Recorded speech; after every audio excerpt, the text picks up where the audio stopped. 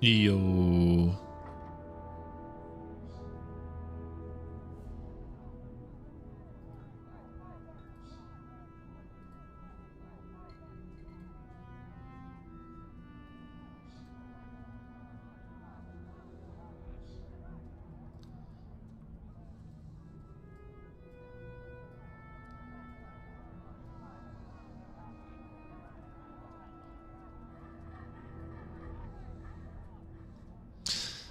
Yo, yo, yo, what's up, everybody?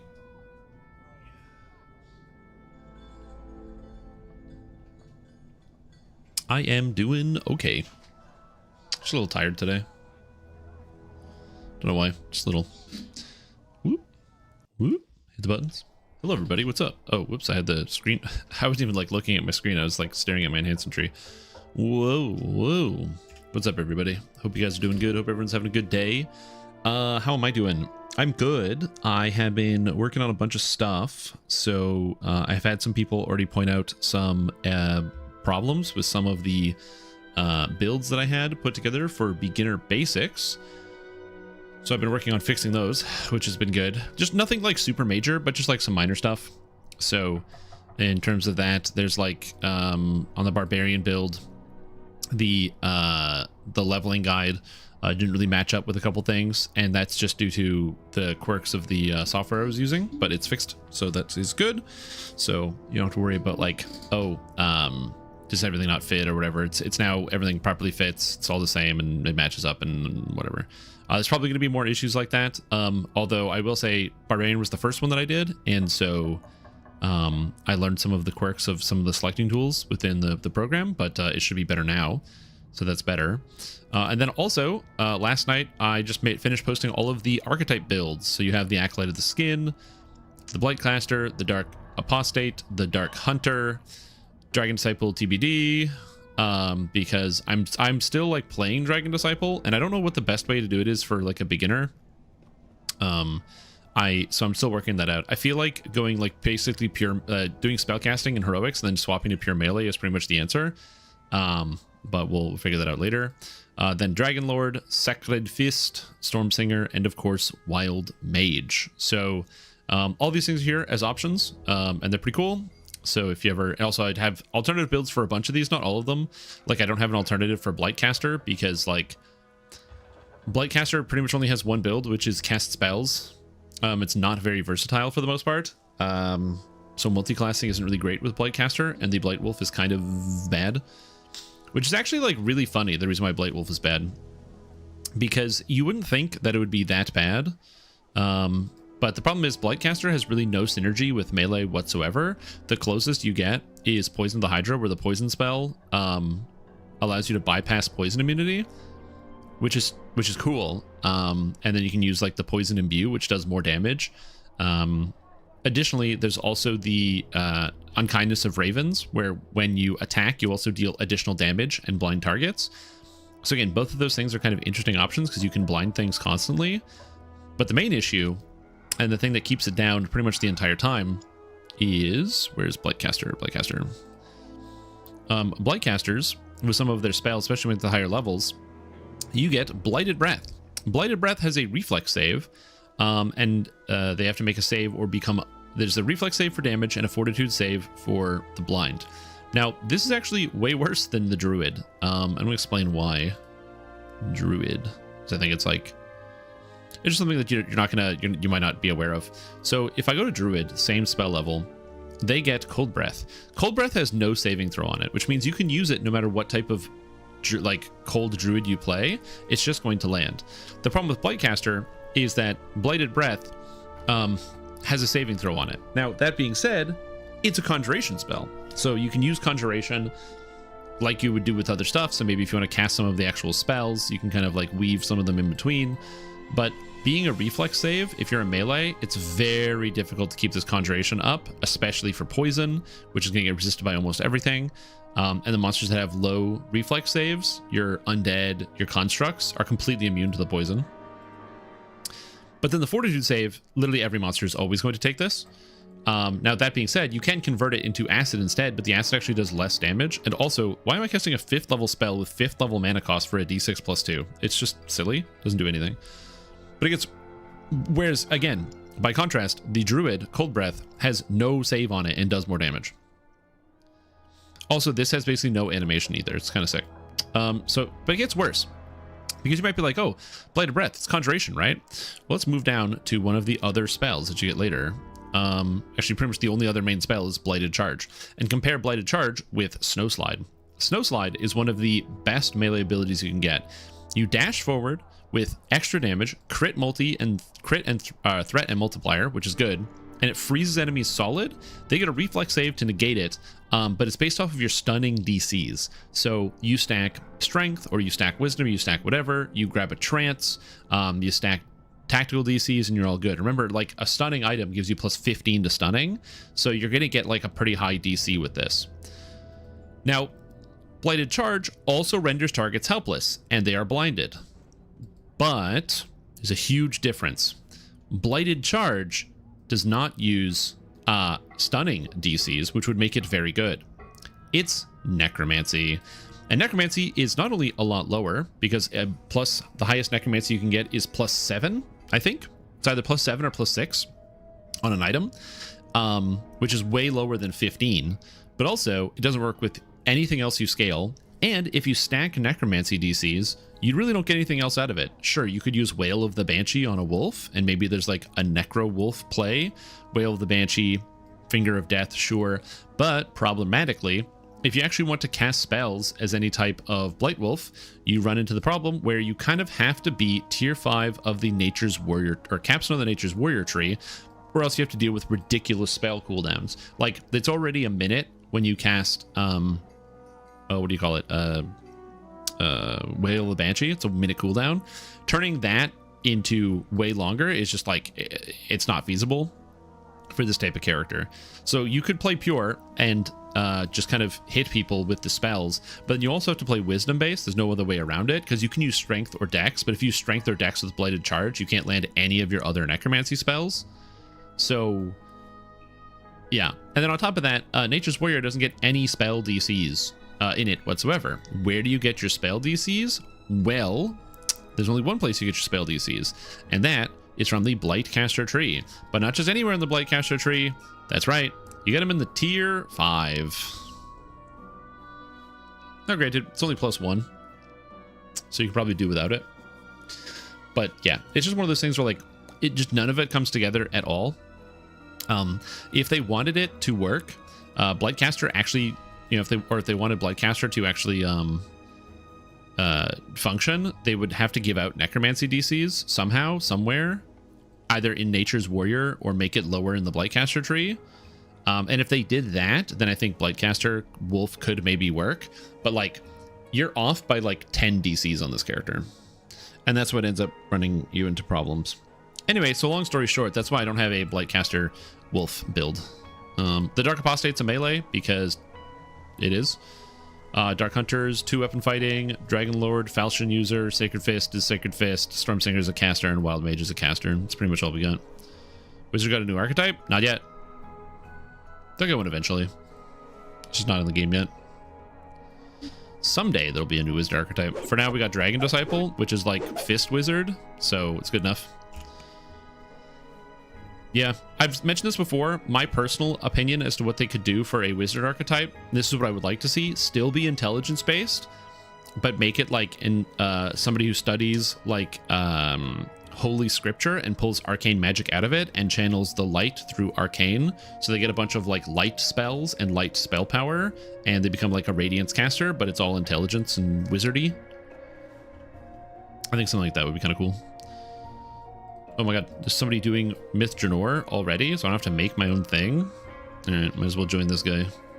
I have no idea where to go in Myth Drannor. Yeah, that's what I would do if I held the keys to the castle.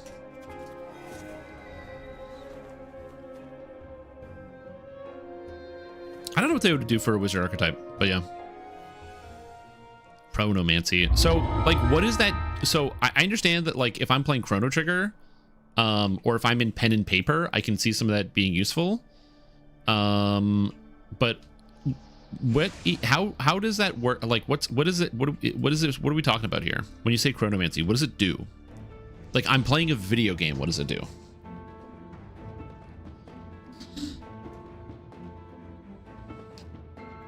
Like in pen and paper, the idea of like having power over time makes a ton of sense, and I can see that. But when it comes to like video games, I never understand how it's supposed to work. The closest thing is like in Final Fantasy where you can like haste and slow stuff, but we can already do that. Chronomancy controls the lag. Yeah, maybe. Tiara as soon as I get the spell at level 5. Yeah. God, this place is so huge.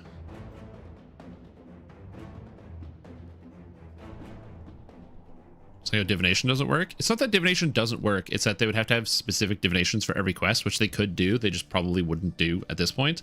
Like if there was like a locate object type quest or a spell where in every single spell it would like quest, it would lead you to the next quest objective with a line, which they could like program into the game so it like follows the middle of hallways through. But the problem is that would take so much extra work and no one's ever going to do that. Its pristine state is due to the powerful enchantments. Spell not prepared. The enchantments protected the building. Spell not prepared.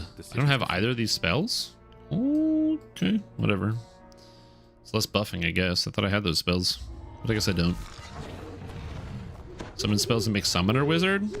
Yeah, the problem is, so I wouldn't make summoner wizard. I don't like summons in general. I don't think summons are very fun for me personally. So I don't care too much for summoner wizard, but I can see how people like it.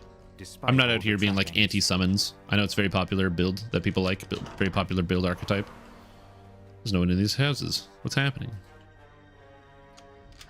What build is this? Sorry, pal. This is not paladin. No, you're very incorrect. This is Dragon Disciple Monk. So we're going Dragon Disciple Monk. It's all about melee, spell casting, kind of interwoven, dealing damage and doing stuff.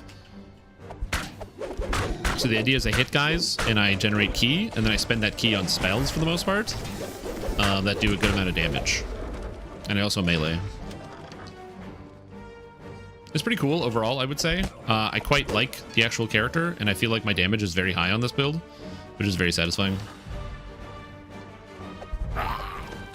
Now, part of that is because I have like a lot of... I have to take my arm brace off. I can't really play... There's too much like tight turning in here in DDO. I find it okay to play in like Path of Exile, where I'm just moving along the screen, but this is like you have to sweep a lot. Maybe I have to turn up the sensitivity. Maybe that'll work. Mordia crafted weapons? Yes, that's because they get legendary effects. They probably shouldn't. I assume at some point that's going to get like bug fixed out, but they haven't done that yet. What I mean by that is, if you are unaware, the heroic Lamordia weapons give you access to stuff like Meltfang, the legendary effect that adds like hundreds of damage per strike. You can just get that at level 1 immediately, and because you can get that at level 1 immediately, it makes the character any character you play with it just like super overpowered and broken. Yes, the heroic ones get the legendary effect. I assume they're going to fix it. If they don't fix it, it's pretty much just free leveling through the entire time. 3 empty sockets are built into the back of the 3 thrones.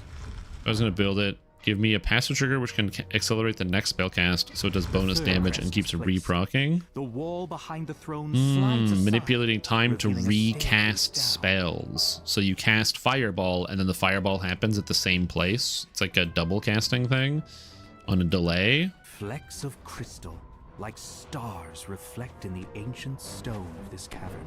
Spitballing, but need to be ironed out. Well, that's just it. Like, I like the idea of manipulating time conceptually, but I always find, like, for me, when I try to like close my eyes and like picture what that is supposed to look like, I find it difficult to come up with the actual ideas as to what we're actually making. Which again, I recognize that's a me problem.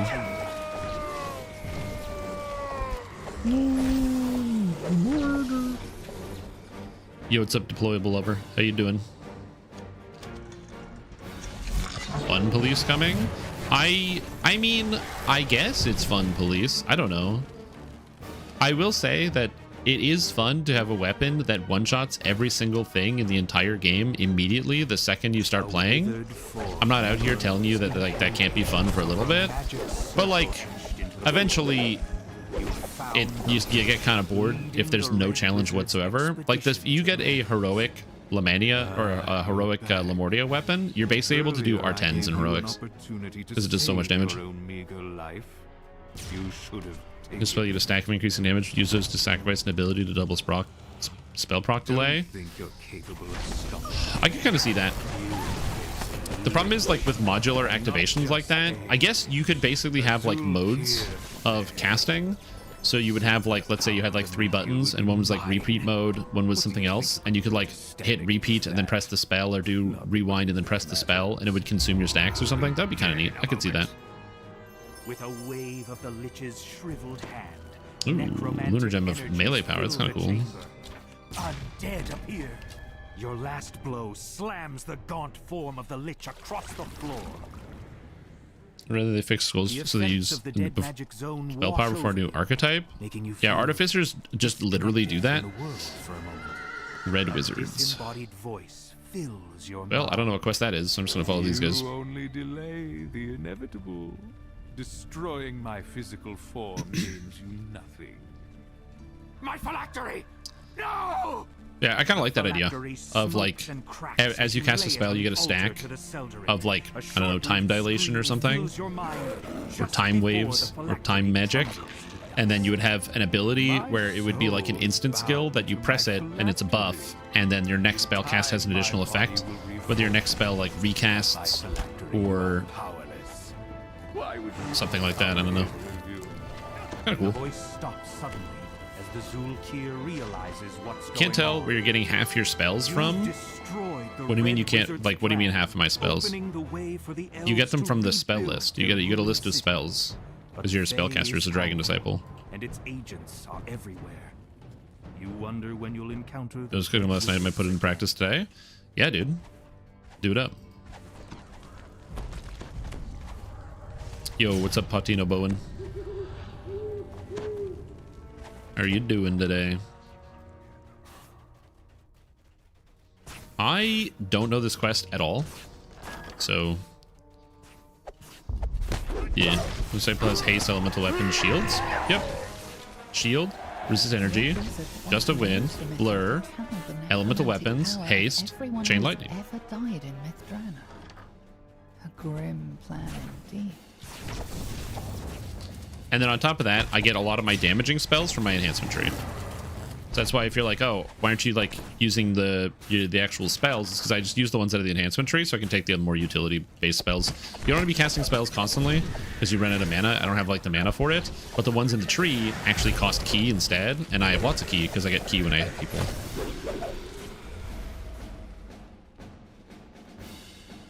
Yeah, they get a lot of utility plus 1 damage spell per level, and then at 4th level they get stuff like Death Ward, Freedom of Movement, but then they also get like Draconic Devastation, Chain Lightning, Cone of Cold, Delayed Blast Fireball, just a whole bunch of like powerful spells. So if you're like me and you picked one single element, you can kind of use a whole bunch of different tools at the same time.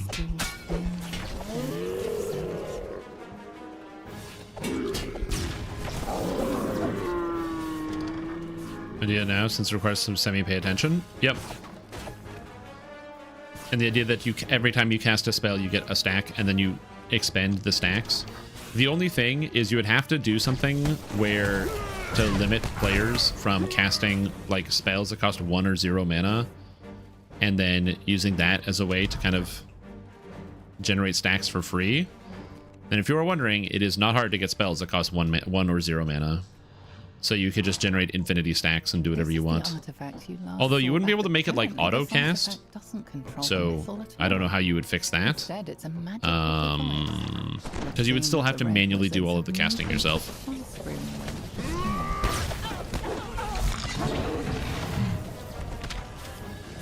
If you're wondering how to get 0 cost spells, if you get enough spell cost reduction, you can actually reduce the cost of a spell below 0. So for example, if you get maximized spell cost reduction out of like, you know, the sorcerer tree, and then I'm gonna pick up this crest. I don't know if we need it.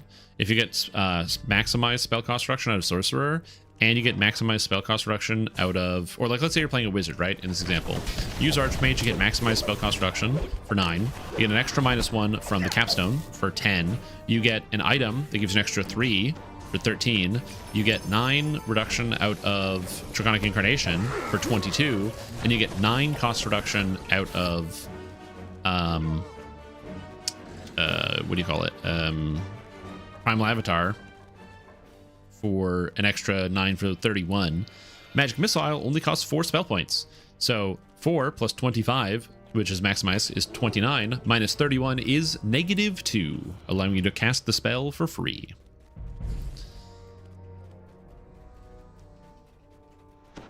So you just slam magic missiles for free at 0 mana cost constantly, and you can then multicast anything you want. Part of the Mythal's power into his own. Does it pay you the 2 or just be free? It's just free. It doesn't give you mana back. Giving away some place called the Honor Glen.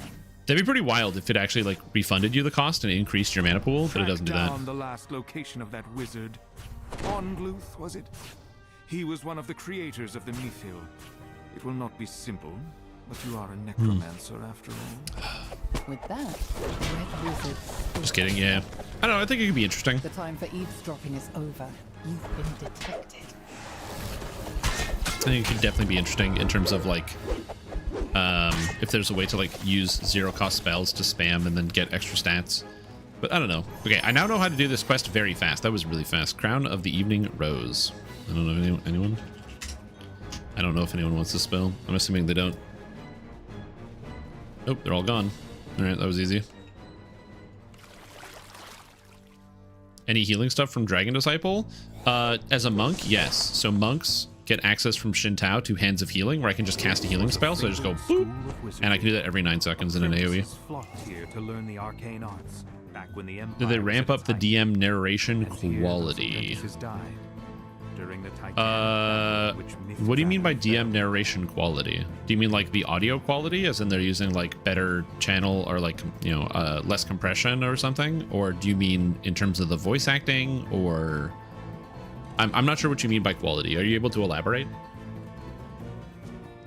Yeah, I like the cloud mount because the cloud mount is cool. It fits with my Dragon Disciple because I'm a keycaster monk and I ride a cloud. If it was yellow, I think there'd be like a lawsuit from the people that make Dragon Ball, but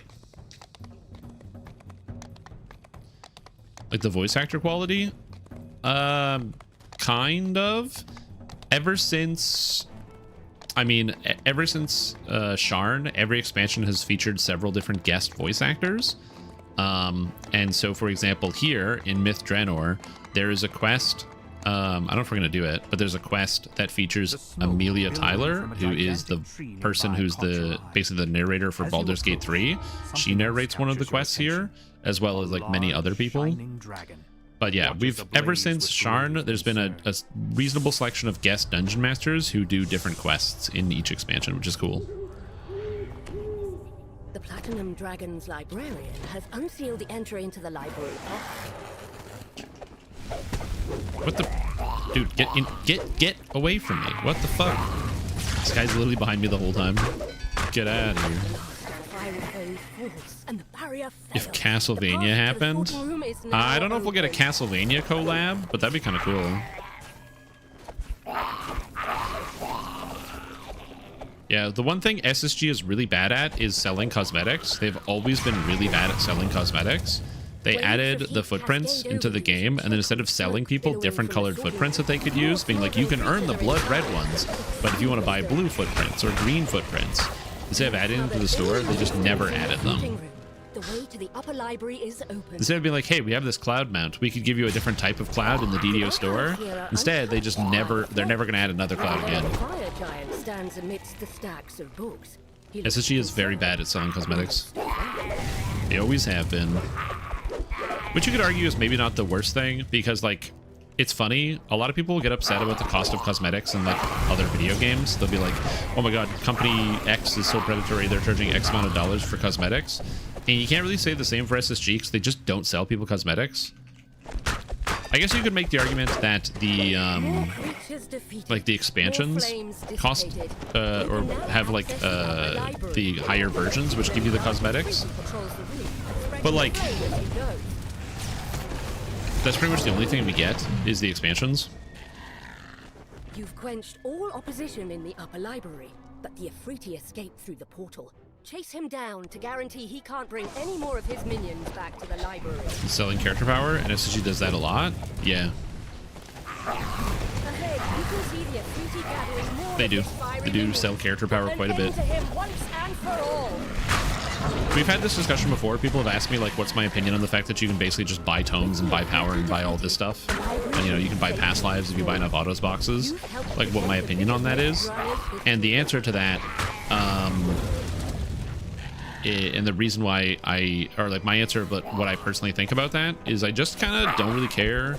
Like, yeah, it'd be nice if they didn't sell stuff like that, but my bigger issue is how it warps character building. Like, I don't care that you can, like, buy tomes, because you can earn them, and also, as hardcore is evident, you don't need tomes to do anything in this video game. My main issue is just the fact that, like, stat requirements exist upon character creation, and tomes affect those. If they made it so that tomes didn't affect your stats for, like, two-weapon fighting, two-handed fighting, things like that, that'd be great. But that is unfortunately not the case.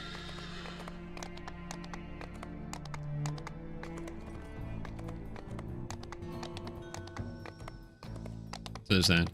Keeping the Borderlands gear that comes with your code, I believe. Yep, that's DDO Stream. You get keep on the Borderlands and the bonus pack. So if you don't have the bonus pack, you get a lot of stuff. If you haven't used it, all the codes are still available. That is coupon code DDOSTRIM for Keep on the Borderlands and the bonus items, which gives you the mount and the cosmetic set. That is coupon code DDO PAX West, which gives you the starter pack as well as a gelatinous cube pet. That is coupon code 100 slots for 100 shared account storage spaces. And that is coupon code Favored Memories to add 32-point build, Favorite Soul, Artificer, and Warforged to your account permanently. All of those codes are currently available right now and are still usable in the game. So if you have not used any of those, just log into DDO and slam all of those in the thing in game.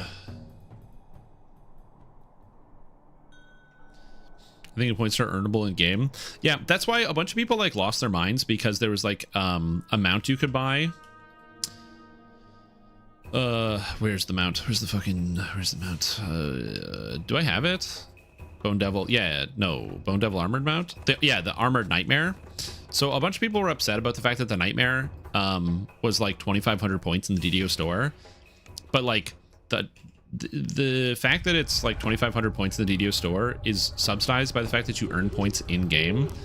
Like, I know obviously I stay at home and I play the video game all day, so I am biased, but like, I don't buy DDO points, you guys. I just don't buy DDO points. Anything I ever want to buy for DDO points, I just always have the points for, because I just play the game a lot. If you can find him. I'm up. Wasn't napping at all. Don't worry. And for those of you wondering, like, oh, so have you gotten like the sick bonuses from the, like, I'm a part of the DDO content creator program, but they haven't given, as far as I know, any of the bonuses out, so. Once I put that spade down and crawled into my deathbed, that was that. Now off with you. Let me get back to mouldering away peacefully. First mount was free, yeah. Around here somewhere. Had to bail at 17, yeah, it makes sense. It's not likely it's run off. Little graveyard human. At least because they purchased power. Again, I think that the issue that I run into is like, DDO is not hard, so I don't think there's any reason that you don't need to buy any of these things. It's just the character creation problem that I see. That is the only issue I ever see with that. Southeast. The only issue I see with it is just the fact that, like, making, for example, I put together the Sacred Fist build, and in the build I recommend you play Drow. And the reason I recommend you play Drow is because if you're not a Drow, dude, getting all the stats you need to play that character build is like a nightmare. It's a nightmare. And so I just don't really recommend playing anything other than Drow, because you need too many different stats. On this sarcophagus. This must be the correct wizard. You found the body of the wizard who helped make the key for Mythos. Okay. Now, to learn its secrets, the wizard tells you about a hidden cache. First Life Reaper raid challenge really comes down to players? Oh, 100%. Well, it comes down to players and whether the game lags or not. Determines your completions. You're about to give up in frustration when you spot something unusual indeed. Yeah, and also, I don't care, like, if somebody... one thing you guys have to realize is that there are people out there that have boxed more than one racial completionist. The bear walks off okay? down the corridor. Well, like, more than one. Like, not even more than one people. There are people who have made more than one entire racial completionist, and some of you probably know some of these players. And I don't care about that, because guess what? I didn't spend you know, $1,000 making a racial completionist by buying autos boxes, but some people do. And if they want to do that, thank you for paying the game the money I don't want to pay them. I don't want to buy that, so I'm not gonna. Do I have to bring him to the dead zone? I guess maybe it doesn't matter. Draining mouth.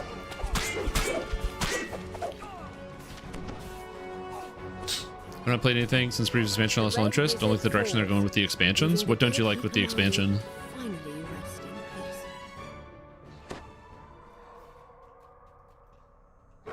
Ah, it's okay. He died anyway. And the Autos Boxer? Oh, I have bought Autos Boxes in the past. Well, if it's any consolation, the low XP is being fixed in a patch. They already announced that they are... Why is this turned the wrong way? Anyway, they already announced that the expansion XP is in fact too low, and they're going to be buffing it from moderate to substantially. In the wall in front of you. And notice that someone has gotten here before. As far as the grind for the gear, that's not going to change. But like, it's also some of the best gear we've ever gotten, so whatever. I'm just going to play the expansion a lot at endgame, and then build what I want to build, and then also just sell off the rest of the materials. Again, I like the quest, so running through it's not a big deal for me. It's mostly just the fact that the XP is kind of bad, but they're fixing the XP, so I don't have much to complain about personally. After the XP will be fixed. Again, this is contingent on them actually doing the thing that they said they were going to do. Just hoping for a new int race eventually. I'm sure we'll get a new int race. What even int races are there that people would want? Other than, like, I don't know, Mind Flayer. You tug on it, revealing the cache. Bring Mitch when I'm not home. Specifically to spite you, sorry. A ring and a note.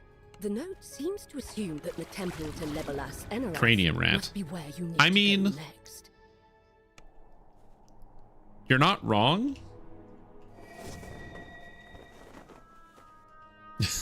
Cranium Rats are in fact probably intelligence based. Sense to not be a waste of time. Oh, 100%, yeah.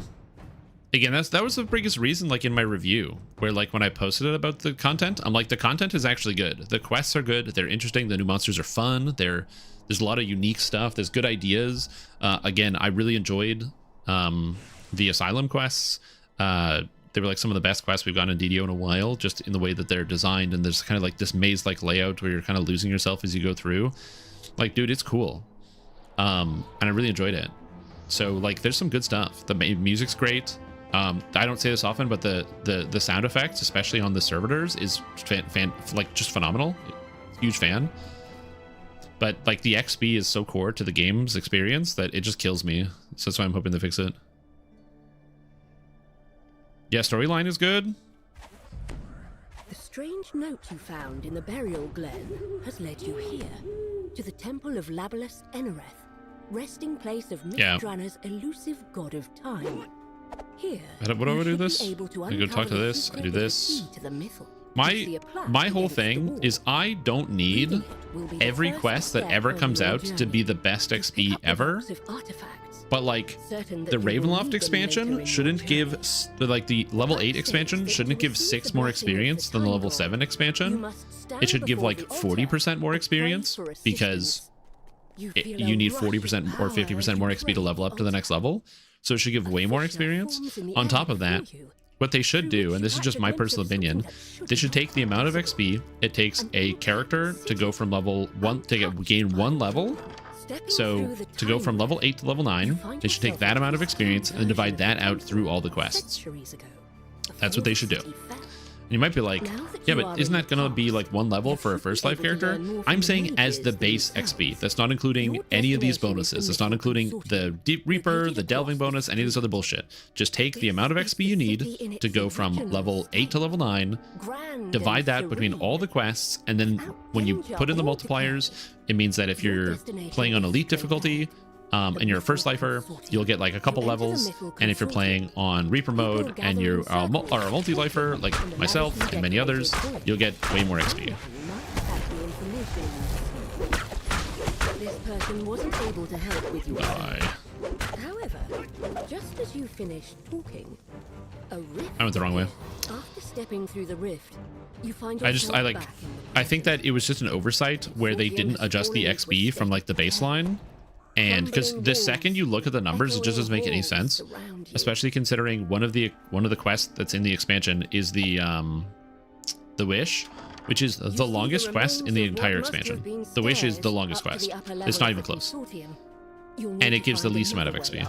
So like, I think that that was honestly just like an oversight where they didn't do an XP pass after releasing the expansion. So like, it sucks and it shouldn't have come out like that. But also, guys, it's Standing Stone Games. You gotta get used to things coming out like this. It's one of those things where like, you know, I can't get too mad because I'm like, whatever. But it is what it is. I'm gonna deal with it. Are they addressing the lag problems? Yes, they are addressing the lag problems. So I will put this the best way that I can to kind of explain it in a simple capacity. Right now, Dungeons & Dragons Online is losing players. The player count is going down. It's not a secret why the player count is going down. It's because people are getting fed up with the fact that after like 8 o'clock at night, the game becomes unplayable. Right? That's a pretty big issue. It's also a bit of a problem for them right now because, as some of you might be aware, there was StrimTom, got the opportunity to be a part of a PAX broadcast where I got to lead some people on stage through some elements of Dungeons & Dragons Online. That broadcast looked very favorable, by the way. There was a lot of impressions, a lot of people saw it, a lot of people probably installed the game or thought about Dungeons & Dragons Online that weren't playing it before.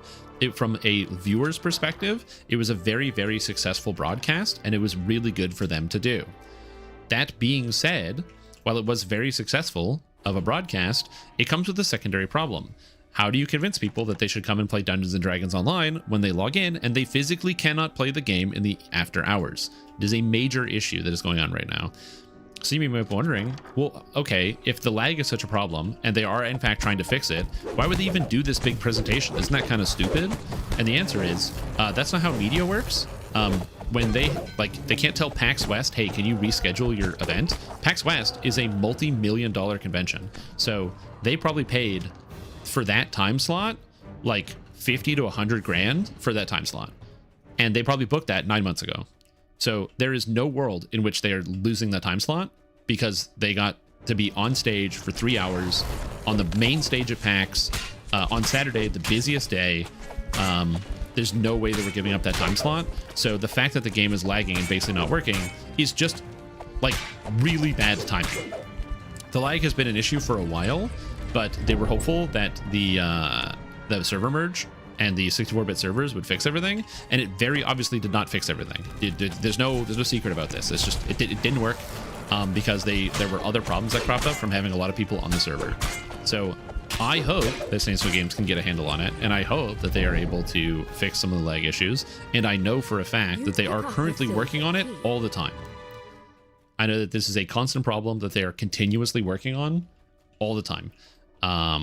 Because, again, they had probably one of the best showings of the game in front of a live audience that they could possibly have asked for. Not to toot my own horn here, but like, I think I did a pretty good job, and I think that the show was received pretty well by the general public.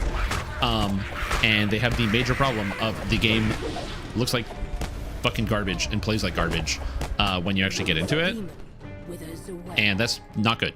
It is a really bad investment to spend the money like that. So that being said, they are working on fixing it. They are trying to fix it. The short answer is it's not a simple problem. It is not an easy solve.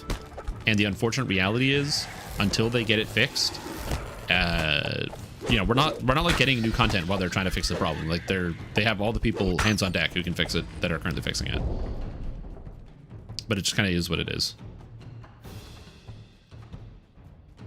This is why I have told every single person, if you are playing Dungeons & Dragons Online right now, and you're like, man, I hate this lag. It's making me angry. It literally ruins my day. When I log into the game and I'm lagging, it makes me want to, like, punch the ground with my fist.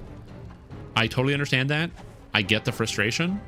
So my recommendation to anyone who is feeling agitated by that, just play another video game until you hear the news, until the Horn of Gondor is sounded again. It'll make you a lot happier in the long term and the short term. And I highly recommend you just play another video game for a bit. This door is marked with a sign that says to the courtyard. I know that sucks. I know that answer sucks. I know it's a shitty answer. I promise you, it is so much better than the alternative. This door is marked by a dim blue crystal. This door needs to be Play the game after a minute? Yeah. Can we satisfy our gambling addiction with a daily dice roll? You know, I keep forgetting. You unlock the door. In your present, there was nothing in this room but a jumble of bricks. But here, in the past... Wait, what are the issues that WoW is dealing with? And players make them enjoy the game so much. It feels sad that they weren't given a better UI layout. Single hotbars for level 10 characters. Yeah, I had no part in that. So the worst part is they were like, oh, like what do my abilities do? And I had to be like, I don't know. I didn't put your character together. I have no idea. But I hope it's good. So yeah. You know what? Yeah, we can do the gambling if you want. I haven't done it in like days, so let's just do it. Sure.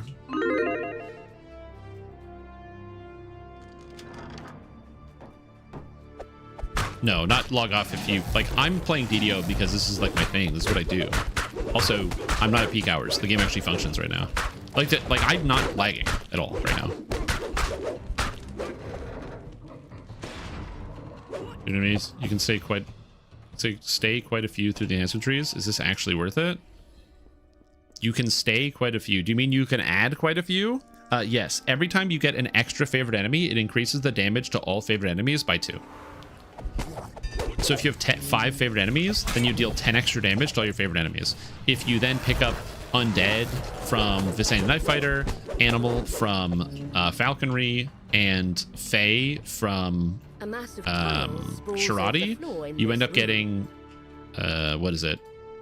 An extra 6 damage against all favorite enemies.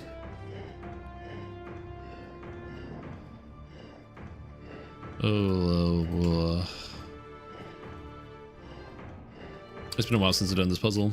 And for some reason I have like a major headache right now, so it's affecting my focus. That doesn't go that way.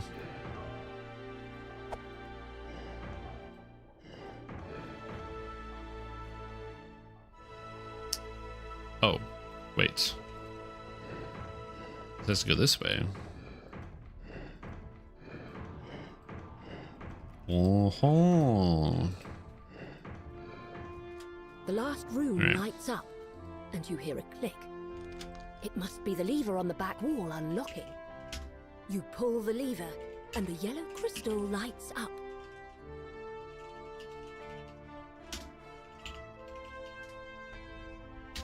Those are all the codes.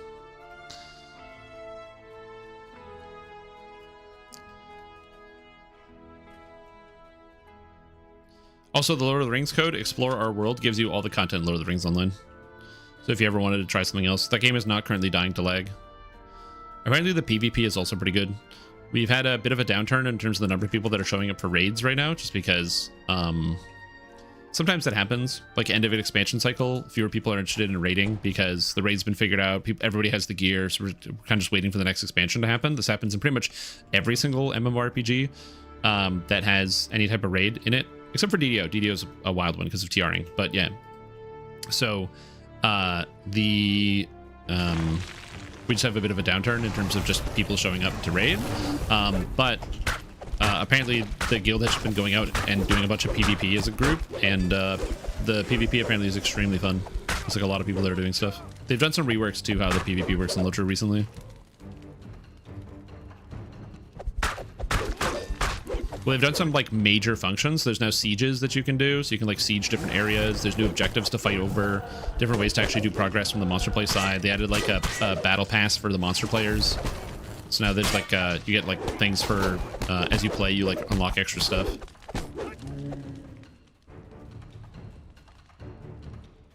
It's pretty cool. You find replies, automated ban suspensions. Wild one for WoW Classic. Yeah, I can see that. Have you managed to play Edge of Fate? Yeah, I did. I played a ton of hours in Edge of Fate. Edge of Fate was not necessarily like the best expansion they've ever released, but I had a ton of fun with Edge of Fate. I really, really enjoyed Edge of Fate. Like I had an absolute blast with it. I actually really like the portal. I think the portal is like a really good idea, and it was implemented very well. Like as like a good proof of concept, but they needed to iterate very quickly, and they didn't really do that. But still, I had a lot of fun with it. I really enjoyed myself. The build crafting in Destiny 2 is better than it has ever been. And honestly, it kind of feels like DDO sometimes with how many ways I can rebuild my character. Like, it's actually crazy how many different options you can do. I have made, I don't know, probably like 25 builds for every character, and it's just been fun. The one downside, obviously, is that every time you want to make a new build, you need like resources. So I had to go farm out this and farm out that and try to get more stuff. But like also at the same time, I don't know, it gives me like a reason to go farm and play the game, which is cool.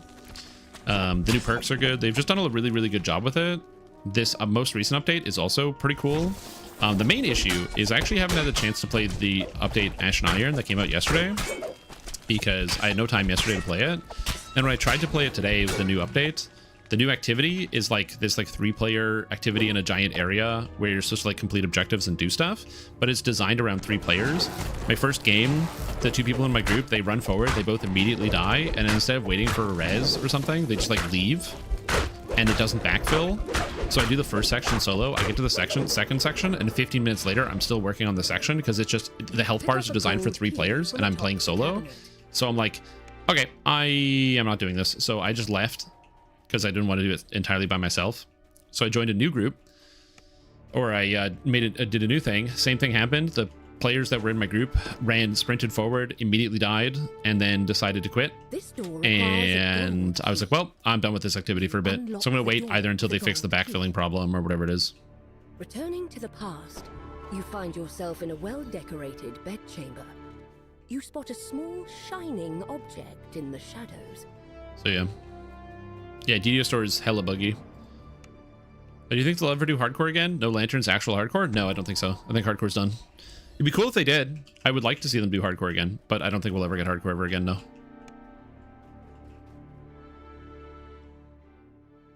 Portal is dog shit for a new player. I bought the Legacy Collection. It took me 15 minutes to figure out how to get the old content I bought. I don't want to play new stuff. I want to start at the beginning. I disagree. I think it's actually really good. I think you're biased because you want to play old content as opposed to playing what they're offering. The way to the courtyard. I think that the average person wants to join a video game and play what's fun, and getting the chance to log in and play the thing that is fun, I think, is going to be better for the average player. Whereas you want to replay content that you are already aware like exists. So you're like, oh, there's this thing I know I missed, and so I want to go back and play it, versus a new player who will play the game and not know what content they're missing and start playing the new fun stuff immediately. You enter a sparsely decorated stairwell. 3 mages stand before a ritual circle. 2 turn to confront you. Again, also, by the way, this is not me saying bad or you're bad or anything like that. Just that's my personal opinion. It'd be rough for sure. Yeah, like I said, I want to play it. But they were just like the groups just weren't working. I'll probably try it again, but I'll run a different loadout that has like just way more damage than what I was currently running. I kind of ran like a burst build, which wasn't good for what I was trying to do. What's my favorite class and race? I've never had an answer to that question. Yeah. Like I said, I think the Lantern event is cool, but I don't think that they will ever bring back hardcore. And the reason I say that is because if they have the tech to just run hardcore on the regular server, they're just going to do that. One of the biggest complaints about hardcore is that it splits up the player base, and it does that. Half of the active player base just swaps over to the hardcore server. To make a cruise in USA ship with hardcore is over. The Boston Cruiser needs a sister ship. I agree. It's a big problem. I don't know how we're supposed to make a new ship or make a new guild. But yeah, again, it's one of those things where like I just don't see them. Like that was the biggest complaint, just people going, oh yeah, but it splits up the entire player base, and a lot of the servers became difficult to fill raids, became difficult to do other stuff. It is a genuine problem. If DDO had a bigger population that could support having a hardcore server, without it destroying the entire game, then sure. And by the way, this is not me saying I think hardcore shouldn't exist. I like hardcore. I want hardcore back. I don't want this to be the truth, but it is the truth. The mages begin chanting. Then is something wanted? Oh, 100%. 100%. But I think that when they look at the pros and cons of it, they see the cons of too many people saying they don't want to play, or they don't want to play because there's no one to play with, and it kind of ruins their experience as being too big about cost. Pleasing 90% of the population, but pissing off a vocal 10% is worth it. Pleasing half the population, but pissing off half the population is not worth it. When the city needs his help.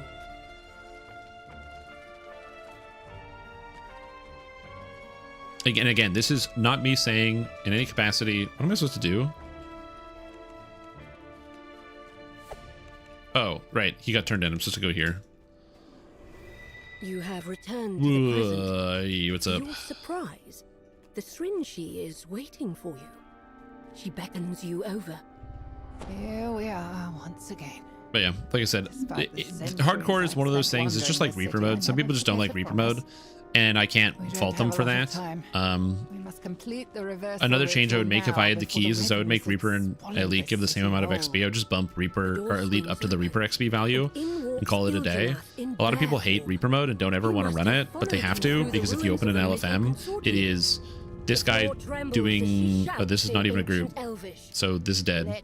Reaper, Reaper, Reaper. This person's doing Elite. That's kind of cool. Reaper, Reaper, Reaper, Reaper, Reaper, Reaper, Reaper, Reaper, Reaper, Reaper, Reaper, Reaper, Reaper. You and the Srinshi complete the reversal. So I would like to see them fix that problem. But that's been a problem for so long. I don't think SSG is actually going to fix it ever. To his original form. He can use his power to help defeat the big whale that voiced arguments against hardcore. It's not a whale. It's just stats. It's not like there's like hidden cabal of people who are like trying to control Sanderson games who are like, yeah, and we don't ever want to see hardcore ever again, and if you don't do it, we're gonna take our money away. It's just the stats. It's really, really, really easy. Like, thanks to websites like DDOaudit.com, we can know that the other servers immediately like melt with players when hardcore happens. I can't get in until the dragon despawns. I can't click the door. A dimension door has appeared. Please despawn dragon. Oh shit. It's not okay. I was like, is this not going to despawn? There we go. Your mission, you can go back to the present and onward to your goal of defeating the Red Wizards.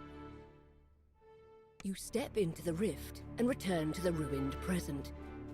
Yet, how do I get out of here? Of peace still there we go. Space, as if Labalus Enereth himself is congratulating you on a job well done. After your adventure in the past, oh right, we're doing, what's the quest? Mythal, key to the Mythal. You have found the key to the Mythal and gained his cooperation in the struggle to come. I just don't like Reaper mode. Again, that's fair. For your final confrontation with hardcore aspect players are hardcore players. Mortal Voyage is one of the notorious examples. Yeah, I've heard people have like a bit some wacky experiences doing like the hardcore, because it's all about like you have to honor your deaths, and it's really easy to be like, well, I don't want to die, so I'm not going to. Trailing in from a few flanking windows. You have come here looking for the. But then you have the other problem is that hardcore was kind of like, you can't really undo hardcore. It's kind of magical, you know what I mean? Like hardcore feels really, really good, and so people, when hardcore happens, there are players who only want to play hardcore, and they're going to log in to only play hardcore, and that's also fair. And there's no, it's like you can't put the genie back in the bottle at that point, because you have players who log in and they go, oh, hardcore is really fun, I want to play it, and then it doesn't come back, like many of you are saying, and you're like, well, I guess I'll just keep waiting until hardcore comes back. And it's like, oh, what do we do now? What's the plan now, Chief?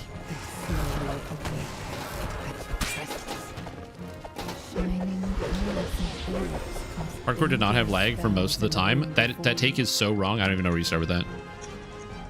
I played every hardcore. Hardcore was easily the laggiest server of them all every season. Both the early hardcores and the later hardcores. Hardcore 3, where we got extra lives, was one of the laggiest seasons we had ever had, and being able to use those extra lives to avoid lag deaths was essential. And Hardcore Season 8 was so bad, that was the first season I actually died to lag, and I died like 3 times to lag. And most of the people that I knew died to lag from like bad things happening. Like Hardcore 8 was unbelievably laggy. That's the Kobold treasure one. It was madness. Sections of the floor in this chamber have crumbled, leaving only thin. Oh, dude, and I have actually, that's not true. It's not the only time I died to lag. I forgot about the I believe it was Hardcore 4, where I got killed by lag inside of Feywild, where the whole game shut down.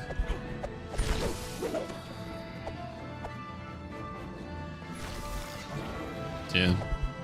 Did you ever reward see how popular it actually is? I mean, they could do that. Here's the thing, you guys. I'm with you. I want Hardcore to come back. I just don't think SSG is ever going to do Hardcore ever again.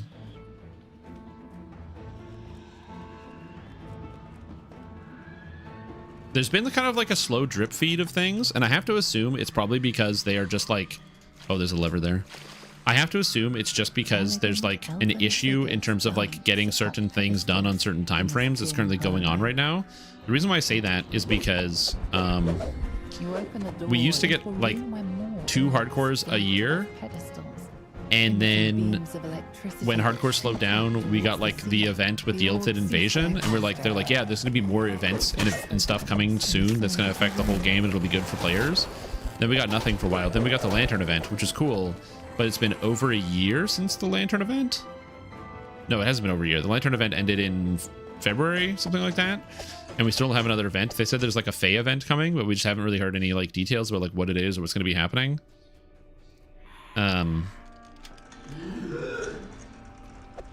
So like I think that either the event schedule is not working as well as it did before, or there's a reason to scale back. I don't know.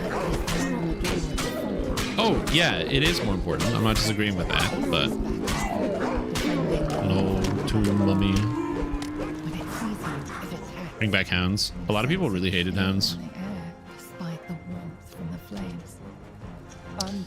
I don't know. From their posts and attack. The spectre disappears in a shivering mist. You spy a door on the side of this chamber. We'll probably get Hardcore Light, where you can just grab a lantern and then play Hardcore.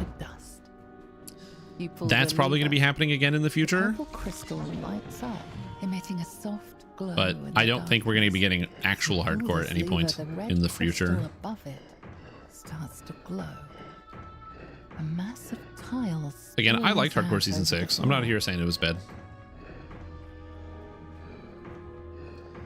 So I apologize, I sound like I'm dead today. I am like... I had some energy earlier, but my energy like really faded bad. I don't know why. So I am zonked. I'm like a zombie right now. My focus is gone.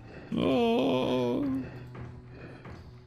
Something, a case of the Mondays. You find a hidden lever alongside. Sounds like someone's got a case of the Mondays. Passage filled with murky water. Don't kill me.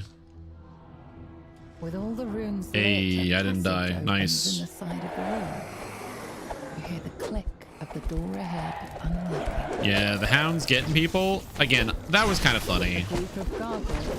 I know a lot of people didn't like it, but yeah, that was kind of funny. You spy a large green crystal on the wall. It matches the one. Grab some power from the sun. I should probably just go outside and go for a walk or something, get my energy back.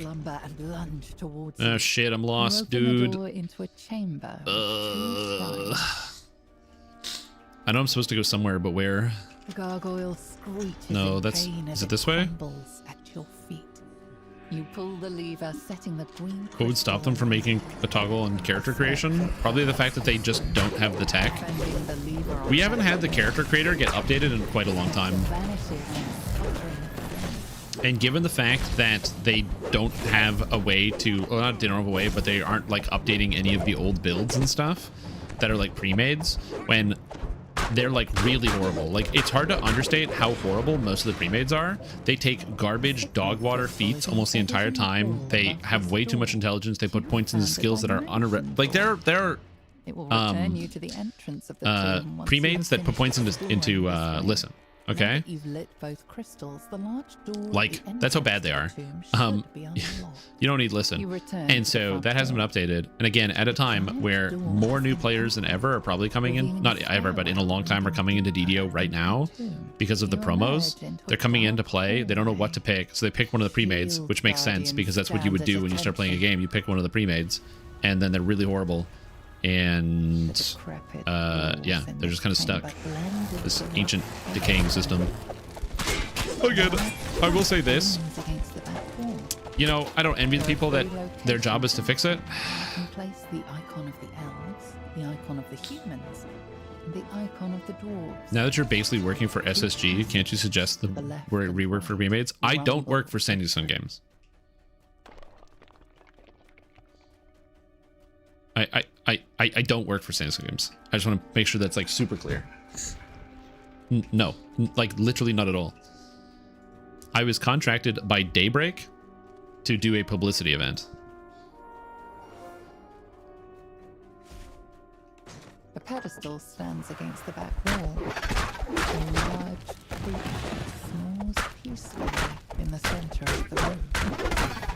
Creaking footsteps have awakened the creature. It attacks. You place the icon of the dwarves on the pedestal. Yeah, they should probably just remove the remades, I agree. Subtle light emanating from the stone. If I've been approached to do it, I've offered to do it for free for almost a decade. Pedestal stands before the entrance. That's my short answer to that question.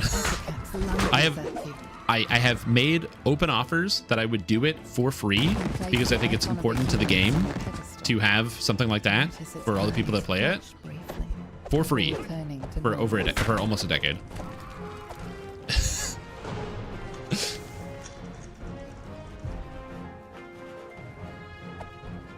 Suggest it. They're just busy. They're just doing other stuff. Pedestal stands on a platform. When it comes to anything else, or anything, when it comes to like a corporate structure like that, you set the icon of what they choose to prioritize and work on is what they choose to prioritize and work on. Right now, they're working on the most important thing, which is fixing the lag problems. So like that's already happening.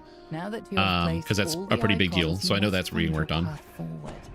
Deeper into the but yeah, I don't know. You emerge into a calm clearing. Forest animals have taken honestly, you know, it'd be way better than, or like way better than just reworking the builds. It'd be better if they had like a website, either a place on the DDO website that was dedicated for creating and hosting character builds, where the key to the mythal is rumored to be hidden, that you could share and host stuff. Before you is a strange magic device. That would work way better in my opinion. Undiscovered for centuries. Because it means when you would get sent to something with like a sleek UI when you want to look up character builds and how to play, and it would keep sticking on the website and people could easily share information. Drift power ebbing from the artifact. Oh, that's the other thing too, is like people don't realize that the builds are bad, but like I'm not saying that the builds need to be updated in like it's like in an emergency, but I do think that they are bad and you find that out later. Stone scrapes against stone as the statues take their first steps. Their unseeing faces turn toward you, ready to strike. Like what I would like to see. The statues break apart. Once again, just mounds of stone. Suddenly, a group of uniformed strangers appears before you. What I would like to see is, let me get it here.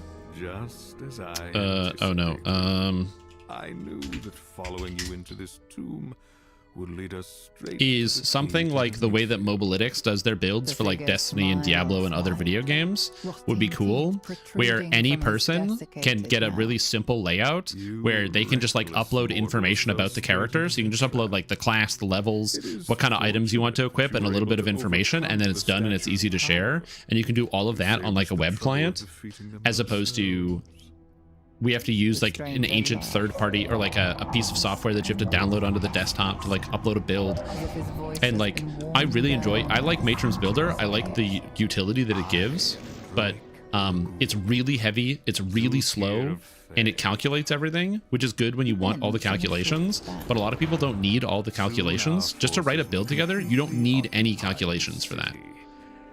Like, if I want to post a build, for example, this is the reason why I didn't use Matron's Builder for all of the beginner basics builds. It's because the beginner basics builds, I don't need any calculations for them. I don't need to tell you what your DCs are going to end up at, because the items you equip are going to be random while you go. I just need you to know what feats to take. I don't need any of the math behind it. So like having a program that can calculate all of those things, it's cool, it's good to have, but it's like really, really heavy. And also not really accessible via a phone, which is how a lot of people are going to be looking stuff up while they play. bringing even more chaos and destruction to this land. So having a way to like very quickly see the information with like pictures would be amazing and helpful for people. This city will not fall yet again. You will make sure. Sort of like Poe Ninja for Path of Exile. Yeah, kinda. That's a great way to think about it. Path of Poe Ninja just summarizes the information, so it doesn't give you like all of the stats, all the defenses, all the other maths. Doesn't let you toggle anything or change anything or set up parameters. It just gives you a snapshot and says, here's the points that they put, here's the items they equipped, here's the skills they use. Go. What's scary about the full builder? It's like 3 screens. It's not that it's scary, it's that the information is unnecessary for what 99% of people care about. People don't need to know at any given moment how much healing amp they're going to have at level 17. What they want to know is what feat they should take at level 17. 17's the wrong number, but like 18.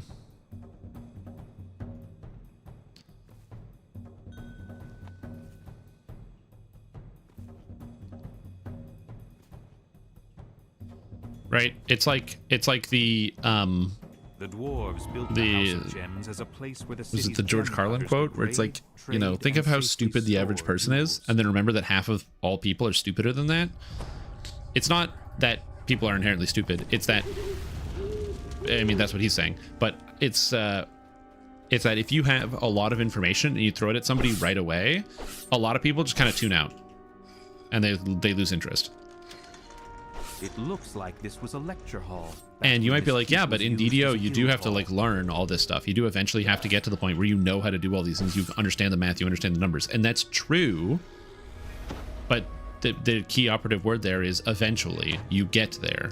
You get to the point where you have the knowledge, you have the understanding, you have the skill set, you have the drive. If you're not there yet, it's kind of hard to like convince somebody, hey, you should do this. It's like you know when there's like a TV show and you want to recommend it to a friend and you're like, oh, like this show, it's like so good.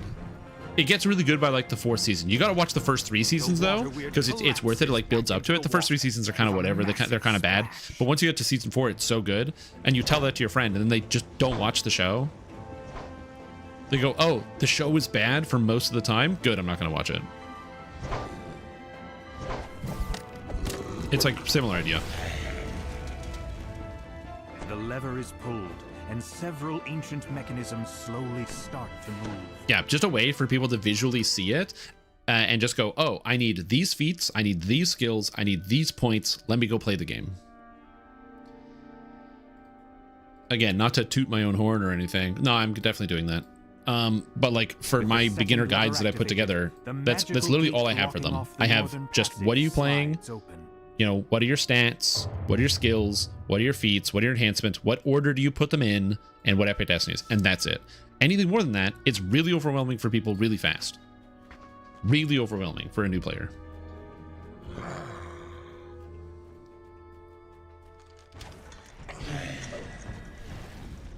Give me the TLDR version of the crap season, so I'll start with the good season. Oh, yeah, there you go.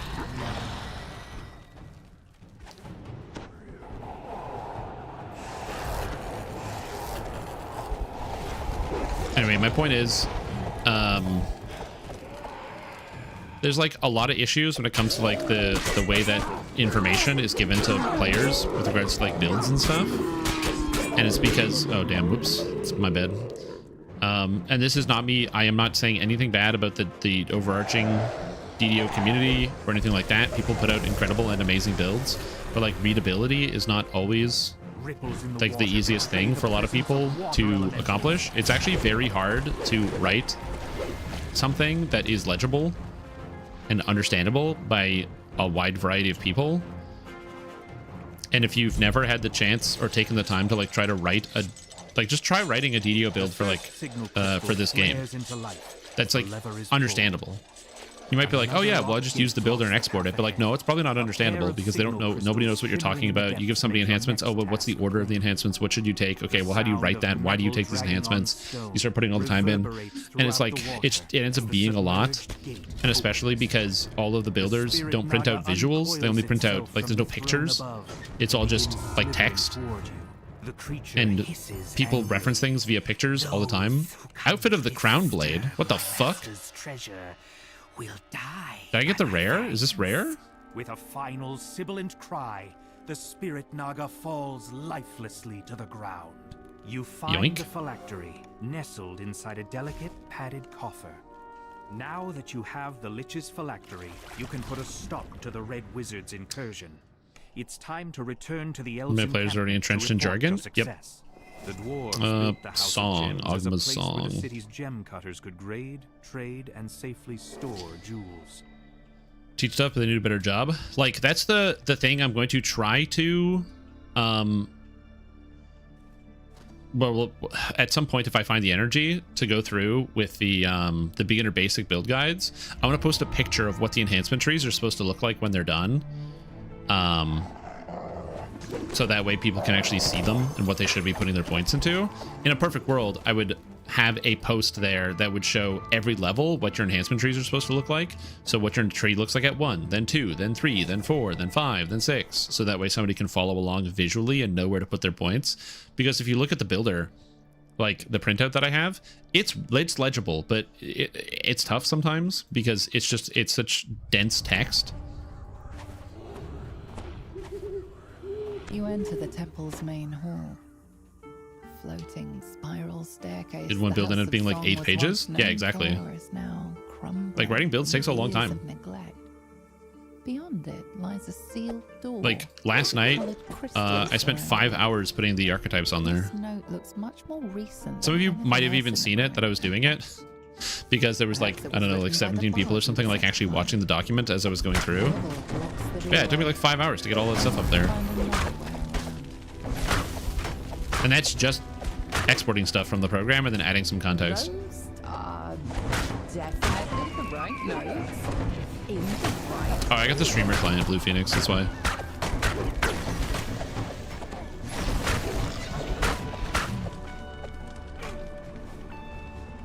No. Why am I taking so much sonic damage? What the hell?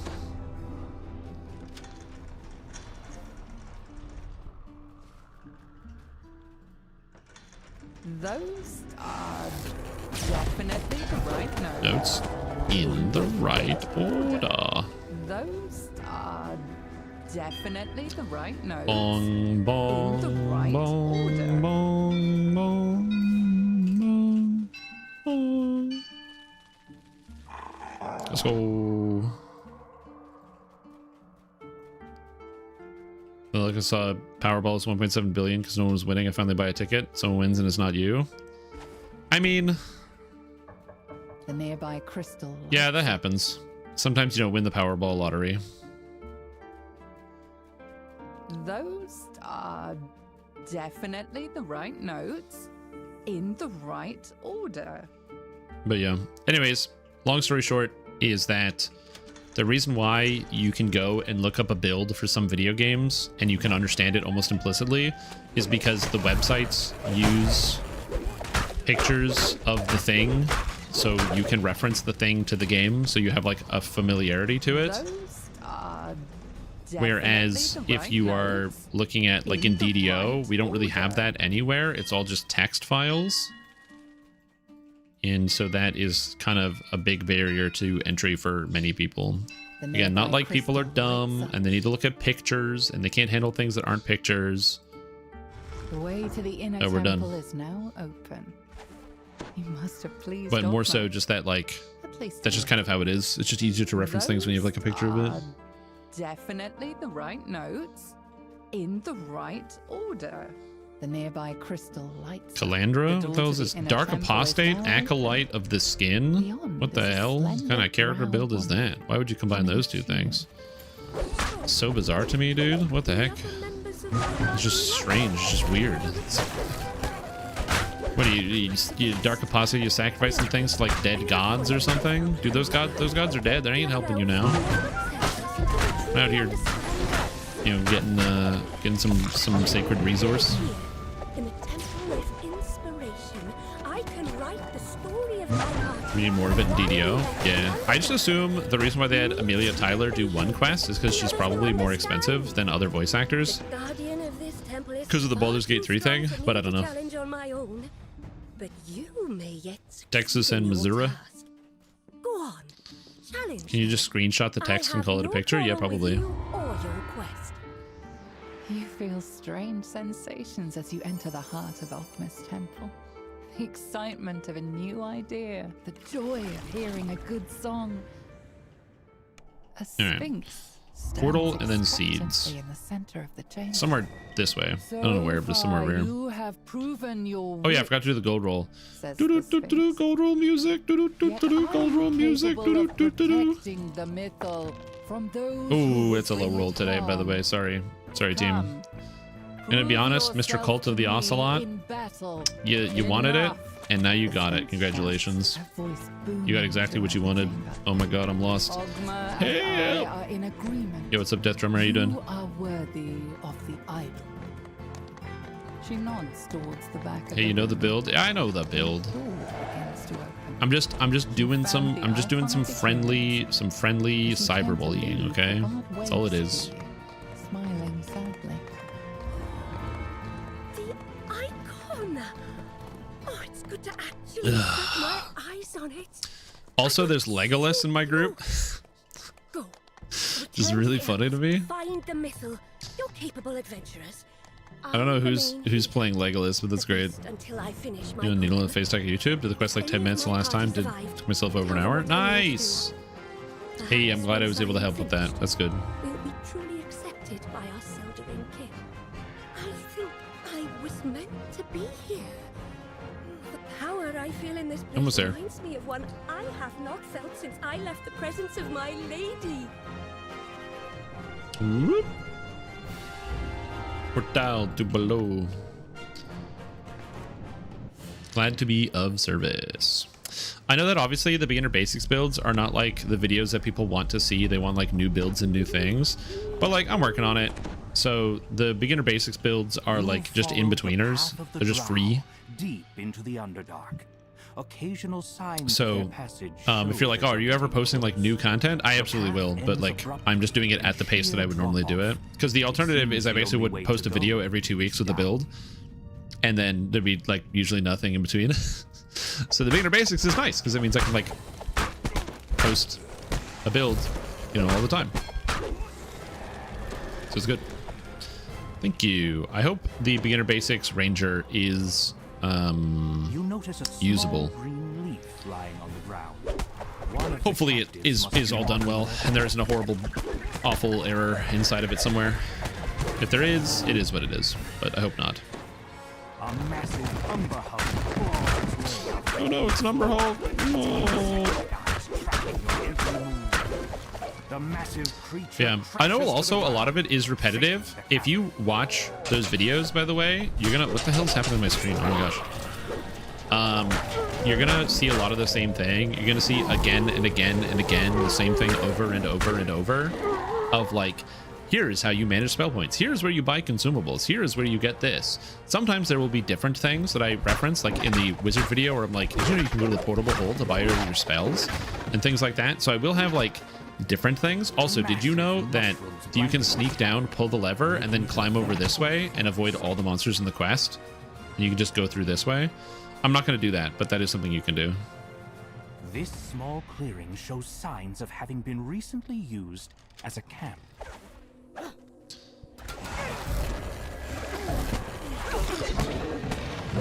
No errors that I saw. Nice. Very positive. It's very exciting here. Oh no, you're dying.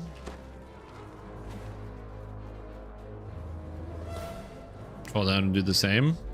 Oh, I didn't mean like sneak as in like press the sneak button. I meant sneak as like character movement. I assume nobody presses sneak. That was my bad. I should have been clear. Yeah, it's one of those R10 strats for skipping stuff. Chain lightning! You want to maximize chain lightning? Fuck this. I never spend all my mana. Might as well. Chain lightning.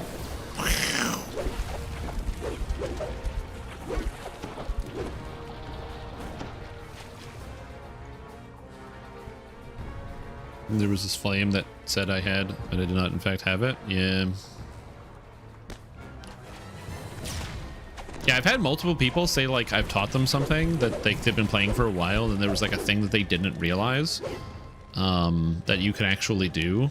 And so I'm just happy to hear that I can add some stuff. But most importantly, if you're like, StrimTom, you forgot to mention this thing. I am Ranger Expert 42069, and I've been playing this game for 1,000 generations, passed down from my grandfather to my grandfather, from my grandfather's grandfather, from my grandfather's grandfather, down to my father, down to me. And you have missed out on this clear, crucial piece of information. You're supposed to comment and let people know. My chain lightning over devastation? Yeah, spice it up. They do the same damage, so it gives like technically different range. It gives me like a range spell so I can cast it on my way in. Obviously in these quests there's like no range I can use because it's all melee, but yeah. But yeah, I could just add devastation again. Also, I think Chain Lightning is a shorter cooldown than Devastation. I actually don't know what the cooldown on Devastation is. 6. No, that's duration. 12 seconds. Yeah, Chain Lightning is a shorter cooldown, that's why. Only 6 seconds cooldown. The lead drow gives My god, I never knew about the button? Yeah. Charged Rune Arm, man. Has caught up to us. Just in time. Let me know when you can make the monk build so we can get the lifelong monk players to tell you everything you missed. True. I'll just say everything wrong in the video, and then all the monk players will just send on the chat and be like, listen here, you little shit. I'm in the Navy SEALs and blah blah blah. Navy SEAL copy pasta. Drops to all fours with a confused squawk. I don't have to write anything. Collapses to the ground. Is that bad? No. Pay for hurting my pet. Prepare to die. You should check out The light goes out of the what T5 I take on Dark Hunter. So, for the record, if you... Oh, Bracers Unseen Assassin. Yo, these bracers are sick, dude. What the hell? Heading back to the Yo, surface. this is mine. You've dealt with the raiders and freed the captives. Time to leave the Underdark. But and if return to you the ruins haven't seen them yet, I posted the archetypes on the beginner basics. They're all there now. Where's Seeds of Decay? It's to the west. Yeah. I posted all the archetypes, and the thing about posting the archetypes is that the Acolyte of the Skin, I actually did take the Acolyte of the Skin tree, because if you don't take the Acolyte of the Skin tree, you play it exactly the same as regular Warlock. So I was like, if you just want to play regular Warlock, play regular Warlock. If you want to play Acolyte of the Skin and actually use the Acolyte of the Skin abilities, here is a version that will do that. Acolyte of the Skin is worse than regular Warlock. Like, I just say it like it is. I don't know what to tell you.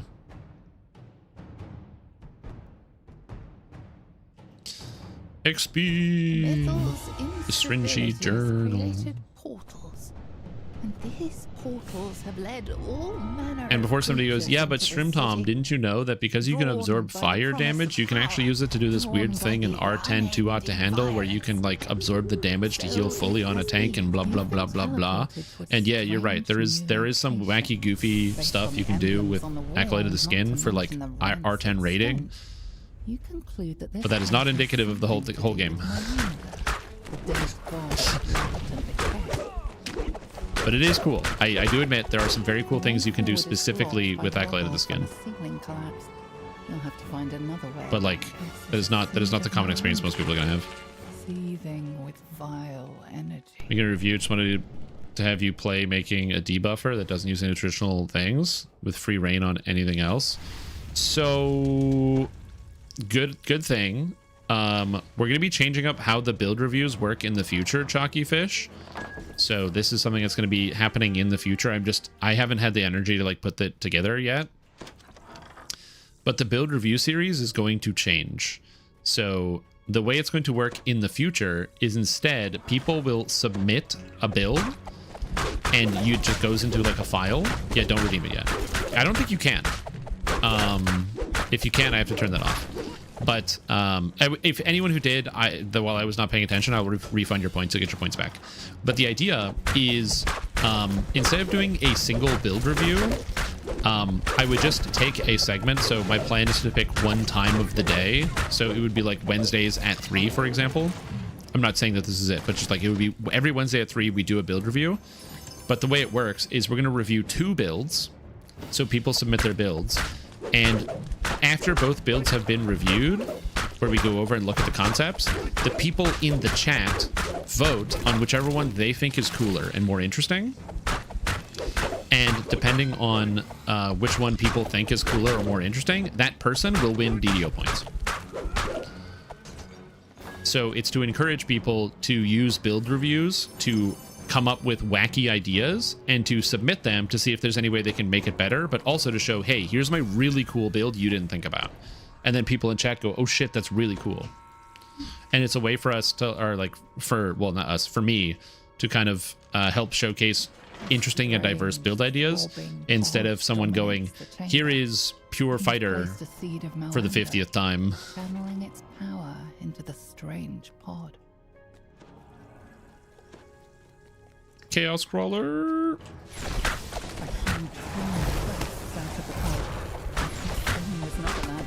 So yeah, it's kind of the idea there. This is not Moanda, just a flame. I bet, but with 5 Dragon Lord? Yeah, exactly. So some people can submit those, but if chat says, oh, that's not cool or original, then you might get your build reviewed, but you'll just lose. You just won't get the DDO points. So that way, the idea is that you can still submit whatever you want, but it just means that, ooh, Reaper power, hell yeah. It just means that you might not get the, you might not win any points. So you just have to risk it if that's what you want to do. But yeah, that is what I'm going to be doing with the build reviews in the future. What didn't I do? I did all these. I didn't do the safe hold and Death Hostess Banquet. I need those.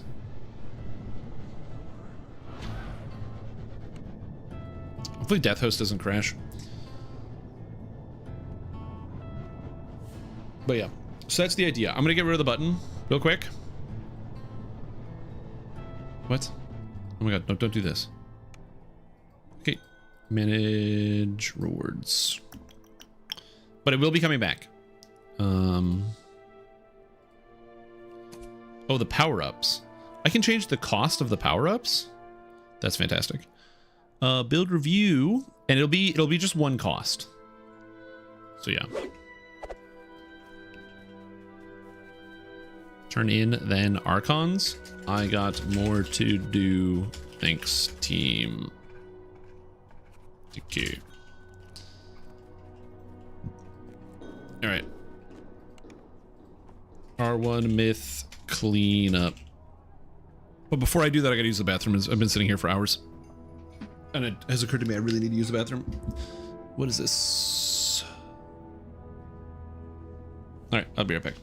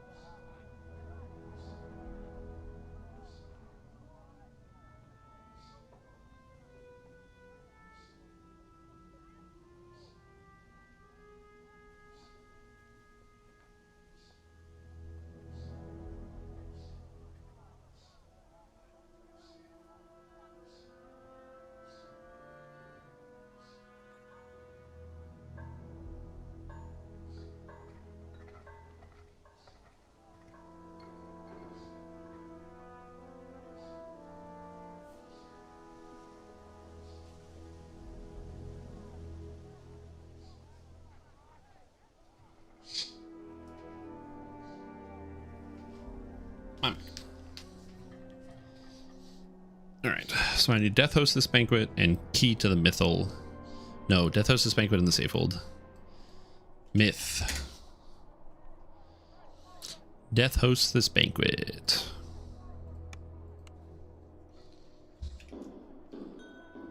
And I think this guy will come here. I think I can talk to this guy and he'll take me somewhere close. I think he takes me to the Speculum. Oh, I have to complete the Safehold. Ah, perfect. The teleporting guy is for one of the quests I didn't do. Life's funny, you know. Yeah. Anyways, so that's the idea behind build review. I would like to change it so that way it is happening at a static time. People can submit full builds. We'll review all of it. And that way, because one of the problems with build review is I would want to review a build, but then the person wouldn't physically be there. And that is a problem. But when we do the new version, the goal is that when people submit for the build review, they have to give enough information about what their build is. And like basically it's going to be, I want to change it so it's going to be a form. So when you submit for a build review, you have to submit something on a form basically that is like, here is my build. This is the goal of my build. Like my character, I want to be a debuffer. My character, I want to do this. I want to do X. I want to do Y.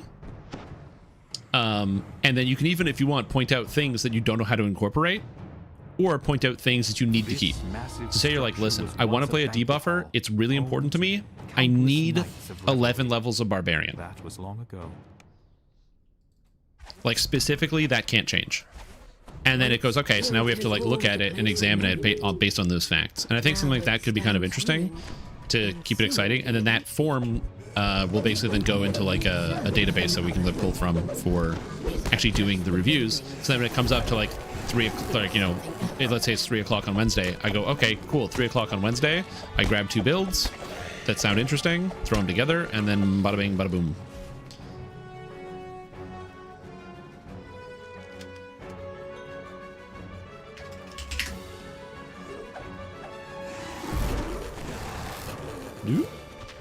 Any chance it'll be another small race? Yeah, probably. I don't know what you would do for another small race, but I assume at some point we can get like Kobold.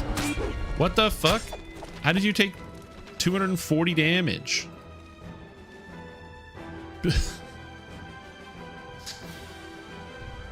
That's a crazy number. Submit via on stream or via Discord. There will probably be like, when I actually get it done, I'll either have like an email set up for it, or like an actual Google form that you fill out.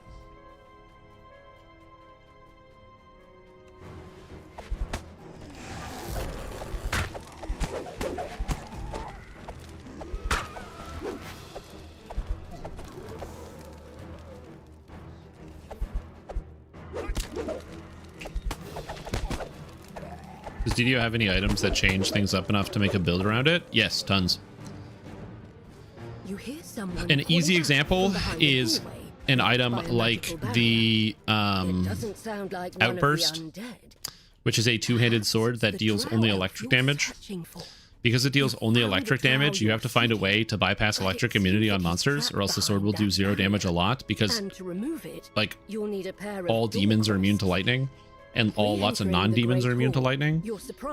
So you have to like really figure out how you're going to build your character with that. That's just a simple example right there. Hey, he died. The crest in its chest tumbling free. Well, they kind of just made Elite Charm and all that stuff easier to use. So now you just need 15 bonus bard levels, which is crazy easy, and every character picks up anyway. 5 Dragon Lord meta Outburst build, yeah. I like the fact that they added an extra utility to Sunder. I think that's cool.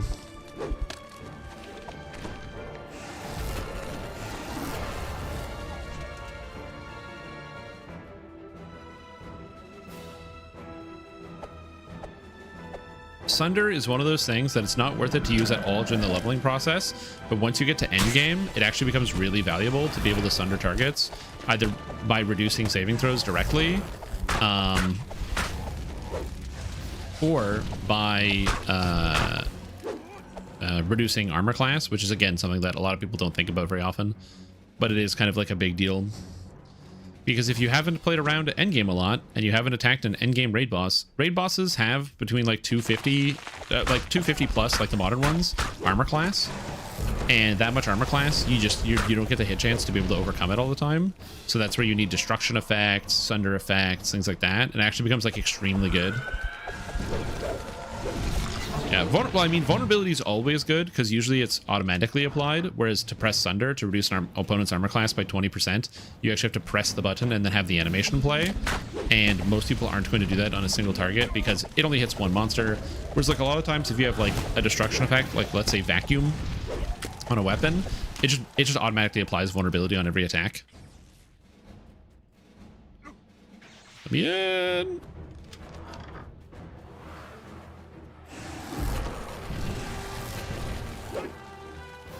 Yo, what's up? Need more chai? How are you doing today? How's it going? As the barrier above deactivates. The lever is pulled. No, rise. Rise. Go up, not down.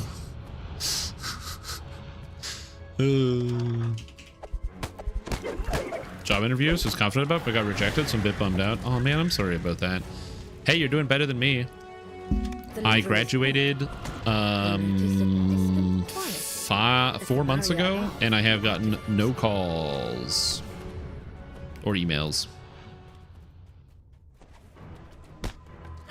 So at least you're still able to, like, you know, be on that horse, you know.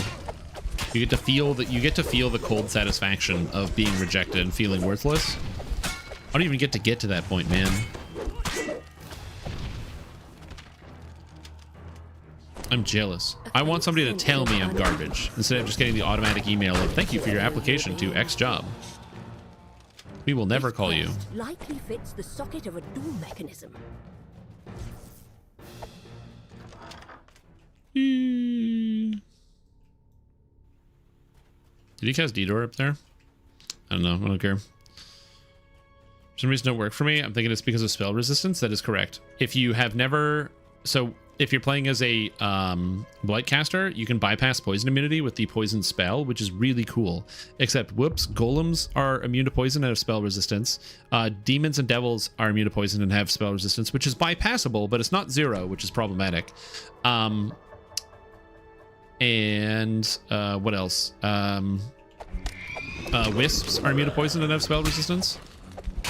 Yeah.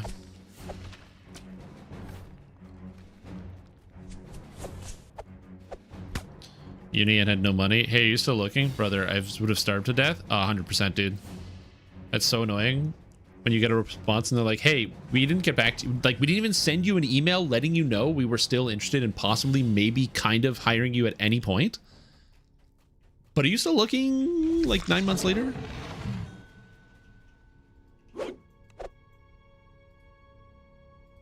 Like, dude, what, like, what's going on? Oh, my UMD sucks. I have a UMD boosting item too. That's annoying.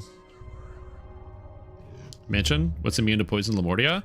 So this is one of the reasons why I like Lamortia. The constructs that are there are the servitors, and they're lesser constructs that are alive. So therefore, they're not entirely immune to poison.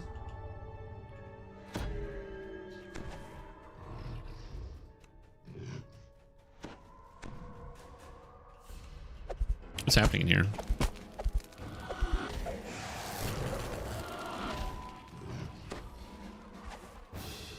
Did constructs be immune? No. Most of the stuff in Chill of Ravenloft is actually very tolerable to deal with. It's a lot of like flesh golem style things where monsters are stitched together Frankenstein, and because it's the spark of life, it's not necromancy, it's like weird construct magic. They have to all be alive as per the story.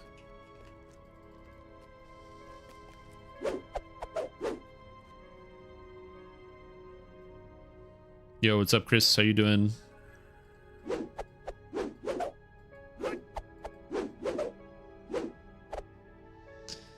Awesome PB2. Yeah. I will say this. The Act 4, I actually really, really liked. I thought it was good. The only issue I had with Path of Exile 2 is the fact that 80% of the skills feel like garbage.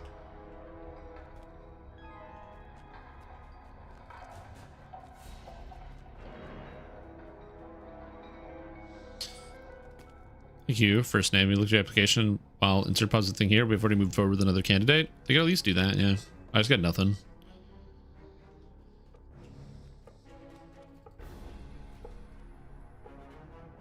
No one got the crest.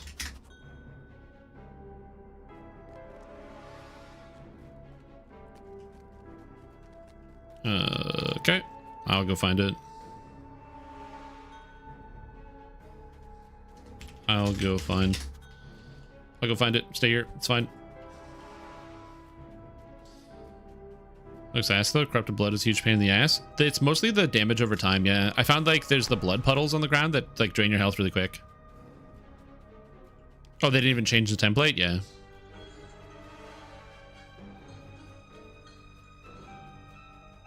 Yeah, that's happened too.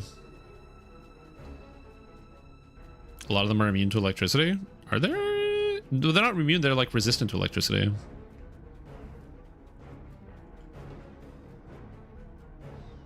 What's up, Alan Holtzman? How you doing? How is your day going? Whee. With both crests in place, the magic barrier fades away. Yet Die, you son of a bitch. By the sound of clacking bones, a new foe has arrived. Yeah, it's good. As I said, I'm still having fun playing Path of Exile 2. I didn't really play a lot yesterday because I was just busy with other stuff. I was busy. You found All right, we got it. the Nice. dwarves, bringing you closer to unlocking the mystery of the key to the mythal. Oh, I can probably farm this quest again because I still need the hat. To report your progress. All right, the safe hold next. This massive A level 1 structure fighter was wants to once join my a party, and hall, unfortunately for them, home they to can't. So countless nights of revelry. That was long ago. update decline.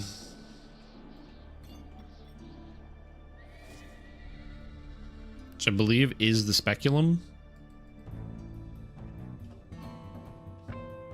What's the best way to progress and prep for reincarnating later? I think I'd want an epic and a heroic heart. Yes, basically, look up the item token of the 12, and while leveling, just run all of those quests that drop tokens one time. Although skip, I generally skip Devil Assault and Chains of Flame. But other than that, just do all the ones that give tokens and just do those. Skip Red Fens. No. Well, I still do I still do the Red Fens. I do the Scorpion one in the tower. We will need every wizard in the city working together to keep the invaders out.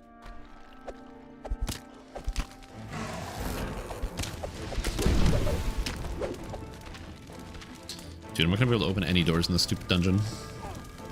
Ugh. There we go. Resist acid and fire.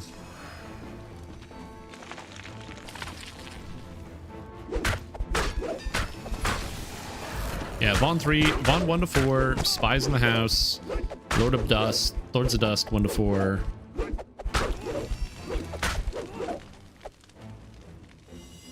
Wiki made me hate life.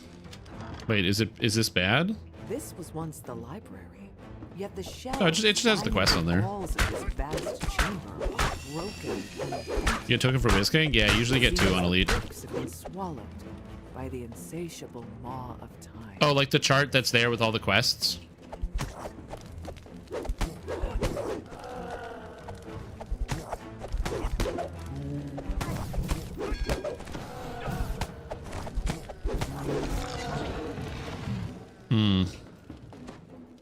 I don't find it too bad. It just lists them kind of in order of different quests.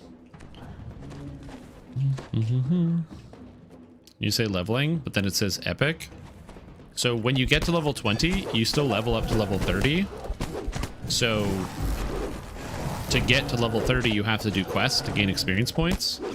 And so while leveling from 20 to 30, you just run some of these quests until you accrue 20 points, 20 tokens.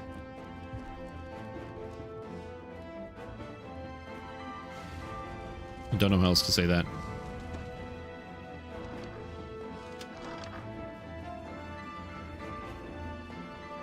Okay. Looks like we got them all.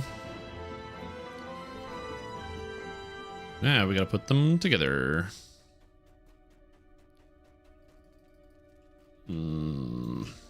Missing trident crest. Do I repeat the quest? Do I have to do them once to have enough? If you do them all in Elite, you really only have to do them one. You ignore these things sub 20? Yes, they only drop in the epic versions. They don't drop in heroics. The one by the Ellies? Okay, come to me. I'm not ready to call upon our last defense just yet. The invaders are in the city. Entire districts are now under their control. Nice. Just too many. Our defenses could not So, hold for them. example, if you want a The quest enemy is list, so thick on the once you ground get to level we cannot 20, even reach the castle. to earn the So, tokens of the 12, I'll stand here. what you do is you would run Vault of Night 1 to 4, With these crests. which is going to give you, That way any might access on average, 6 tokens. Of course, this brings And then risks. you want to run, You hear a if you can do Von 5 and 6, go for it, which is the raid. It's pretty popular. Like, if you run a Von 1 to 4 group and everyone stays, just say, we're doing the raid, do it on Epic Elite, and open the group from 20 to 34, and your raid will fill very quickly. And people will just start doing the raid for you. You don't even have to know how to do it. Some people run Bargain of Blood. I don't usually, but you could add that to the list as an extra token. A lot of people run Chamber of Rayum and an Offering of Blood in the desert. Chamber of Rayum is 2 tokens every time. Offering of Blood is usually 1 and a bit. So we've decided to bring So now we're up to like 12 or 13. And then the Lords of Dust Chain is 5 tokens. So we're up to like around 18-ish. And then you just need to mix in like one other quest you think is fine. So like some people do Spies in the House, which is 2 tokens. I do Spies in the House basically every time because I like Spies in the House. I think it's fun. So yeah. It seems the wizards You can also just ask people and say, hey, can you pass a token? And they will. a demon that they could not control. The summoning was a success. Now to proceed to the binding. I'm certain the spell holding the demon worked. All right. Last quest in the town. The This statue Umber Hulk is the icon quest. of the elves. It's the object you were sent here to find. Heroic, and took me like an hour. I kept getting lost. Oh yeah, the Chamber of Rayum is one of those things where solo it takes significantly longer. Basically, there's 3 towers that you can climb inside the pyramid, and if you have 3 people, each person takes a tower. It takes 4 minutes to climb each tower, so in 4 minutes you have completed the quest. If you do it solo and you don't know where to go, it takes like a fucking million years. But there's the reason why it gives so much XP is because it can take a long time, but if you split it up, you can get the quest done in like 5 minutes, and it's very fast. You want me to stand up? Sure.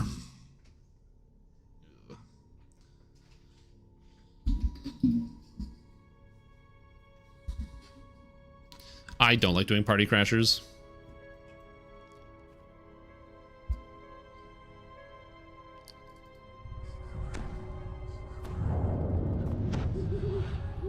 Looking good in black. Thank you. It's mostly just the Diablo 2 t-shirt that I have on. Because I like Diablo 2. Creatures have been capturing elves traveling to the ruins of Myth Drana.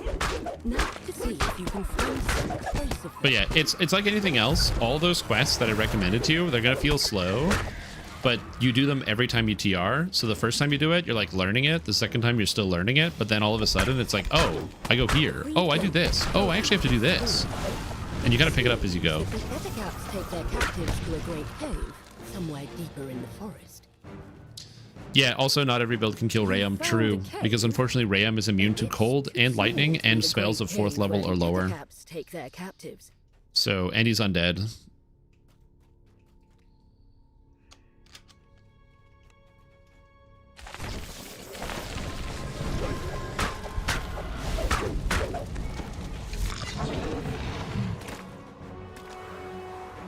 Get out of here, spiders. I'm saving you, elf.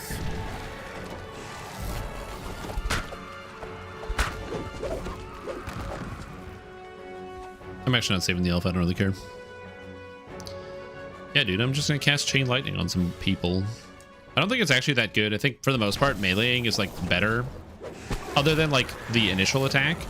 But once I cast those spells, it's pretty much better for me to just start meleeing stuff because I already do a lot of damage per strike. It's pretty high.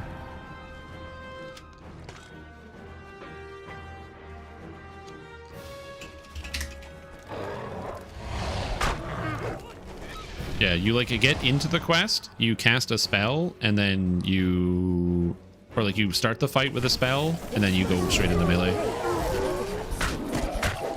It's cool though, it works. Again, I do think that probably a level of Warlock is going to be good, but the capstone is great for Dragon Disciple, so it's tough to say.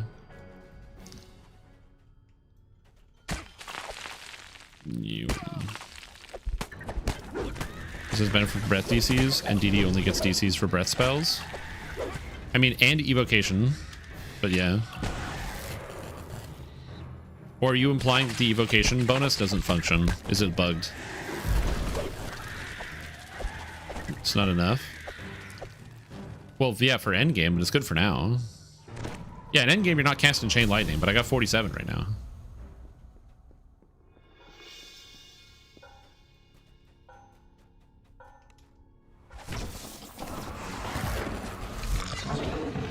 I still think it's probably workable, but you'd have to like combine it. You have to basically be casting Thunder Snow intentionally. Something larger than an and casting Thunder Snow all the time is not something most people want to be doing. Larger. The way into the cave is Don't get it twisted. Thunder Snow is great. that lies behind the You don't always want to do that. Awaits within. It's like minus 10 DC. It's minus 5 including heighten. It's minus 2 without heighten. But I really like where your spirit's at. The elves will once again be able to That is a dragon in a dungeon, yeah. disturbed. It's crazy.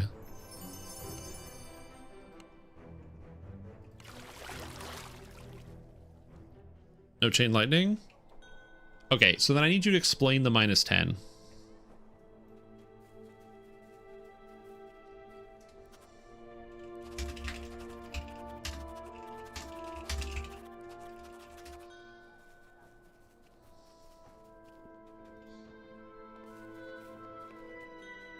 So Chain Lightning is a 4th level spell.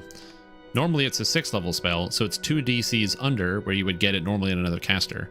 Now if you try to heighten this on another caster like a sorcerer, it goes up to level 9, making it 5 DCs higher.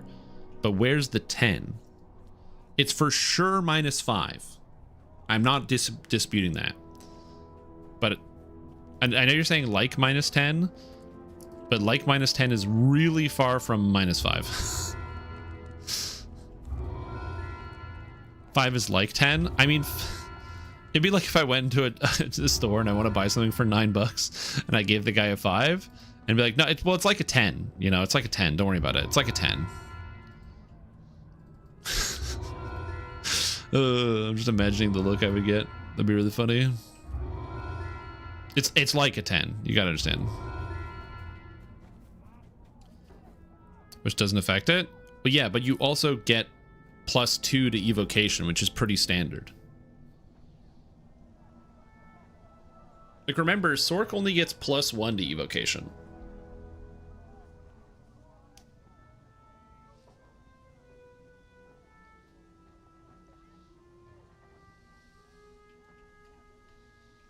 Again, I'm just saying it's minus 5, not minus 10. In fact, I'm gonna look it up because I'm curious. I'm like pretty sure Sorcs only get plus 1. They might get plus 2, but I'm pretty sure it's plus 1.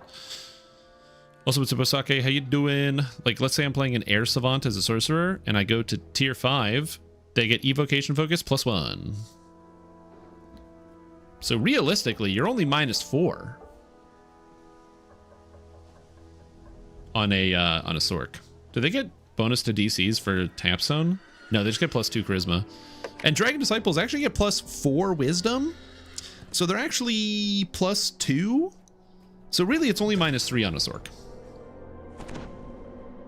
Yeah, so it's only minus 3 versus Sorc. No, I'm not arguing about the breath spells. You didn't say breath spells. You said versus sorcerer. I'm saying it's not minus 10, and looking at the math, it's actually minus 3. You could argue it's actually less of a minus because you get an extra plus 4 stats from Ocean Stance that you don't get on a sorcerer. Which is actually kind of interesting. That actually kind of only makes it a -1.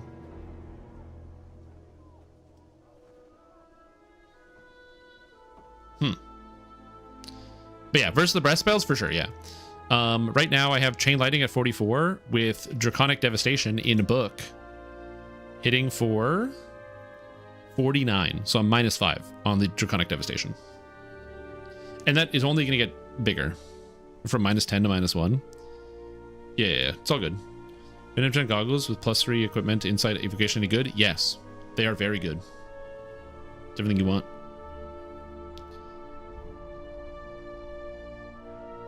Yeah, I'm curious as to where you can actually land the DCs on this. One is like 10. If you're talking about, it's like that thing in like nuclear engineering where it's like, I think is it nuclear engineering? I think it's like where you just round everything by like 2 digits. So like you basically count 1 as 100 when you're looking at stuff for like safety purposes. So like if you're like, oh, we think that there will be like, you know, one, I don't know the unit, but one amount of radiation, you just assume it's 100 radiation and go from there and then plan around that number. Yeah, within error margin, that's it. So it's basically the same thing. But yeah, when you compare it to a sorcerer, looking at it, the Chain Lightning is currently, from the math that I'm looking at, -1 on a Sork's Chain Lightning. Which is actually pretty wild.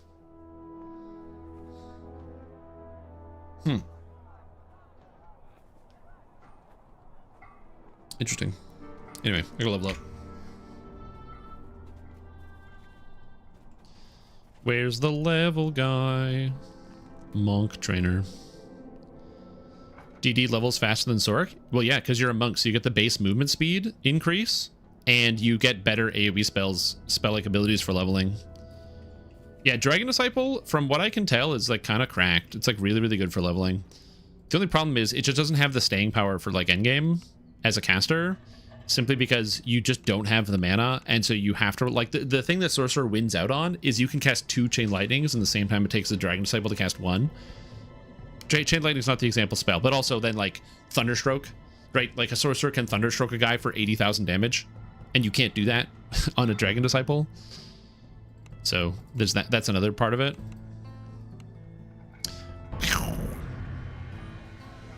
I got action points to spend. I got action points here. Okay, so I'm trying to think. How do I want to do this? I want like wisdom for sure.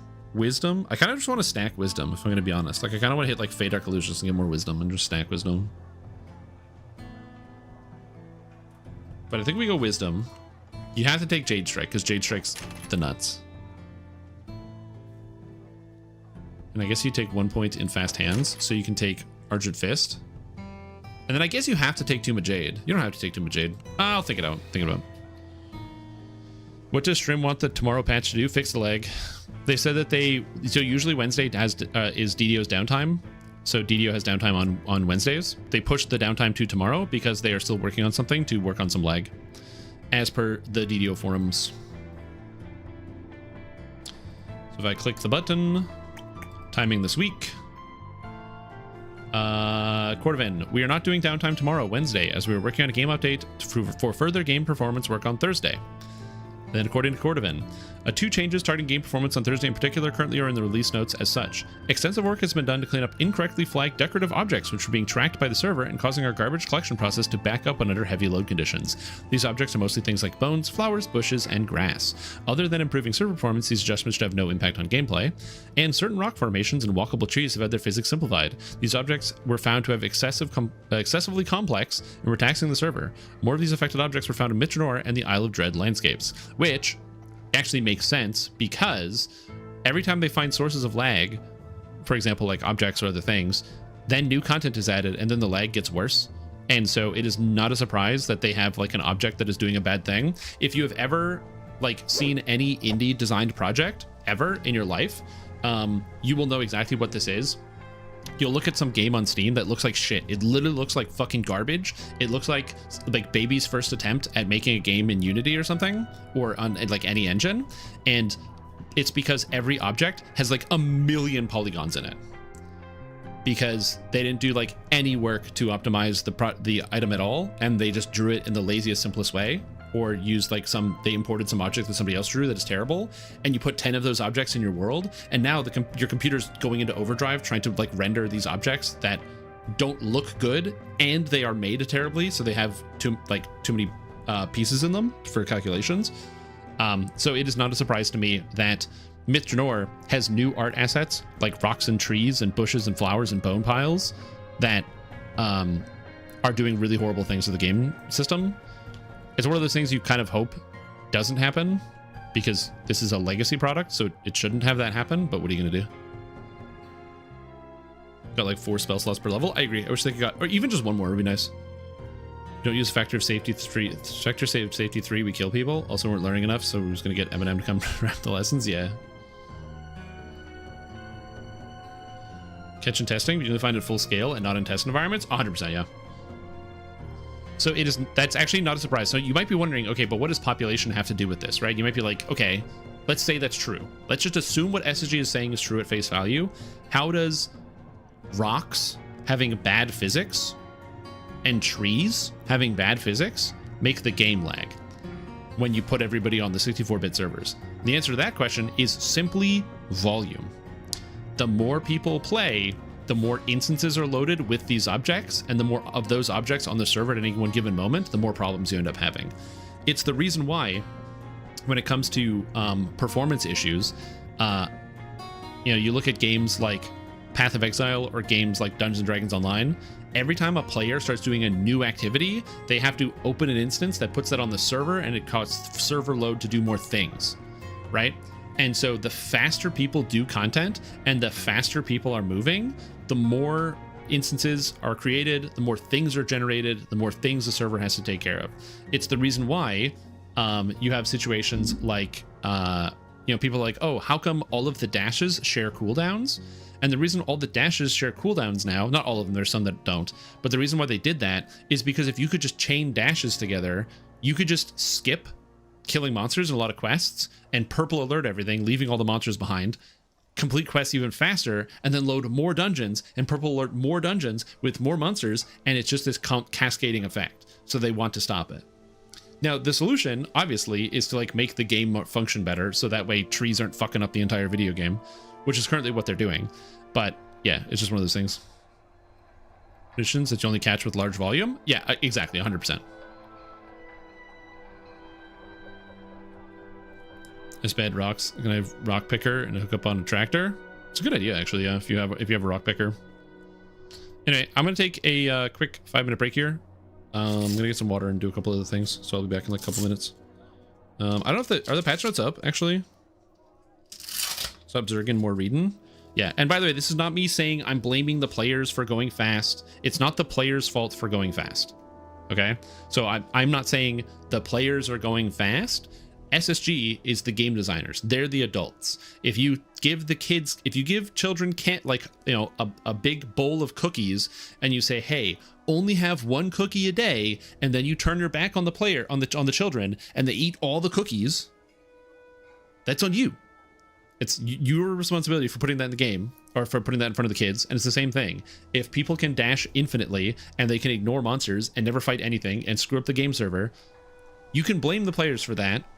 But also, people want to level fast, and they're going to do the fastest thing, and they're just going to do that. That's just how it is. So you just, if this was like 2008 and they were like just beginning how to make this game, then I could understand somebody making that mistake and going, oops, we made a mistake, we did this thing. But this game has been developed for like 20 years, and also by like the same people, by and large. A lot of people have come and gone, but for the past like 8 years, it's been a lot of the same people making stuff. 8 to 10 years since they took over Standing Stone Games. It's basically been the same team. So, they know how the players are. They have experience. Thin mints are deceptively easy to eat whole sleeve. Yeah, dude, I eat some after eights. If you touch grass, you could. Yeah, the secret to the touching grass is when somebody tells you to touch grass, just have a chia pet on your desk. Be the sacrifice for the greater good. Yep.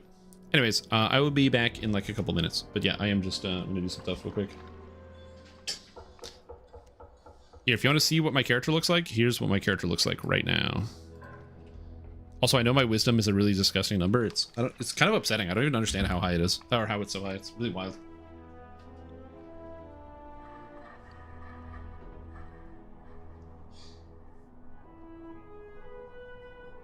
Baruch Zagad!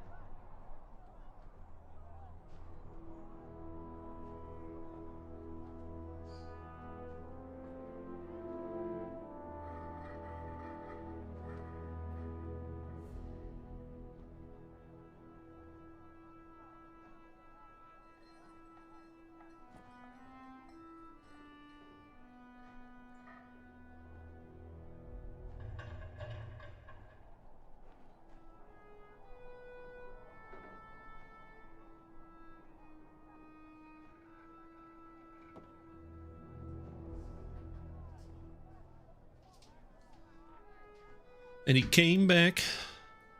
Also, Frankenfurter, thank you so much for the resub. Hope you're doing very, very well. Glad to have you here.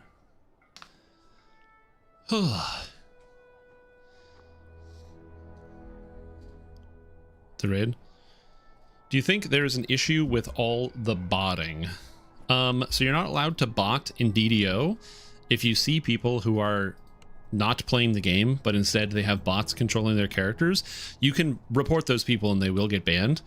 However, what you might be seeing is multi-boxing. So multi-boxing is where somebody brings several of their alts in. They have like a separate account or something like that.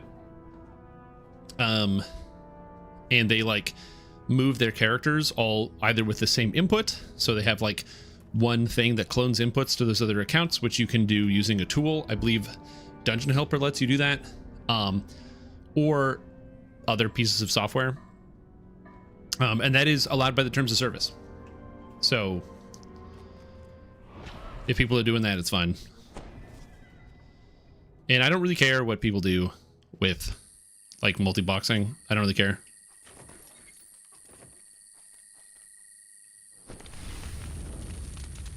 Use a macro to the tunes, which is not allowed.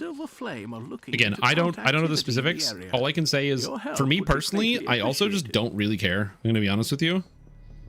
I just don't have a very strong opinion.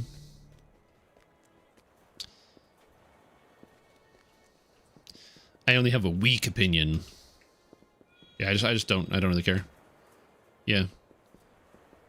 Like, if you don't like it, then just like put that person on the ignore list and then you never join their parties ever again and problem solved.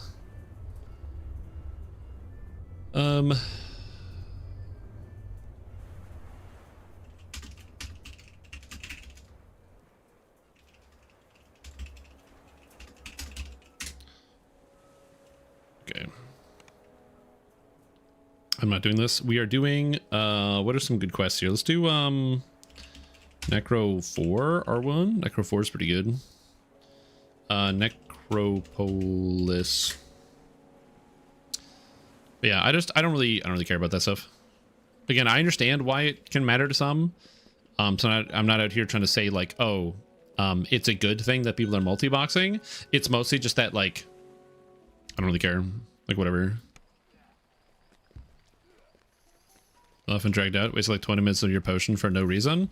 So you should have left, or you should do something else. I don't know what to tell you.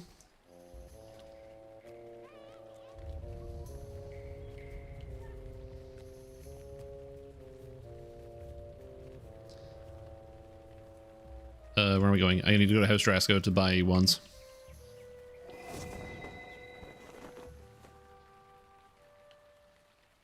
Like, I am not saying that you can't be upset about this happening with another player, but also you could have left the dungeon at any point instead of waiting.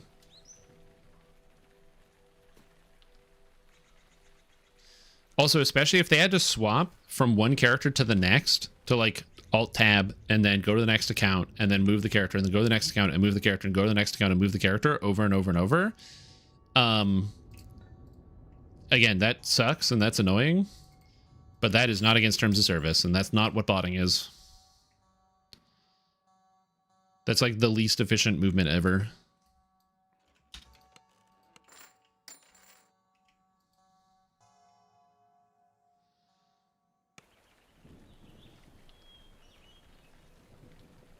Yeah, like I said, when it comes to that stuff though, again, I just don't really have a strong opinion because I just like don't really care. Like, if I join a party and I see there's 4 characters that all have like the same name, or if I look and I see 4 characters that like all have like the same name, which is what most of the time these people do, where they'll have like something 1, something 2, something 3, something 4, and they just run them together, I just like don't join the party.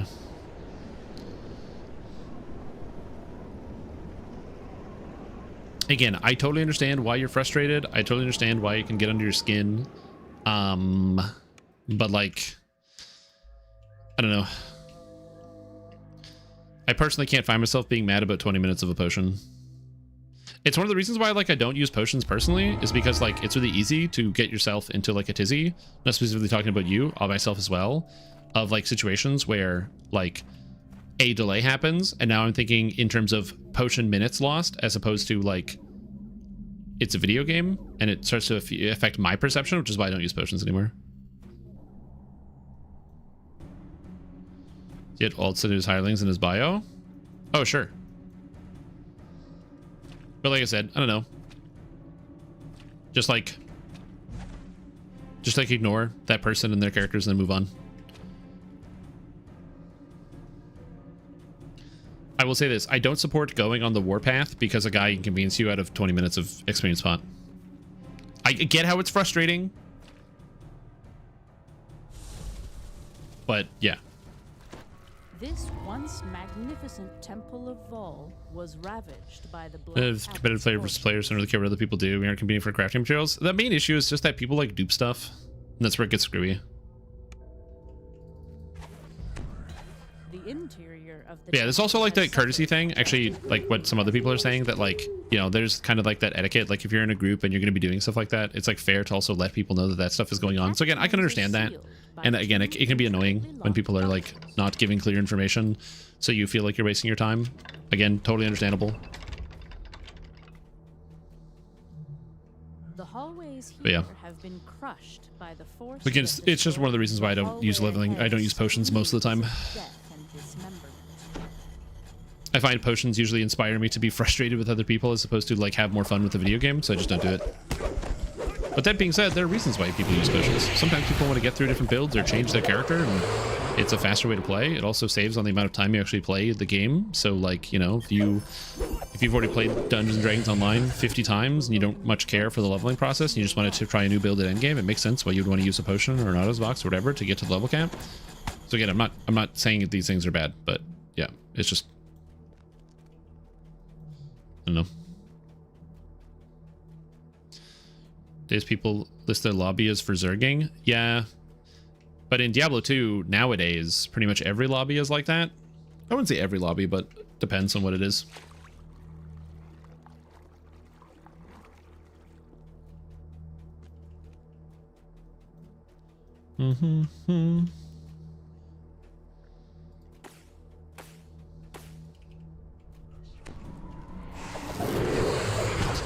Yeah, you gotta be careful because these guys are immune to fire, so... These keys will open the lower catacombs. Vol's followers were sealed. I don't know why those shadows are immune to fire. I don't know if they ever explain that. I guess it doesn't matter. It's just shadows of Vol.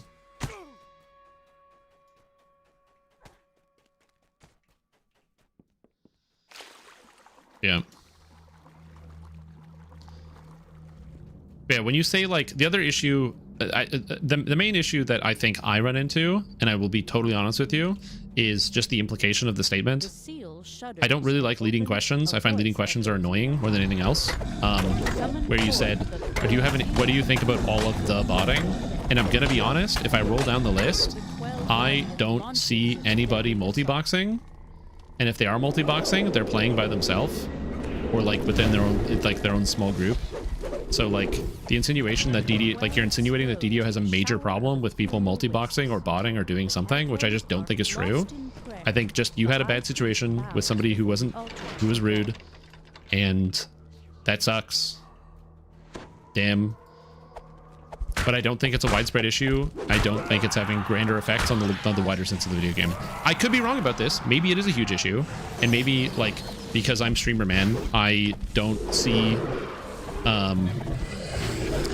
the same thing that other people sees, or I'm not playing at the right times. But I just think that the implication that it is a major problem that is affecting large swaths of the player base with all of the botting. Look, and I think all of the botting, I think about like Elder Scrolls Online botting. And if you've never played that game, there are robots that run around the world mining resources 24 hours a day. So if you go into any zone, you will find robots all over the place that are mining the resources. That somebody is at work and they just have a robot, or 2 robots or 3 robots mining the world and taking all the resources away. And that sucks. That affects other people, and it is a major problem in that video game that happens immediately. Go to any of the starter zones and you will immediately see it instantaneously. It is like an immediate problem. But I don't see it being that big of an issue in DDO. So I understand your frustration and it sucks. But I don't like leading questions. 100%, yeah. But like I said, those situations suck. Anytime, like, I've mentioned this before, but like, The only reason I don't like quests that have gather points is not because I think that people should, like, there shouldn't be gather points. Gather points are good to make sure that people who are doing quests for the first time don't miss out on a main story beat, don't miss out on a cutscene, don't miss out on something, or if there's no way to get back. Let's say, for example, if you're like on a boat and the boat is going to explode, it would make no sense if some people could still be on the exploded boat because they were late to joining the quest. So I understand why a gather point is a thing that exists in the video game. My problem is, every fucking time I enter a fucking quest with a fucking gather point, whether it's Frosty Reception, or other quests I can't think of right now because I'm just angry, every single time, there's always some dude who just goes AFK the second the quest starts and goes, sorry, my dog fell up the staircase and now I gotta go drive to Montana, be back in 7 hours. And then you're like, or Sharn, welcome. Literally, the first quest in Sharn is somebody goes, hey, sorry, you know, I gotta staple my hands together, BRB. And it's like, no, you don't. Just stand at the end. Stop. Like, that stuff bothers me. But like, whatever, it is what it is. I get agitated, but I'm like, whatever, fine.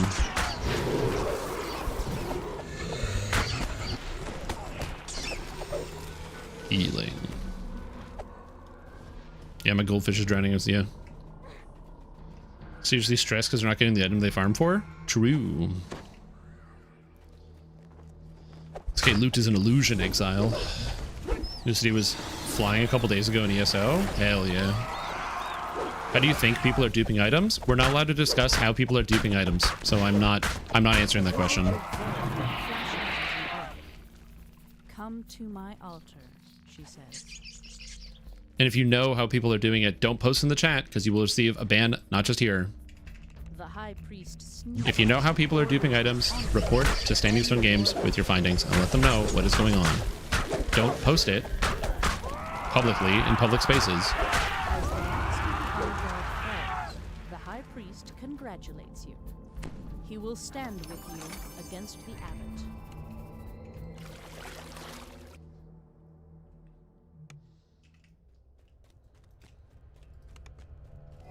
Inferno of the Damned.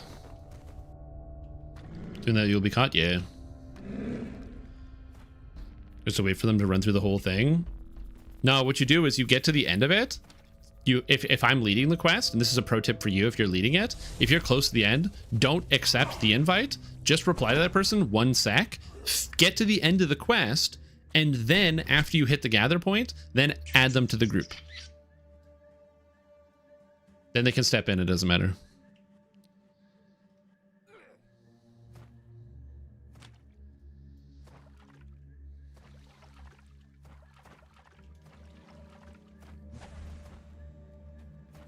Yeah, people get caught when the methodologies are figured out, and then that information gets sent to SSG, and then they just figure out who was doing that, and then the ban wave happens. But yeah.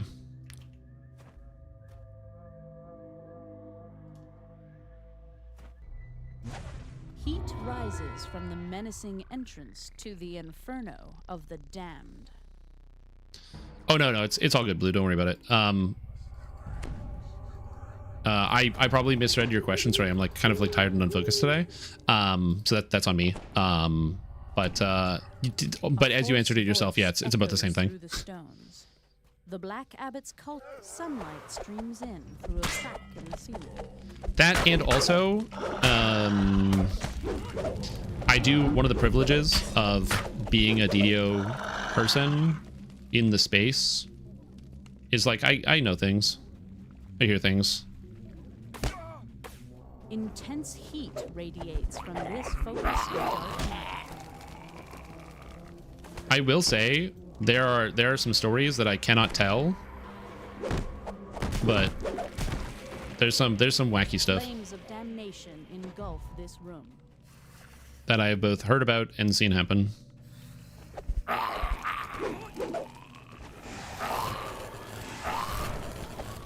Yeah, meet us in the next quest is also good. The problem is you can't do that with Sharn, because Sharn has a major problem where you have to do every quest in order. Just them's the breaks, kids. Every quest has to be done in Sharn in order.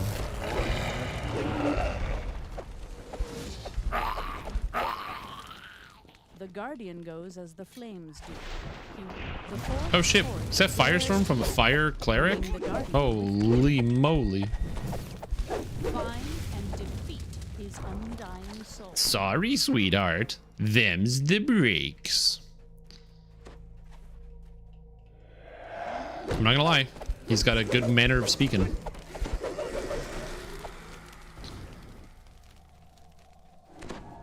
Yeah.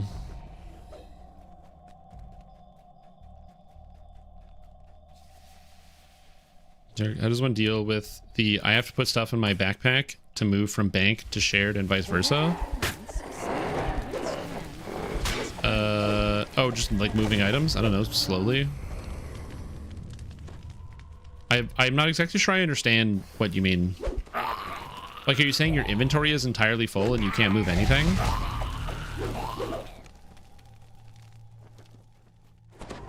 Every quest in DDO clearable on normal regardless of build? I would say no. And the answer to that question is it is physically possible to make really bad characters. Characters that are so bad they defy all logic. That is the thing that can happen. So I would say that no, not every single build, but like with any realistic build, for example, the builds, there are people out there that think I make shitty builds all the time and I am a detriment to the player base. So assuming that's true, we're just going to go by the logic that that is the case. All of the builds that I have posted in the beginner basics are capable of clearing all of the content in the entire game on normal, for sure. No questions asked, every single one of the builds. So my answer to the question is yes, every build can basically do everything on normal. But again, there are some exceptions where you can make staggeringly bad characters in DDO. Comma cleric monk user. No, dude. You be half sorcerer, half wizard, con and wisdom character who uses only weapons, can't cast spells with no intelligence or charisma, and uses only shurikens without proficiency. That character probably can't do anything. That character probably can't fight their way out of a paper box. The torches lie cold. So if you want, you can play the character doing really horrible. You can play the game with like really horrible characters. Yeah, Yusuke is a machine. I said it as a joke. The fact that he did it is like wild. It's full, yet it says backpack is too full and bank movement fails. Ooh, that's weird. I have not encountered this problem.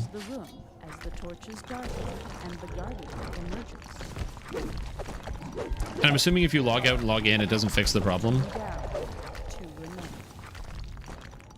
Wizard with no proficiency? Hell yeah, dude. Also, what's up, Ryantula? How you doing? Long time no see.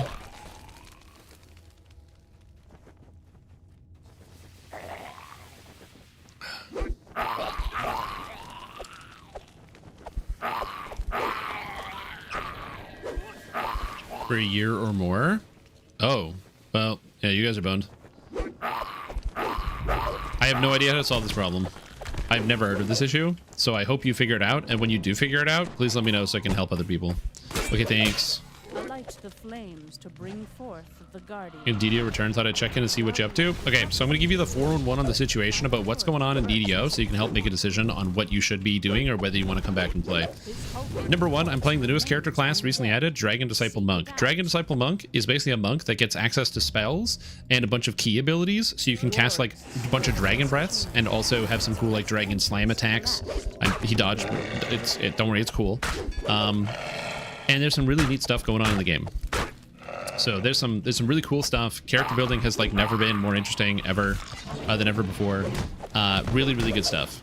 The newest expansion, the Chill of Ravenloft, that recently came out, has amazing quests in it. Really high quest quality. I'm a big fan of the quests. And while there was an issue with the experience points upon launch, SSG has already committed to making an adjustment. I think it was just a time crunch and they didn't fix it before the expansion launched, but whatever, it's fine. Also, there's been a big server merge. So if you haven't played the game literally at all, you might not be aware, we're playing on Thrain, which is a new server. And as a new server, you can move all your old stuff onto this server, so you can play all your old characters here on the 64-bit server with more players and better performance. Except, if you didn't move your characters yet, all the transfers are now locked, and you can't change it or make any adjustments right now.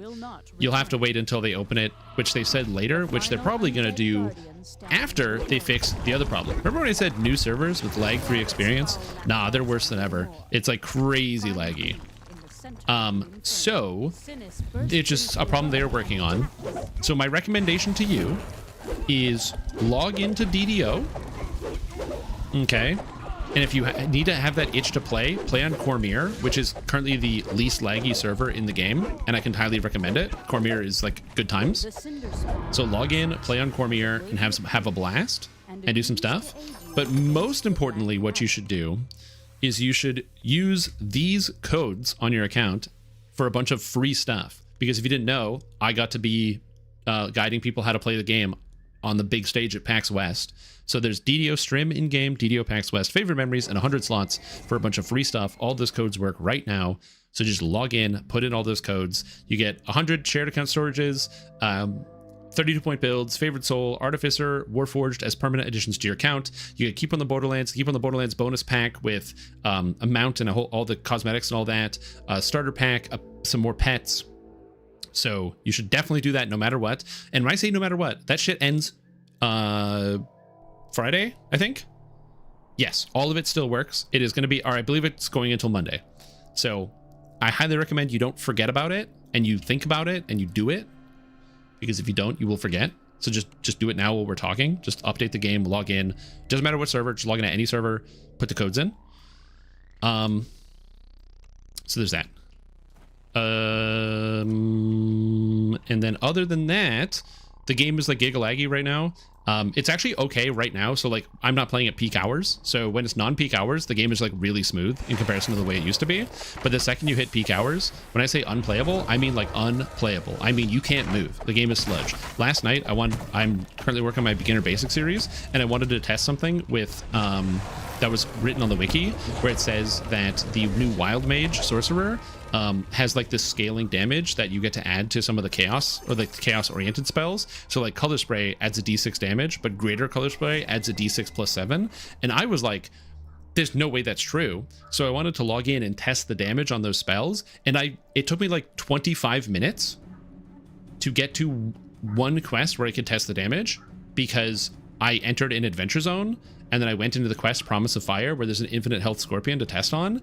And Promise of Fire, I was just stuck. I just couldn't do. I literally could not move. It was brutal. And that's a problem that's happening like every day. After about 8 o'clock Eastern time, it starts happening across the whole game. And it kind of stays like that. However, there's a patch tomorrow that allegedly should help with some of the problems. And it is SSG's current #1 priority as the thing that they're fixing. So my recommendation to you as a player coming back to DDO after a long time is #1, log in and get those codes added onto your account. Just do it right now. Don't think about it. Just add it onto your account. And then #2, I will let everybody know when the lag has subsided. So either check out with the Discord or on the YouTube channel. And then like, I don't know, go like play Helldivers or something. The new Helldivers patch is really fun. Or the new Path of Exile 2 patch is really fun.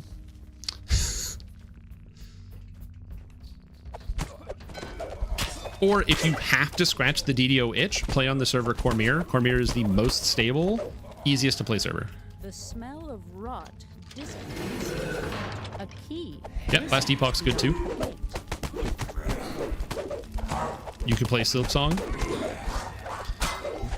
I don't know if I'm going to play Silksong. Acid and poison spray down the harvested zombies. Well, the problem with Moonsea at US hours is Moonsea is literally a server in Europe, so you have to deal with European ping.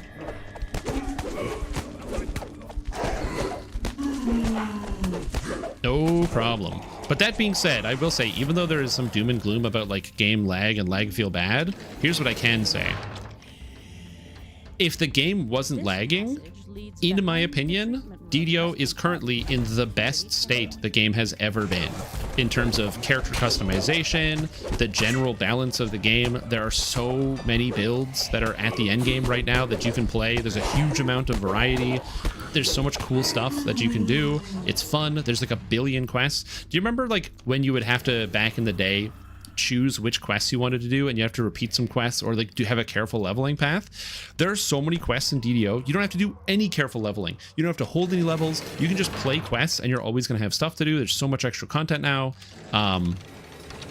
It's just like, it's just good. But the game is laggy. And sometimes, not just like right now, I'm experiencing no lag. Look how clean this is. I can just play the whole game. I can do everything I want. But the second it gets to like 8 o'clock at night, it's not just like, oh, the game is like slow. I mean, you enter a quest and you are incapable of moving at all in the quest for 10 to 15 minutes at a time. Like, it's just boom, you're just stuck like this and you can't do anything. You can't log off, because if you log off and then try to log back in, sometimes the game doesn't let you back in because the instance is still freezing and your character is stuck there. Like, it's brutal. Oh yeah, I play on Thrain, by the way. Really, really awful stuff. Oh, and I think Chris was asking where SSG said they were going to up the XP. It was at Fridays at 4 last week. The assembly area is a lot surgical, woodwork, and metallurgical surround. I didn't hear about it either, and then I believe it was How We Doing brought the clips, and so we watched the clip. It's like close to the beginning. It's like 11 minutes or something like that. At Fridays at 4. And basically, according to what Cordovan said, that according to Torque, the XP is going to be buffed, like substantially in different areas. And again, I cannot underscore how bad the XP is in that expansion. It is so ridiculous. I have no idea what happened. I didn't comment on the XP during the play session because I was like when I tested it on the Lamania preview, because I'm like, oh, well, it's obviously the preview. Like, I don't know what the XP is supposed to be, but they're going to fix it. And then the expansion giving 6 more points than the expansion that came before, or the expansion that is 1 level lower, is absurd and ridiculous. Like, the XP on the expansion needs to go up by like 50%.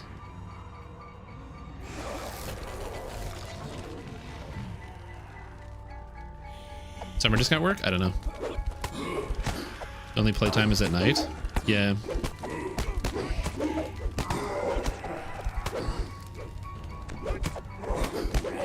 It is unfortunate. Basically, West Coast primetime is when the game stops working entirely.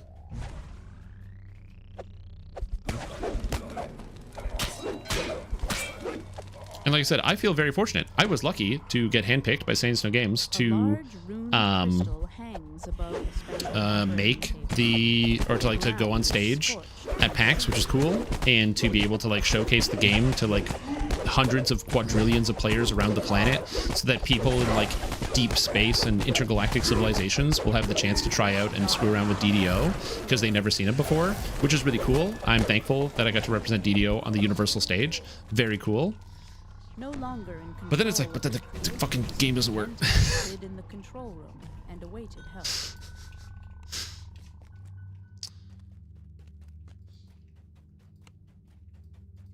It's like, so like I have my Beginner Basic series that's currently like running in the background, but I'm like,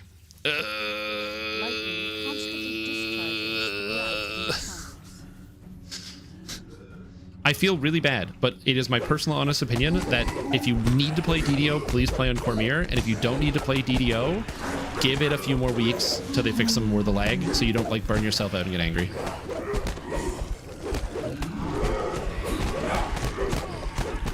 Also, I need you to kill this stuff because I have lightning damage. I guess I can turn off my lightning imbu, turn it to like fire and fix it. Yeah. I can turn it to cold. I have cold spell power. Ooh.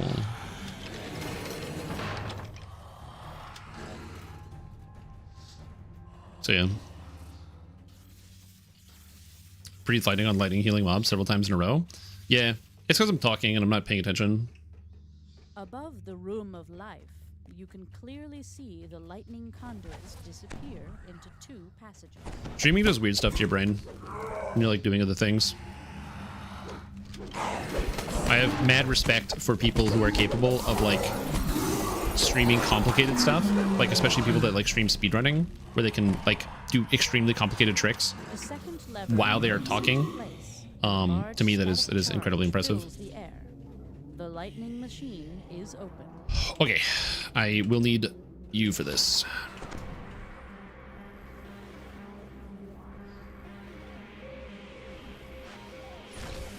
Can you solo Necro 1 to 4?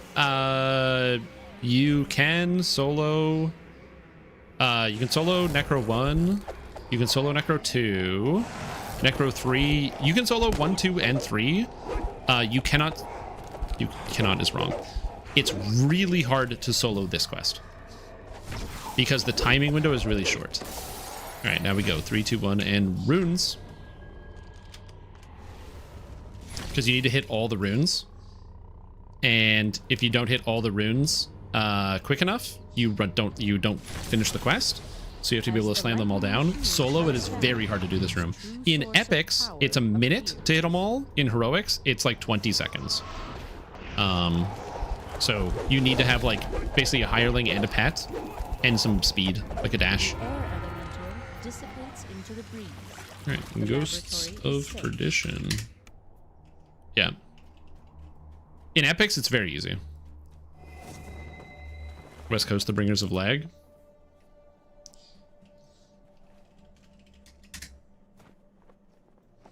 And then, but yeah. Anyway, so as I said, just if you really want to play DDO, Cormyr's the place. And if you're like, you know, I could wait a couple weeks and kind of like simmer it out. There's some stuff going on. The Bazaar is really fun, and I haven't read the patch notes, but the new patches today. Path of Exile 2 I've been enjoying. At the end game, the leveling kind of felt like bad, but just pick a leveling build and then just play whatever you want when you get to the end game. Really fun. Last Epoch is fun. I've been playing the new Helldivers 2 patch, where they have like the giant sandworms. And I'm gonna be honest with you, it's awesome. It's really good. Doing the new like bug planets with Super Helldive, where you have the giant worms or the dragons attacking you, is great. Borderlands 4 is coming out. This tower rises high above the orchard.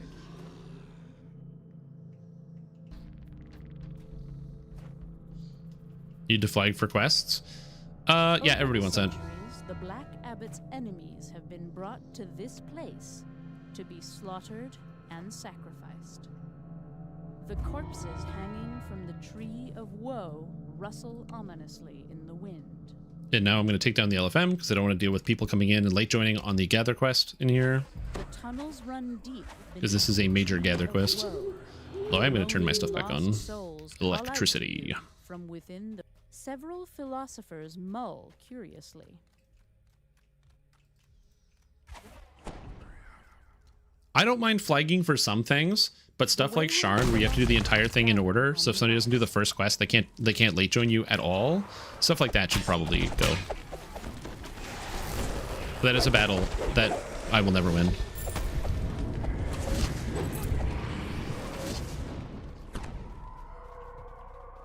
A thin layer of cracked ice covers the hull, blocking the descent. Oh shit, is that a Shadar-kai Dragon Lord? Nope, some like. So it looks like to me. With a hand axe? Oh baby. I've seen this build before. I love this build, it's so fun. Also, I really appreciate being a monk and being able to just like chain heal. The chain healing is good. Mystic soulbound brothers appear. This is our chance to be together. Okay. Get him off of me? Yeah, you guys stay with this. I'm gonna go downstairs. In epics, you get a minute. In heroics, you get 15 seconds or 20 seconds. Like mechanics removed would be not permanent. Went through a crest. I agree. And monologues. Yeah, some people really don't like the times where like, you know, characters speak or do a thing. I don't mind it. I'm gonna be honest with you.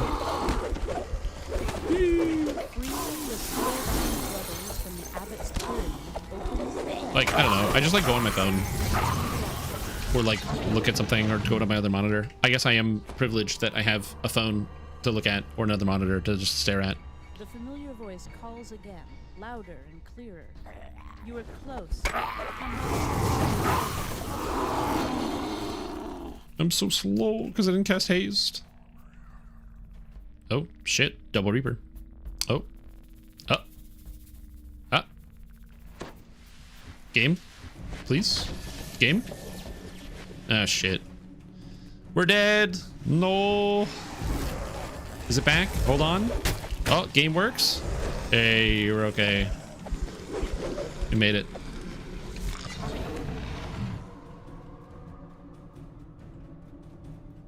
Imprisoned in the cells. Same. I keep all the quests for literally ever. The souls of these giants are bound to the protective seal that encircles the Doomsday. Was it logged in to put your codes in? Yeah. Oh, dude, you missed the worst part of it. So you have to transfer all your stuff. So when you transfer your characters from the account, like Orion's closed, you can't play on it ever again.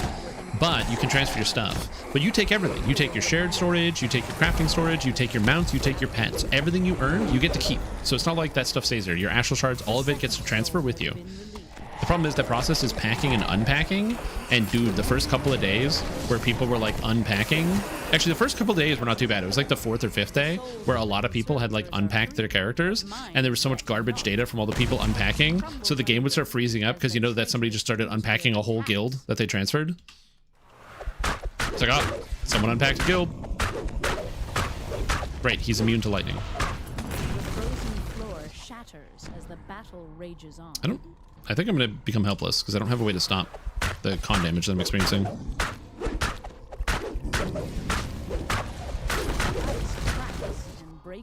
Oh, and I have slow. Wait, what is this? What? I'm affected by a slow I can't remove? What the fuck is this bullshit? I have a minute 40-second slow that won't go away? Wait a minute. When they said they capped the duration of slows on characters, did they not hit all the slows in the game? So now I have a slow that has an extra duration that I can't remove. It was the only way. Classic. Oh, lordy, lordy, lordy, lordy.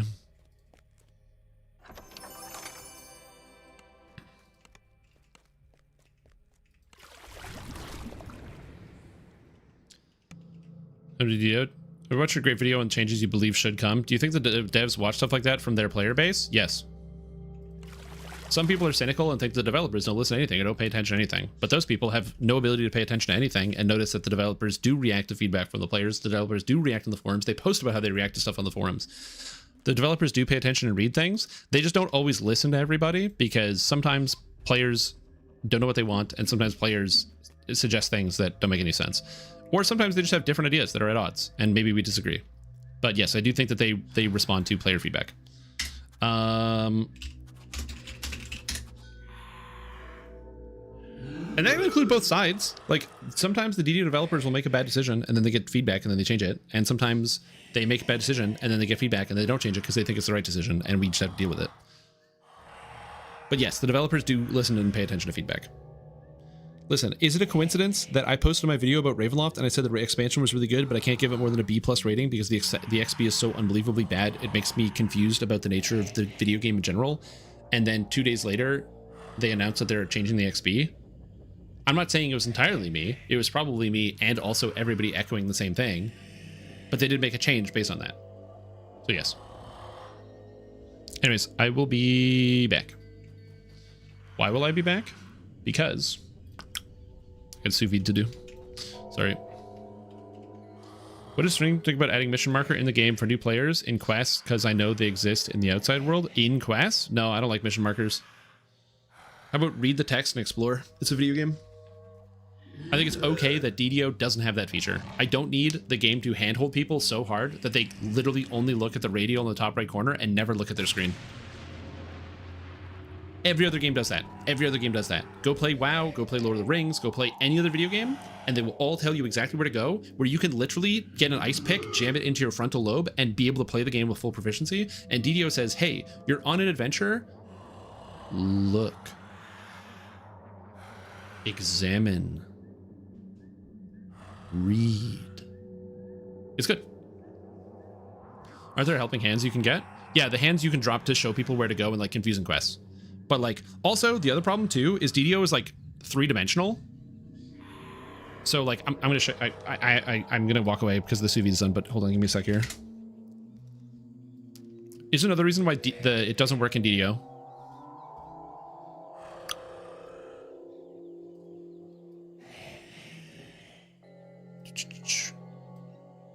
Okay, here's the dungeon. Okay, the marker says go this way, but what you don't realize is that because you haven't played the quest yet, is that the hallway goes and loops and does this and goes all the way under this, then it goes under here, then it goes back here, and then it goes up here, and then it goes this way. So you as a player are going to go this way. And whoops, dead end. But why? Why didn't it tell me the right direction? Because the reticle said go to the right. So yeah, anyway, that's why it doesn't work. If you hold shift key when using the line tool, it snaps and makes it flat. Yeah, but if I don't hold shift, then it's more creative and it's got artistic license. Anyway, I'll be back.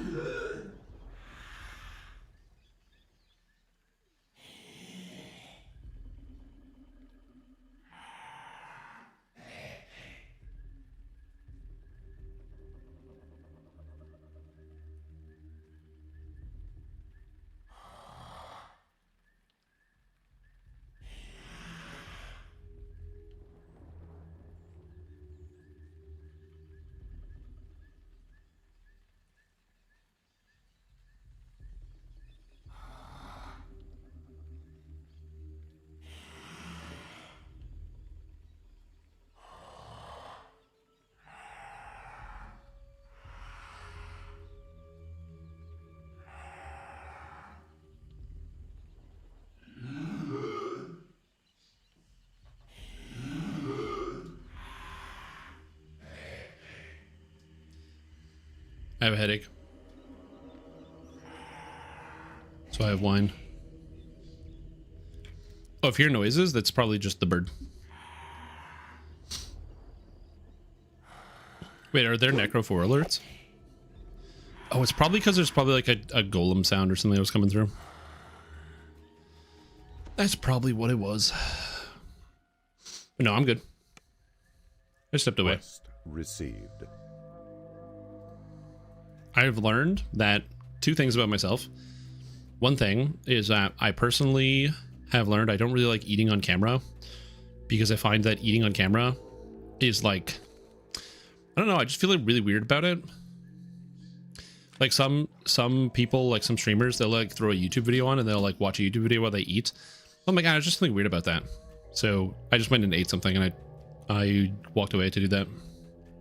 I also used to just, the solution also used to be like, I would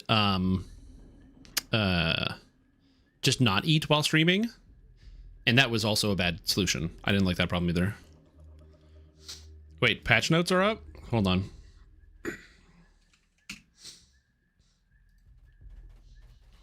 Okay. Okay. All right. Here we go. Design goals. Reduce the power level of Stell with cards like Private Runabout. This card is stupid. Hanger is also stupid. Reduce auto-combat scaling items. Make the strongest enchants immediate with immediate impact rarer, like Obsidian and Shielded. Improve numbers on existing items that are not seeing much gameplay. Okay, so matchmaking.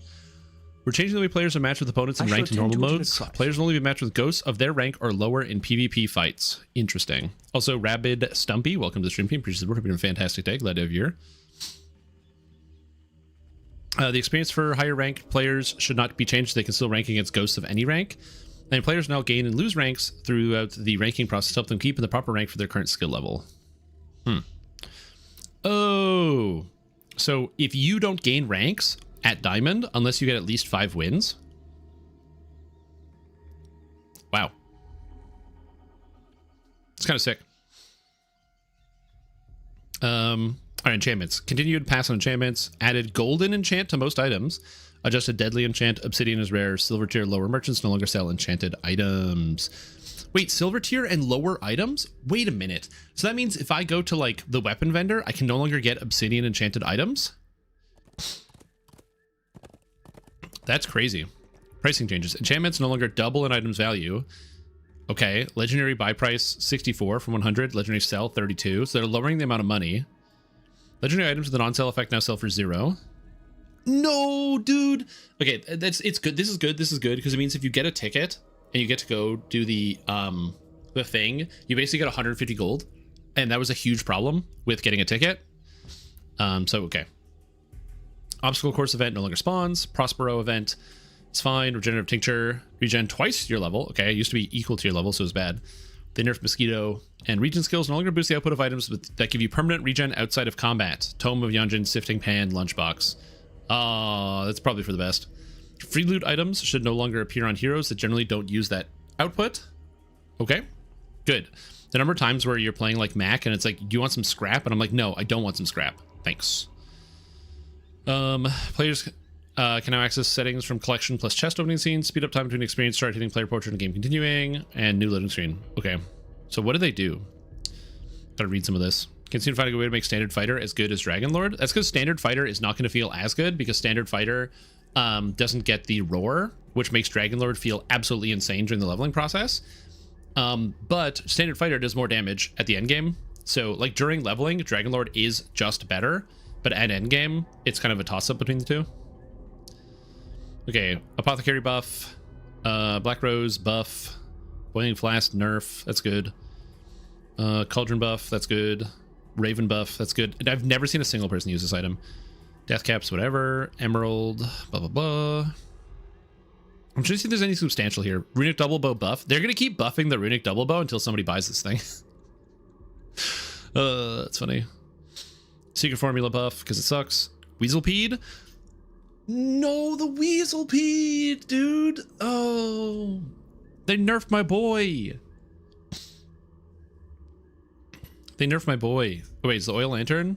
Oh, it's just 8-second cooldown. Oh, yeah, I guess it's just kind of charging. All right, Dooley. Are they buffing the rays? Hell yeah, they're buffing the rays.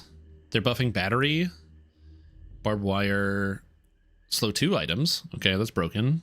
They're buffing arc blaster. Oh, they're buffing dually, aren't they? Bulldozer buff. Huge. Huge. Chemsnail. Chemsnail nerf, I think. Chris. Because it charges, but like when are you slowing on a friend build? This is not happening. Cool LEDs buff. Copper Ed buff. Huge Copper Ed buff. What the hell? Let's see. Yeah, Arc Blaster's a straight buff. The cooldown is smaller. The damage on Arc Blaster doesn't matter. You're scaling it. It's all about the cooldown because it charges. Defense Matrix, nerf, and buff. Actually, way better this way. This is actually a buff to Defense Matrix, which is still a bad item. Cybersecurity, no one cares. Dino Saddle, no longer a property. Good. Hamlet, cooldown 6 from 10. Dude, this item is still horrible. No one's going to use a Hamlet. What are you talking about? Charge 1 second when you slow. If I get killed by Hamlet, I'll eat it, but there's no way. Gamma Ray buff, good. Ice 9000 buff. A lot of the stuff is just like minor buffs. Oh, missiles change to when you use a core, this gains damage for the fight and reload it. Oh, they buffed missiles after nerfing it. Cool. That's kind of neat.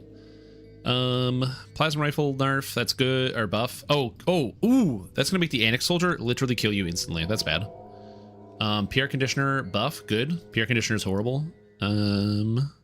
Pylon. Change to when you slow 1, 2, 3 for 1. When you slow haste for 1. Oh, they nerfed Pylon.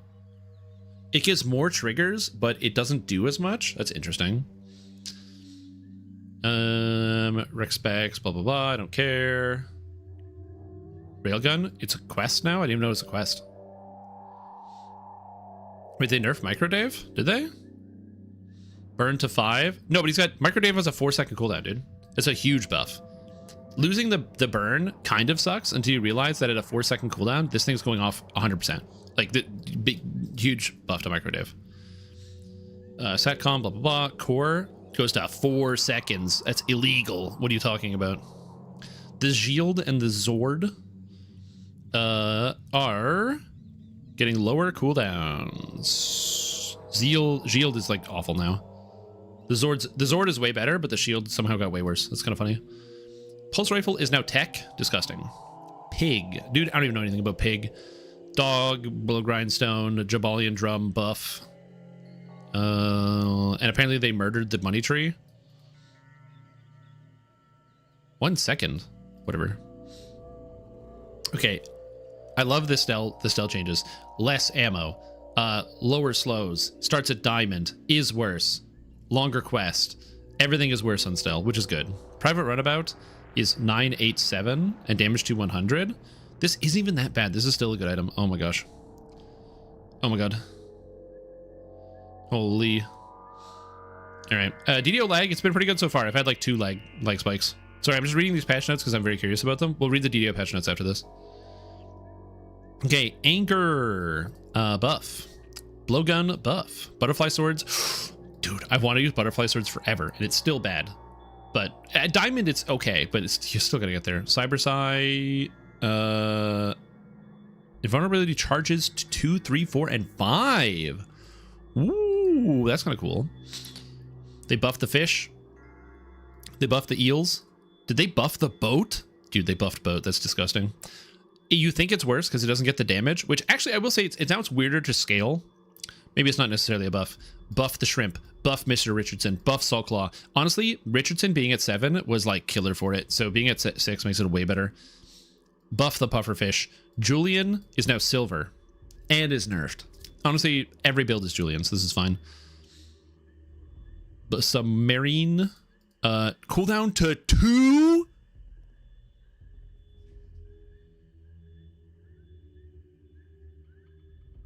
What do you mean? Oh, wait, and cooldown of Sea Dog Saloon is 5 to 4. This item was already stupid. Like, Sea Dog Saloon was already too good. Okay. And also, guess what goes well with Sea Dog Saloon? And Torpedo. Amazing. The Zorcid was changed to haste. Actually, this makes Zorcid better, which is great. You don't really need more than 2 seconds, so this is actually an improvement to Zorcid. They nerfed the thing. Scythe, Hands of Time, blah, blah, blah. Okay, and skills. I don't think there's anything important here. Cool, looks good. I'm gonna be honest, looks like a good patch. All I read was nerf style, so I'm pretty happy about this. What'd you say? You said they killed VIP pass? Only for current fight was 1 in permanent. Well, it's still good because you're scaling. Like at 8 value per use, it's still scaling. But yeah, it's not the same. It's not the same. Okay, do we have DDO patch notes? Hold on.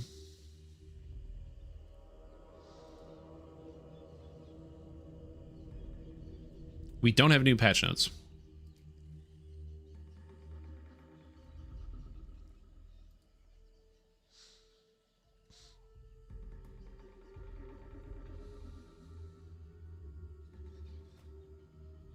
Oh, it is what it is. Yeah, all right. Overall, good change. I'm excited to play through the patch. That's today, right? But yeah, the fun is about to start. I'm trying to decide if I want to level up or not. Do I want to level up? Do I want to level up?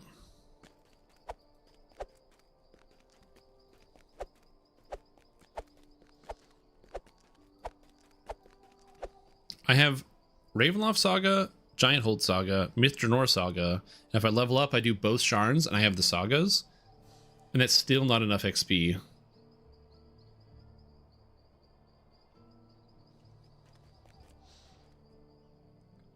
But I don't want to do any other 14s, so yeah, that's it. We're over. He said way ahead of you? Oh, dude.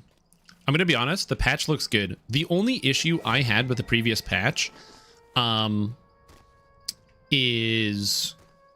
I'm trying to think of the issues I had with the patch. Number 1, Stell was just too good. Getting killed for like millions of damage on day 3 with the runabout was like a little silly, and so I'm glad they're like they said they nerfed it. They didn't really nerf it. It's still really good, but at least they nerfed everything else, so that's good. And then the other issue I would run into is, which is still a problem and will probably always be a problem, is infinite regen Mac on day 2 and 3 and 4 and 5 and 6, where if you can't one-shot kill him, you can't kill him. That's just how it works. You either kill him in 1 hit or you don't kill him. So, yeah. All right, so now I get Tomb of Jade. I don't need this. I don't need this. Tomb of Jade can go here. I have so many buttons on my keyboard. Oh, is that a real group? Doesn't look like it. But I'm going to make one. Sharn R1. Lost. There's really a hotfix for the bizarre notes? Wait, what do you mean there's a hotfix? I just looked at it.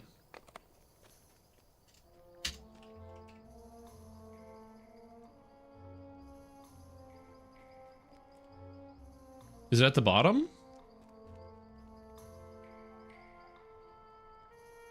Where is it? What am I looking at? There's no, the word hotfix isn't here. What?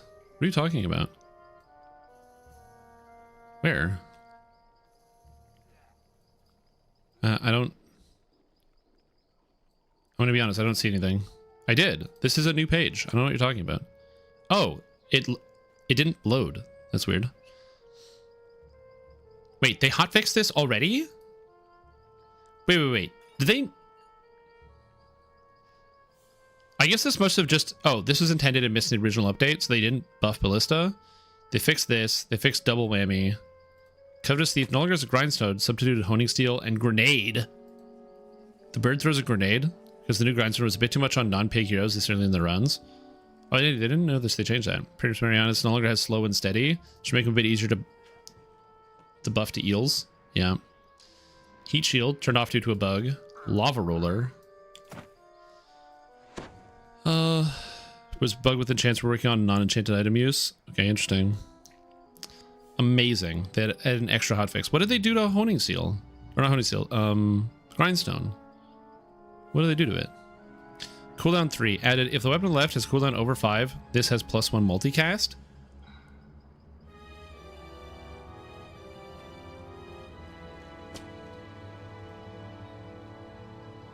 Look, guys, they just want people to play Beast of Burden, okay? They just want people to play Beast of Burden, and they're like, they won't take no for an answer.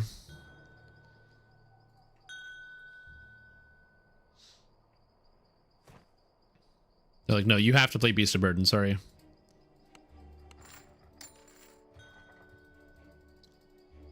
I'm just selling stuff. Whoop.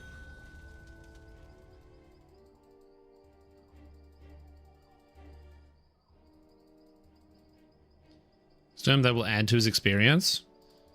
Okay. So are you okay guiding somebody through the game? As in, are you okay playing the game, but letting them explore because it's their first time playing and they want to explore? Because if you're okay with that, play a Bard Rogue. You can disable all the traps, you can buff, you can heal, and if you spend your points so you can get all the traps and you can do all that stuff, you won't have a lot left for the actual combat, which means you have to leave a lot of the combat up to your friend, and as a fighter, that's pretty much the only part of the game they get to engage with. So that will allow you to keep them safe, keep both of you safe. If they run into a trap, you go, oh, let me get that, let me fix it. You get cool XP, you can find secret doors, find extra treasure, you can get them hyped up about finding treasure. So you can be like, yo, there's a secret door here. I think there's a treasure chest. And then they go, oh, cool. Because I've seen this happen before, where people will like play with new players and they will skip treasure chests because as long-time existing players who've been playing this game for 100,000 generations, I don't always need to loot every treasure chest because I know I don't need items from almost any of the treasure chests in the game. But the thing is, treasure chests are really cool and fun. And they're an exciting part of adventuring. So you gotta hype that shit up.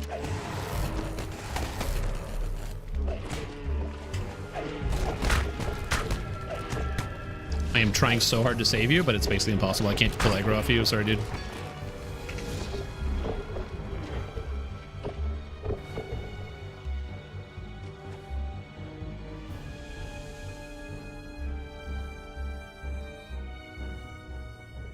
But yeah, that's fighters. They're good at fighting.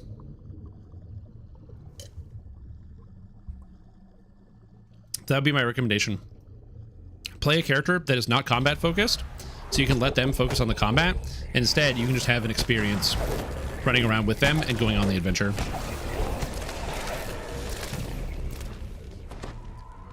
Containers salvaged I from have no idea how to build yourself. Oh.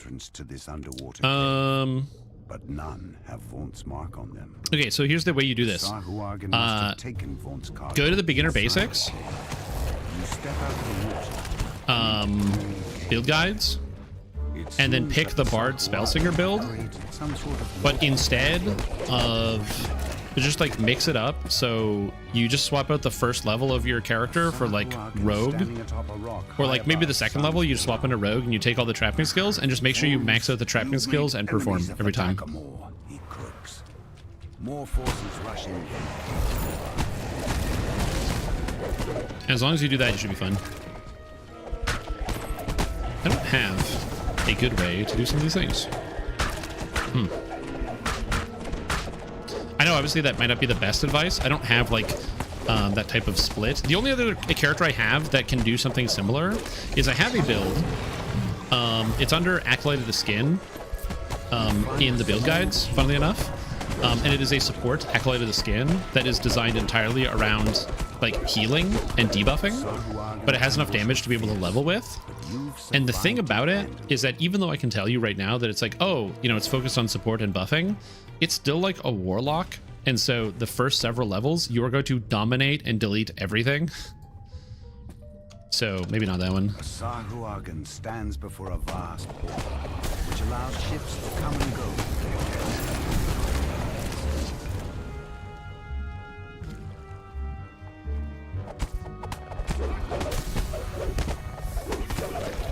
But yeah, you just need some intelligence and all the trapping skills and some charisma for your spells, and then you go from there. Oh, another thing, if you're VIP, start the game on normal because they're new. Start the game on normal because they're new. They don't know everything. They don't know where to go. They don't know how to dodge stuff. They don't know how to play the game. Start the game on normal.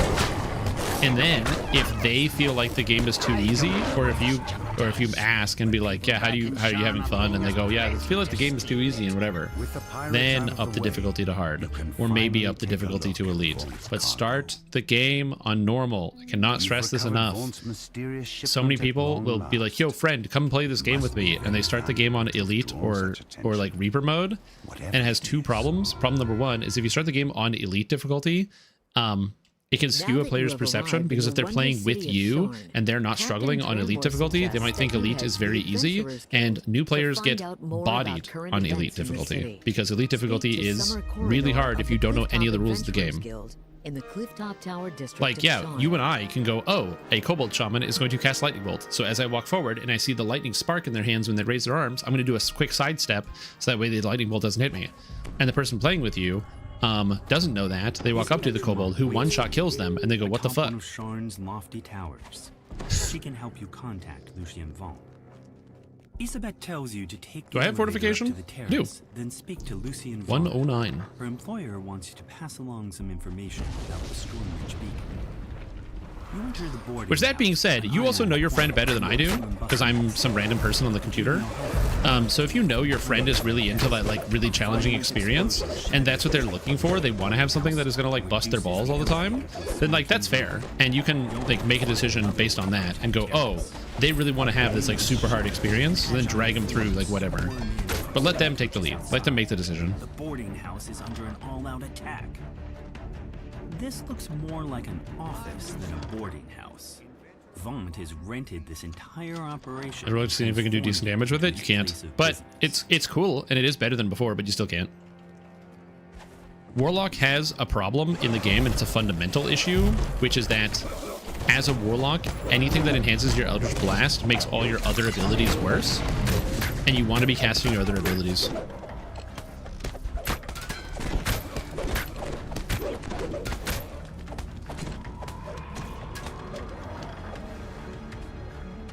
But I encourage you to try. I'll probably try it eventually, but I have too many things on my plate right now.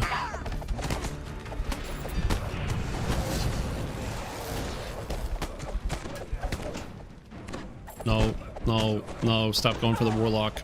Leave the Warlock alone. Make a new one.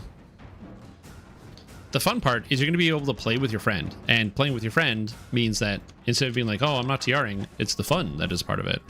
It's the reason why, like, I don't mind redoing quests with friends, or like, you know, playing really slow when I'm playing with a group or with other people I know, because the fun part is I'm playing with my friends. I don't need to play the way I normally do when I'm playing with my friends, because the fun part is with my friends. That's the part that I enjoy. Playing video games with other people is, like, very rewarding. Rubble blocks the elevator shaft as well as the nearby door. Plus, also, if you TR your character and then play with them, and then they're like, okay, that was cool, I can play again on Monday, and you're like, oh, cool. You know what you have to do now? You have to wait until Monday to play that character.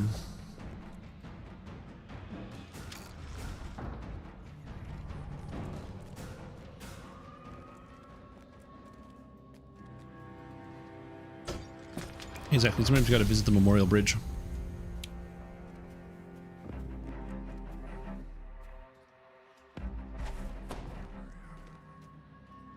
Oh my god, jump.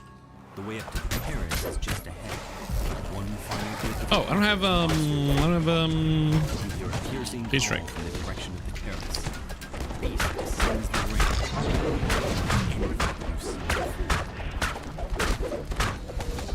8,000 health? Not today. Alright, I got you, Rabo Claw Rider. The assault on the tower seems to have ended. Now Okay, so I'm gonna do this. And learn what became of Lucien Vaunt.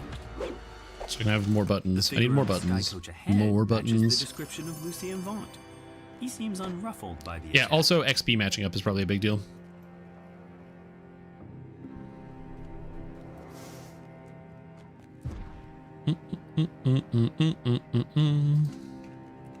I have a message for you, says Vaunt. The beacon belongs to me now. I paid What? the Boromar clan good money to Why was get it uncentered? after all. Don't think for a Not moment over that you encumbered. can It just challenge uncentered me for some my reason. city. You're just setting Weird. yourself up for a fall. Vaughn's companion makes a gesture, and the You know, already? What the fuck? You were 14 when I logged in. Magic, cocaine, crisp $5 bills. You step into Zelf I don't know. Prospire's tidy office. The Yeah, I just Inquisitor play the video calls game. out to you. Step inside quickly. That's all it is. Zelf Just play the pulls a game. switch and nods toward the back of the building. You hear the scrape of stone on Yeah, this is the thing. stone Like, as yeah, the just treat it like an back adventure. door Just play with your friend. slides open. Just play with your friend. Go loot the same chest, loot the items. Oh, can you use You walk this? out Oh, I into found the this streets sword. of I think you could Cogsgate. probably use it. Towers Oh, you loom can? high Great. above, Sounds sick. So tall they block out the night sky. Anyone who knows what's good for them will stay indoors tonight.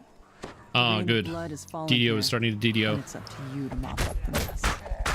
Despite the slurred words, you learn more about the Dask Boromar rivalry from the poor man. I wonder what the other residents of the neighborhood might have to say. The damage feels pretty good on this. I'm not gonna lie.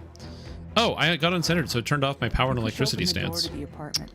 The I don't know how I got surprisingly uncentered. well-decorated rooms show signs of a struggle. I must have dropped my strength to 0 somehow. There must have, like, I lagged when I applied the ocean stance, Fallon must have which spent then his recent applied it multiple winnings times and caused my digging strength to himself drop out to of 0 or debt. something. Imagine meeting your end. And then it right became after helpless, and then getting I lost my yourself stance. clear. At least he died in the black.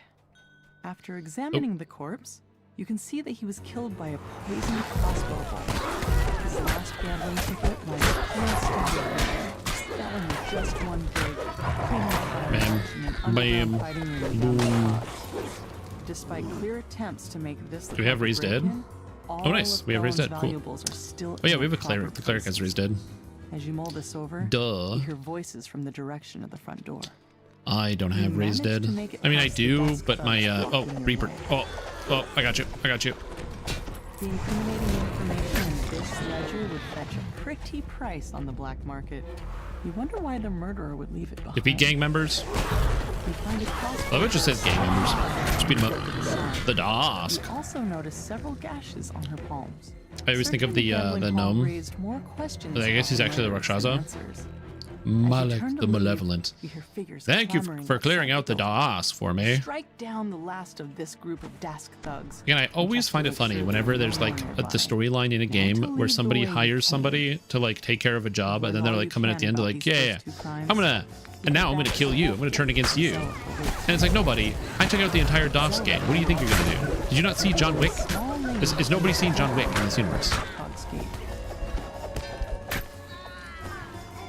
You hire John Wick to take down everybody, and then you don't go, okay, John Wick, now you're done. I'm gonna kill you now. No, that's not how that works.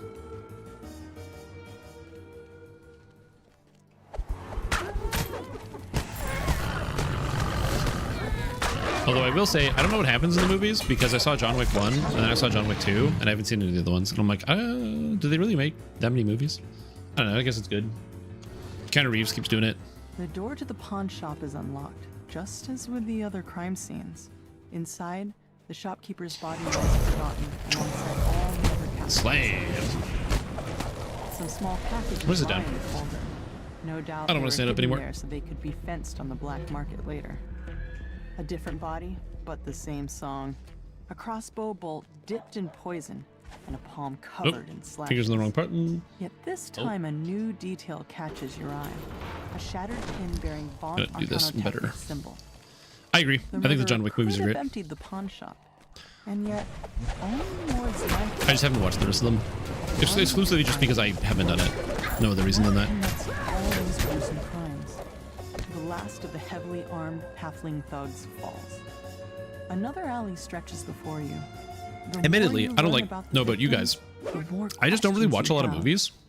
You can only hope that Zulkas I've just never been a big Prospire movie guy. holds the answers you've been Like my seeking. girlfriend, she loves movies, and so tiefling stands before you know she's like, "Oh, you should watch this movie. You should do this," remember from and your which is recent good. It's not a bad thing that she wants me to watch movies with her. But I just like Your own don't watch movies, so I would say I'm probably more resistant than I need to be. She'd be like, "Let's watch this. It's good." And I'm like, "Yeah, but His face what if we glowing didn't?" with the smug triumph of a man who thinks he's won, though you're too busy dealing with his troll bodyguard to notice. The troll topples. Yet I another don't have a particular casualty reason for of that. this I just bloody don't really night. watch a lot of movies. Now, I find meet sitting up down with for a long time to Zelda. watch a single thing is just Zelda like, ugh. shakes her head. The weight of her brother's betrayal. Again, I just prefer to play video games. It's the same thing where you're like, oh, how come you leveled like so quick? Because I don't know, I'll just log in and start slamming out something in a video game. I try to, if it's something I'm experienced with, I try to generally be efficient with it. And if it's not something I've experienced before, then I try to like fully explore to the fullest and kind of learn as much as I can. So yeah. As is in video games is interactive? Yeah. Well, the other thing too is like some people like to have movies and TV on while they like play games. And I can only do that if it's a game I've played like a million times before. Like if I'm grinding out maps in Path of Exile, then like yeah, I can put a TV show on the other monitor. But it also has to be something that I don't need to watch. Like I find a lot of the TV shows that I've enjoyed are shows that like you kind of have to watch. So like animation is one where like I feel like you have to watch animation because if it's a good animation, the minor details they include in every scene is like really impactful. And if you look at a lot of like the big heavy dramas, like Succession or like Breaking Bad, things like that, there's a lot of like camera composition and non-verbal acting that's like really important to these shows where you miss on so many details if you're just like not physically looking at it. And I find that if I'm playing a game, I can't physically look at it. So like, yeah, I could watch like reruns of Family Guy, I guess, on my other monitor, but I'd rather just not do that. Loose ends. You strike down the last of the attackers. Not when you're so close okay, to the truth. You catch up with Zealots and fill her in on the clues you found so far. She points and he's dead. An alleyway holy moly, it's a lot of damage. Have they ever mentioned increase the number of tabs we can create? No, they haven't. What part of make it look like an accident didn't you understand? Disable device, spot, search. Yeah, and open lock. And perform. Bards, I believe, get 6 skill points per level. She and those adventurers come barging in here. So if you have a 16 intelligence, you can do all of that. The tiefling and the goblin disappear through it. Disable device, spot, search, open lock, perform. That's 9 points per level. Bards can do that. If you start with a base 16 intelligence. 16 intelligence, the rest charisma, and you go.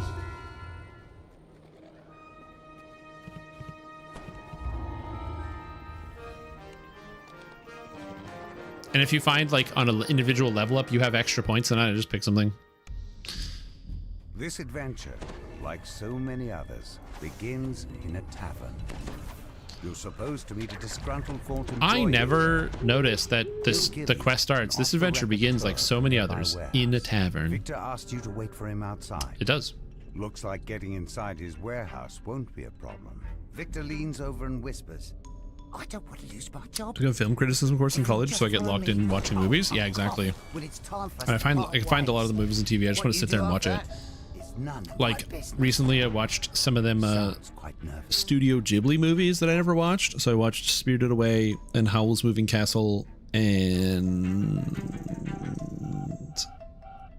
Victor coughs. And another one. I can't remember the name of the other one. And all of those movies are unbelievably good, but also it's like a crime to like try like to pretend to watch that TV or sorry watch the movie if you have like a phone in your hand or like you're doing something else. Like it's so beautiful looking. So being like, yeah, actually, you know what, I'm just gonna watch this TV or I'm just gonna, you know, play on my phone while I'm watching this. Like, no. You watch those. You gotta give your full attention.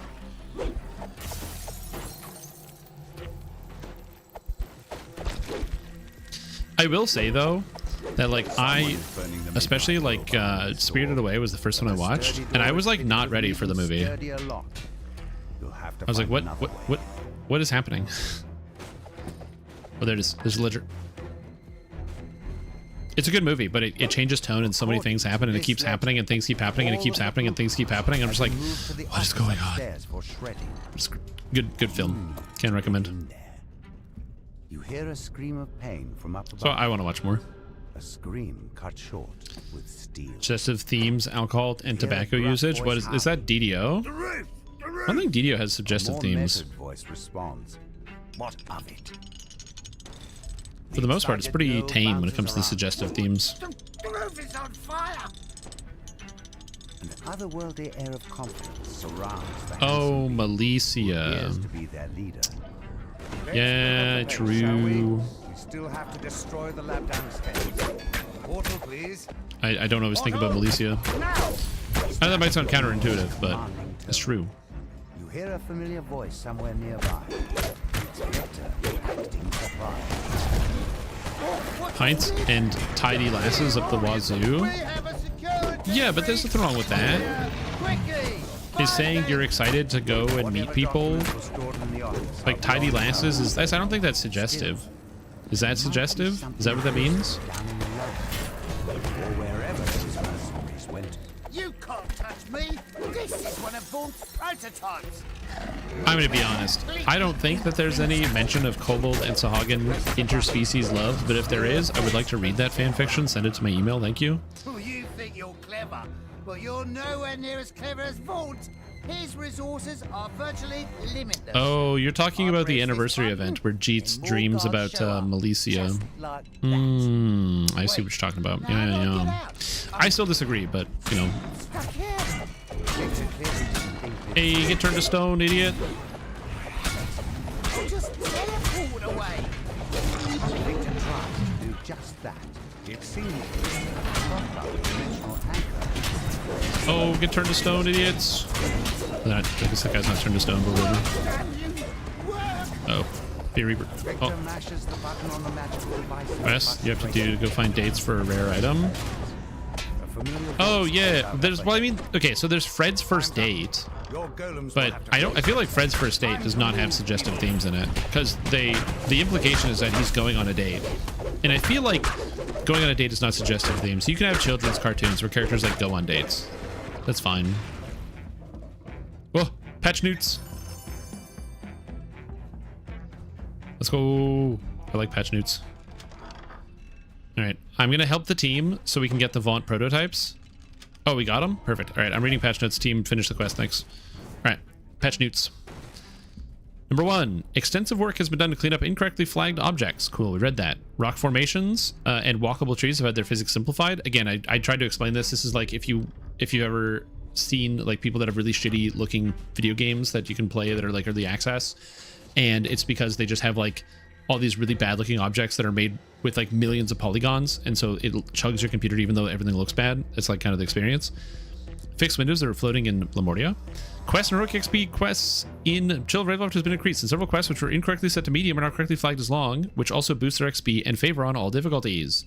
Fixed a barrier to minor sacrifice. The waypoint out of the graveyard in Lemuria Wilderness now spawns consistently, and Tree Walker, a rare and keeper of the Borderlands, is no longer stuck inside of the wall and can be defeated.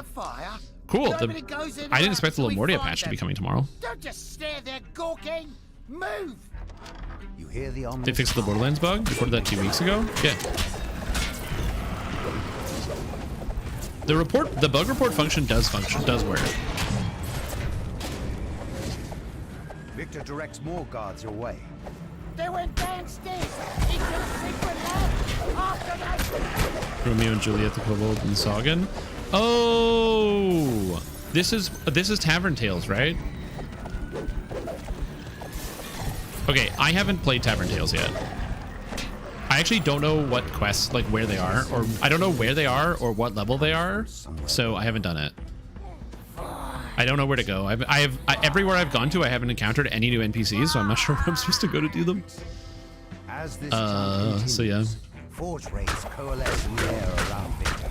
Panic screams and pounding feet indicate rapid crossing. Victor yells, Get back here, you cowards! These brutes aren't going to vanish themselves.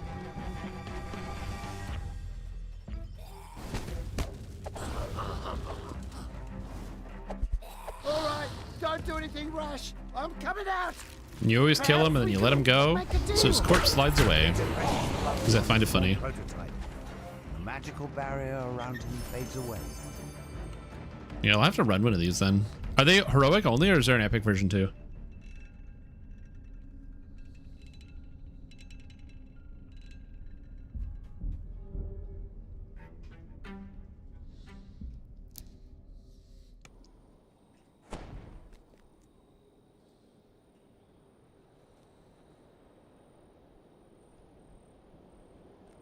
I know I'm getting sharned. Crap.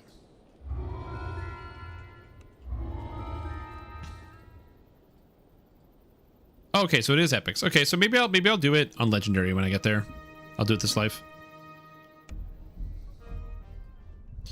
Because again, I'm not against doing some of these quests and trying them out. I didn't even know where to do them. You've arrived at Club Clawfoot, a popular I think I've been told to do them by others, but I just like I assumed it would come across them naturally, but yeah.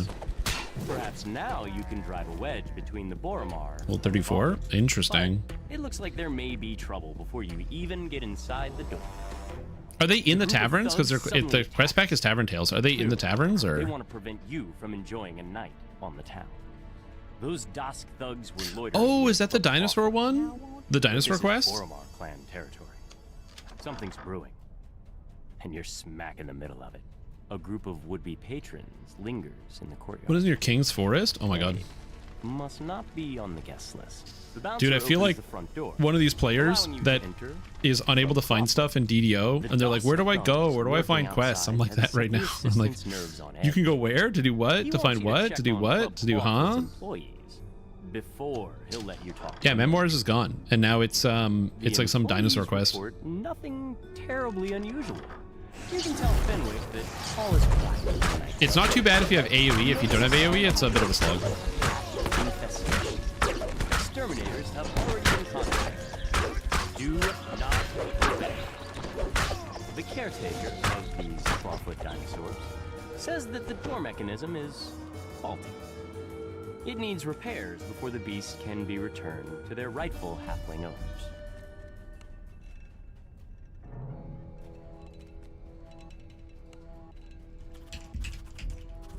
Oh my god, I can't type.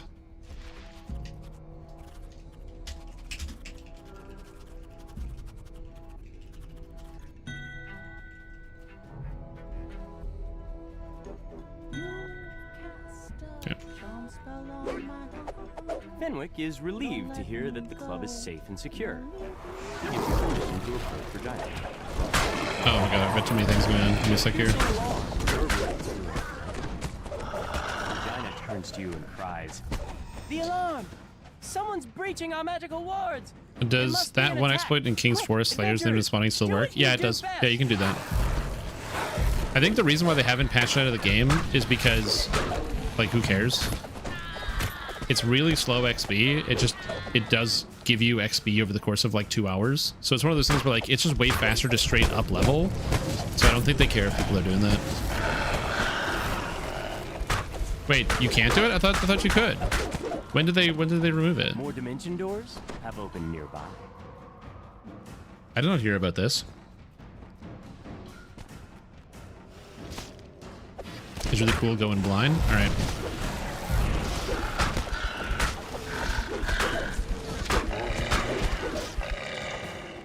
Oh, yeah, I don't know. Like I said, I just remember people doing it.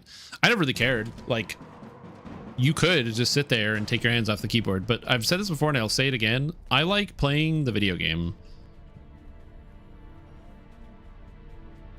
So like, I don't care if it's like, oh, this thing is like now slower or more time consuming, like what or whatever, or harder to do. I just don't care. The main stage must be under attack. Playing the video game is way faster. Doing real Slayers is way faster. Just go to like a real Slayer zone, big boy Slayers. Go to like Ravenloft or Saltmarsh or the pretty much any other adventure zone.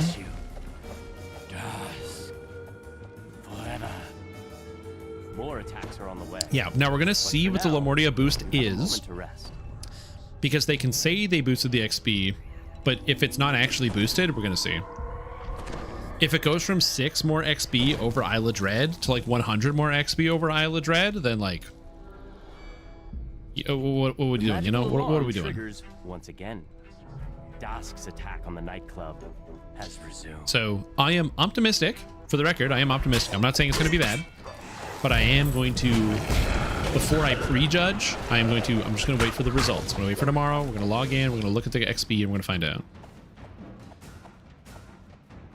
Well, yeah, because they don't need to boost every quest in the expansion. They need to boost it so the total XP in the expansion is higher. Some quests are probably perfectly fine with the amount of XP that they give. expansion doors have opened nearby. But right now, you don't get a level from running the expansion. Like, so why am I buying it? You know what does give me a level? Temple of Elemental Evil. So buy Temple of Elemental Evil. Also, you don't have to pay real money. You just get it for DDO points. It's strictly better. Do that. It's not the answer a lot of people will like, but it's true. So you hear panic shouts, screams, and snakes. Again, very much not trying to be rude. It's just like it is the nature of the beast. So hopefully they like did buff it. But again, it says buff in the patch notes, so I'm just gonna wait. We're gonna find out. Regina has promised to do everything she can to cut As long as it doesn't, and that's the thing too, is that no one is saying it has to be the best #1 XP in the whole game. But not getting a level from buying an expansion and running the whole expansion would feel bad. So hopefully you get a whole level. Like Feywild gives you 2 levels. Like, you know, just give me a whole level.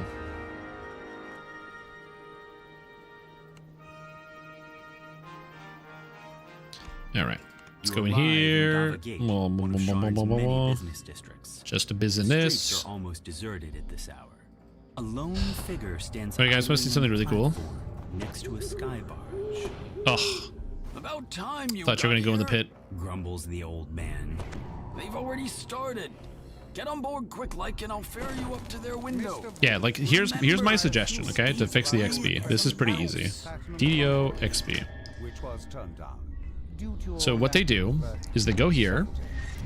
They probably have a chart, but they go here and they go, okay, if you're level 8 and you want to get to level 9, you need 80,000 XP. Actually, well, you're going to be doing it at 10. You need 110,000 XP. So they should make the base XP for the quest add up to 110,000. Or even this. They could do 8 to 9 and say it's, you know, 80,000 base XP to level up. And just make the quest worth 80,000. Right now, if I go to Chill at Ravenloft,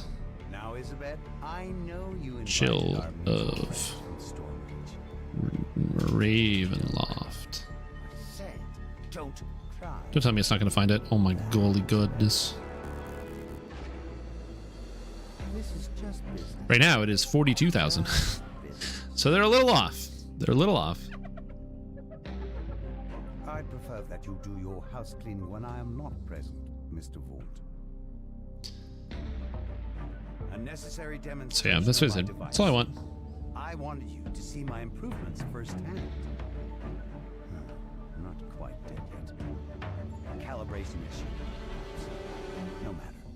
Urk, Gesh, take Isabet outside. Again, you just look at the number and you realize how awful it is. You just look at it. You don't need to do any math. You can. This is one of the, like, most of the time when people think with their gut, they're usually wrong because they're like missing out on crucial data, crucial information, something they're missing. You need no data to easily see with your eyeballs that the number is wrong. You don't need to play it. That's it. You don't need to play it. You don't need to do anything. I buy the expansion. I don't go up 1 level.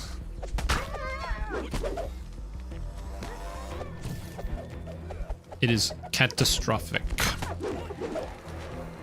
You've dispatched Vaunt's first group of assassins, but they're surely not the last. Vaunt doesn't go in for half measures. Anyway, like I said, they already said they're patching it, so I'm not worried. They said they're patching it, so I think everything's going to turn out well. The last war, but with more chest pain.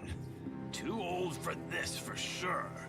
Come here, we gotta talk about Isabet. She's still alive. I bet my life on it. You've agreed to help rescue Isabet. To do that, you'll need to clear the way so Casper can follow safely. Your Shadowfell does it better than you? The Shadowfell Conspiracy actually has good XP.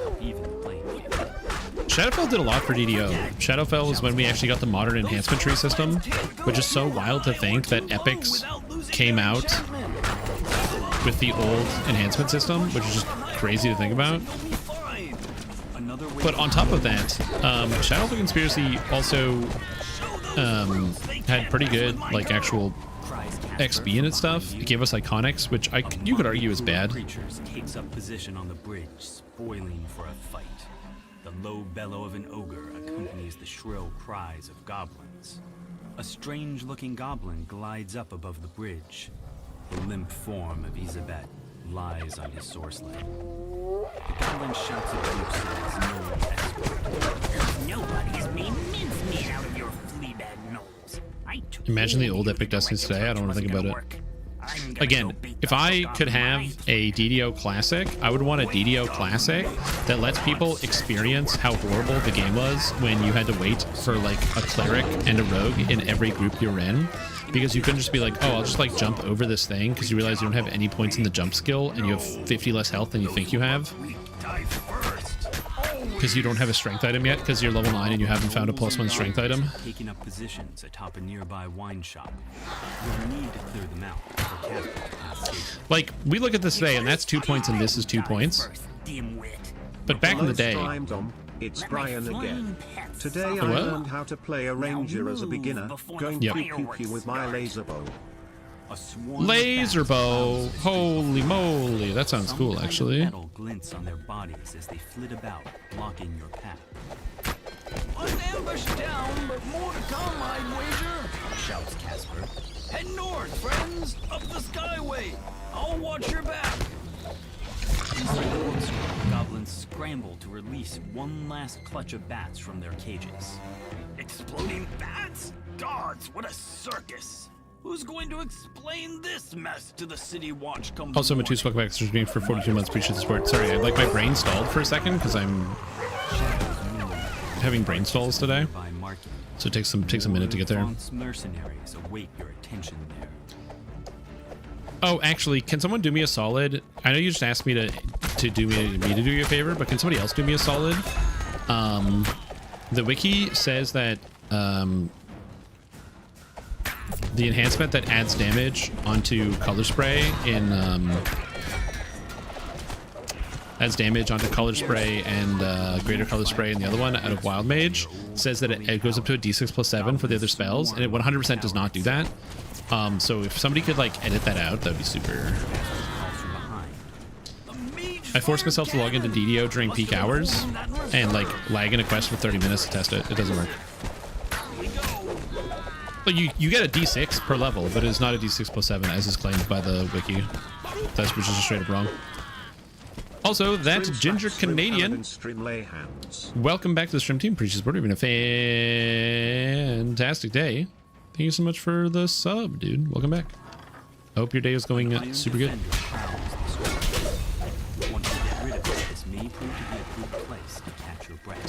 Give me a source sled. Is there a car crash? Or is there like a crazy clank outside? Weird.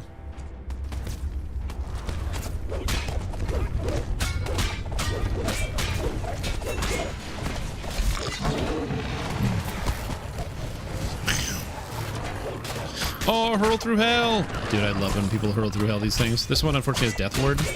It doesn't? Oh. Wow. Watch your fucking language. No, I'm okay. I'm not gonna watch my language. Now I feel like an idiot. Thank the host you were here. Strimtom brain is slow today, so Strimtom is slow. Anyway. And stands as silent as the grave. I believe. Oh, Ninja Spy. Ninja Spy Imbue is 150 melee range power. Skywards. Casper tells you. Your source sleds might suddenly stop working out here. Be careful. The mercenary Gish stands here, his jaws frothing. The goblin says you're strong, but he's just a weakling. Enough waiting. I'll butcher you now.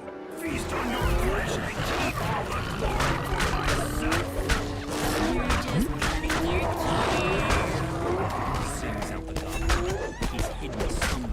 No, live. Stop dying. Start living. Watching people die. I like the fact that I can just heal with like no cost. It's really nice. Gish charges to the attack. Gish collapses from his wounds. Before you can finish him off, a chanting voice calls your attention to the north and above. A tiefling sorcerer completes his spell on a ledge above him. Gish vanishes, reappearing at the sorcerer's side. With another quick gesture, both the tiefling and the gnoll vanish from your sight. The goblin's voice calls to you across the gap. Yo, Grind, welcome back to the stream. Team Preaches, we're doing a fantastic day. Glad to have you here. Sorry, I'm like doing some super multitasking right now. I say super multitasking, and it's mostly just like I am just responding to a message that is pertinent. It's like super multitasking. Well, it's more like single tasking, because instead of like responding to chat, I was like doing another activity instead of like doing anything in the game. So I was super single tasking. But I'm gonna say it's multitasking to like glaze myself and to make myself sound better, instead of just being like, yeah, I can't focus on two things at the same time, which I currently cannot. Tosses down a smoke bomb. The shrill voices of more goblins pierce the night air.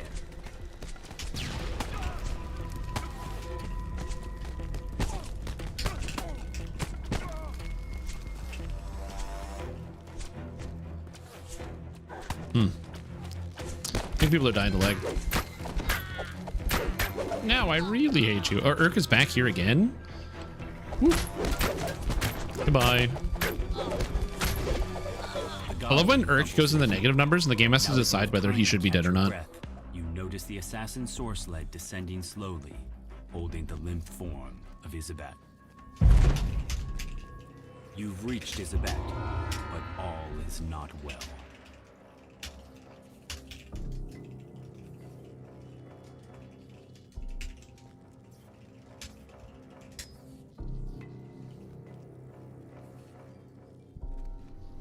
She's gone!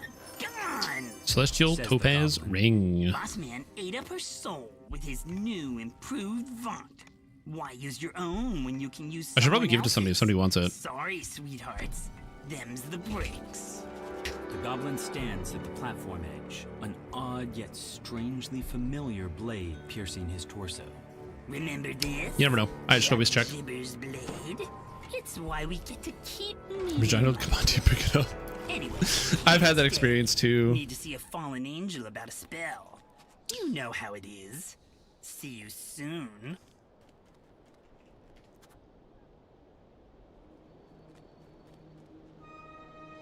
Okay, Cogs 15s, starting with Smash and Burn. Burn. I just want Urk's Jib, where you can use it every 5 minutes instead of every 10. Well, the thing about Urk's Jib is that he has he cheats because he's part of like an evil guild, so he gets to bypass the exclusive tag and just use it multiple times. So he has a bunch in his inventory, which is bull crap.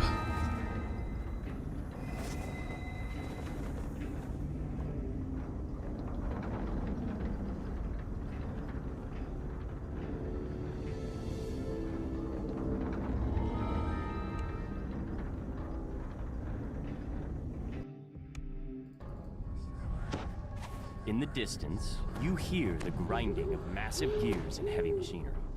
A man in a scarlet cloak beckons you near.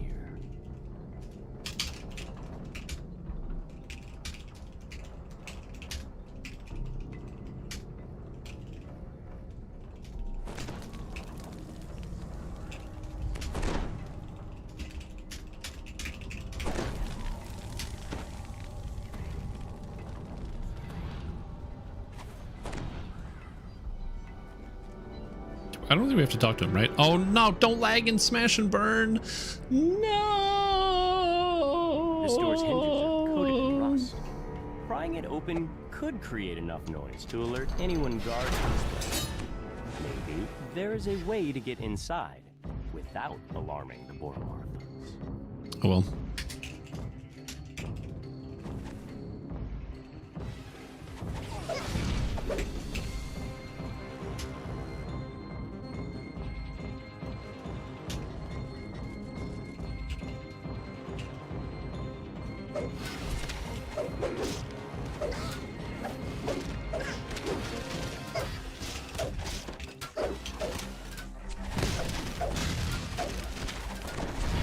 Oh, am I still lagging? Yeah, I'm still lagging. We can kind of fight back though. Can I? I'm doing something. I get, at least I get the fear. So it's not all bad. Oh well. I don't mind smash and burn, but like hopefully when the lag is at least depressed tomorrow, it'll be nice.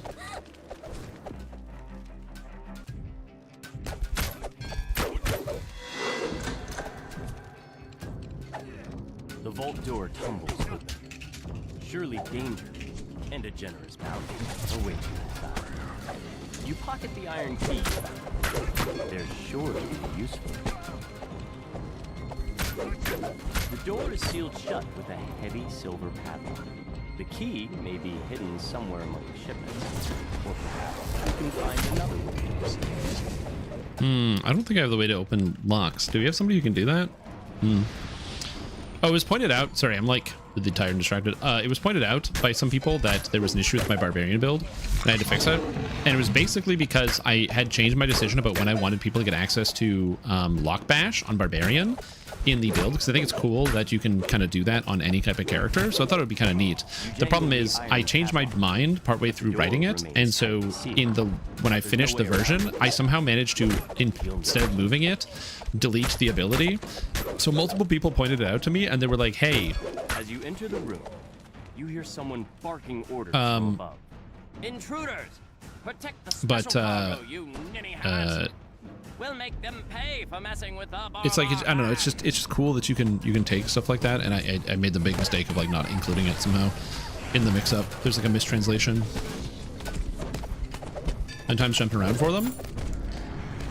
Yeah, that's, I agree. There's only a few spots that they can actually spawn, but I'll show you the places that I always forget to check. So maybe they're the places you forget to check too, because you might have like a better experience if you know. I'll show you here in a bit.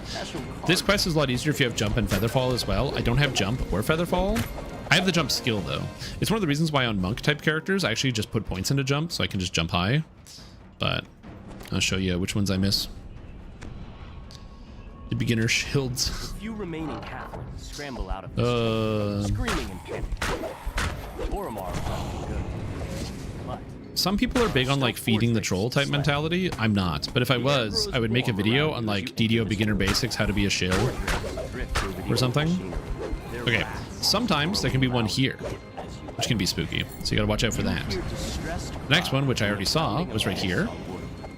Another one can be right here on this section, so you gotta watch out for that. Then as we move in, you can have one in here that there is not. And we move up onto here. Oh, somebody gave me feather falling. That's nice of them.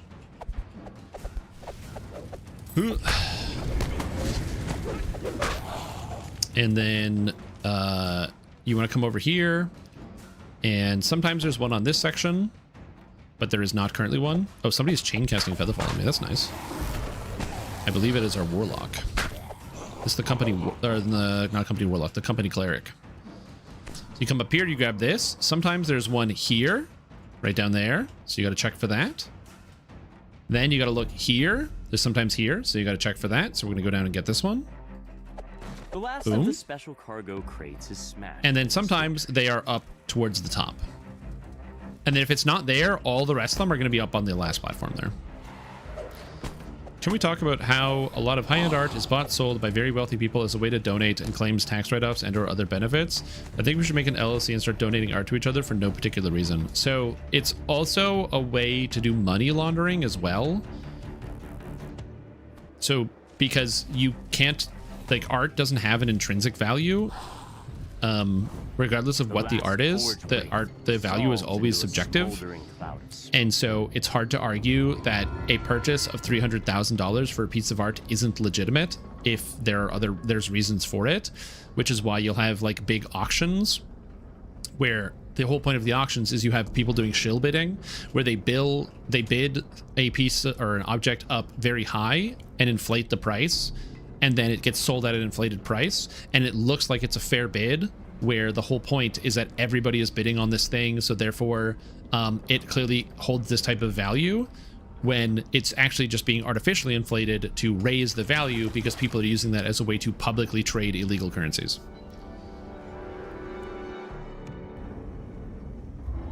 Crypto is way easier. Oh yeah, crypto is way easier, but some people are like old and old school because that's how they used to do it a lot of times.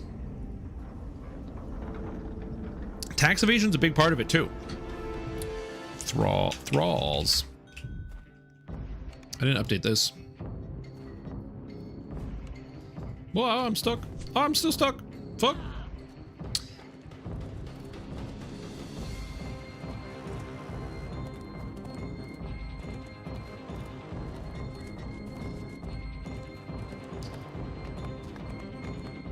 So they broke the others? Yeah. It's like, You enter a small fighting arena. It seems to be where's closed. that? Where's that video? Hold on, I gotta find that video. Quiet, and the stands are empty. A small knot of people stands near a pile of crumpled corpses.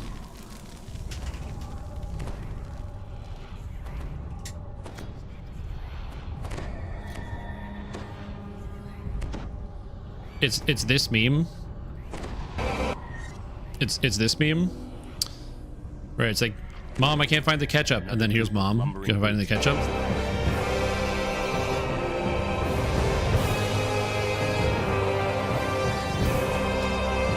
There's the ketchup. It was there the whole time. You didn't see it? The ketchup's right there. Look, it's right there. See? It's exactly that. You must stop this invasion so that the fights in the arena may continue. Where you're like, no, I looked. It wasn't there when I looked. Then when you look, it is suddenly there.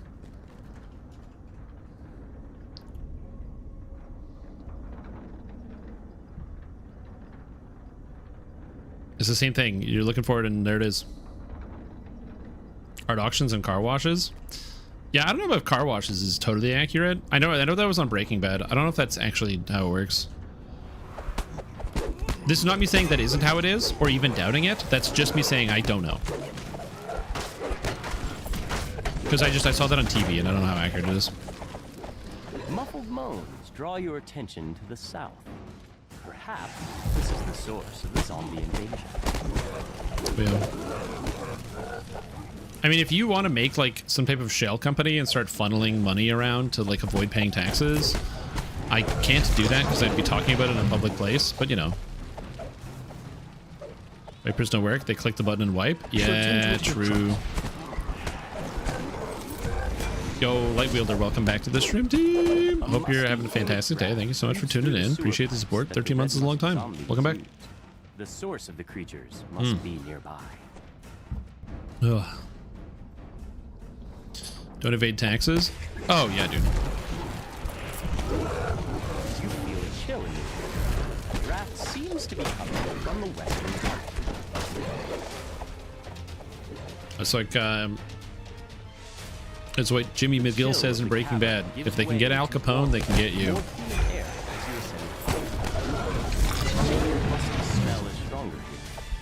The source of the red musk zombies must be close. Haste. Also, I started taking haste instead of displacement because I just found I don't take any damage. I don't get hit by anything because my defenses are way too high. Hi, Strim. You Hi. tell people how to build characters, yeah? Yeah. I need a build. What Okay. I want is a guy with laser beam eyes, cold breath, super speed, strength, and endurance. Okay. Heals from the sun. Superman, yeah. How do I get that in D&D? So the thing you have to realize is Dungeons & Dragons Online is actually owned by the company Daybreak, and Daybreak actually owns the rights to a video game called DC Universe Online. And as we talked about, that 1 is basically 5, which is basically 10, which is basically 100. DDO is basically a video game, which is basically DC Universe Online. So you just play DC Universe Online in DDO and play as Superman.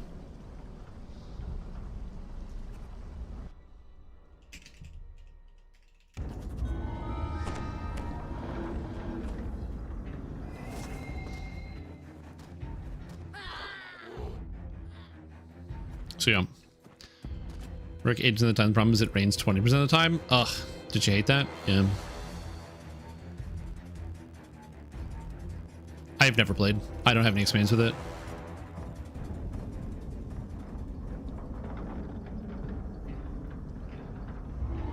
Yeah, 5 is basically 10. Yep. I'm just helping. I'm just helping. The problem is the closest thing we have to Laser Eyes is like Acolyte of the Skin. So if you actually tried to build a character that was thematically like Superman, Cold Breath is doable. Laser Eyes is doable. Super Speed and Strength and Endurance are all doable. The hard thing is Heals from the Sun. I don't know how you do that. Because you can get Cold Breath from Dragon Disciple, you can get Laser Eyes from Acolyte of the Skin, and you can combine them, so that's fine. Super Strength, Speed, and Endurance is you just get Action Boost Haste, or Action Boost Sprint, and Haste, so you can kind of like use them whenever you want. But I don't know how you heal from the Sun. Yeah, but it's not like the Sun is like, you have to gotta be like outside, you know? Tried King of the Mist twice now, bugged out both times.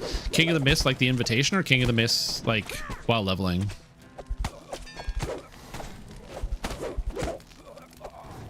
Bagua?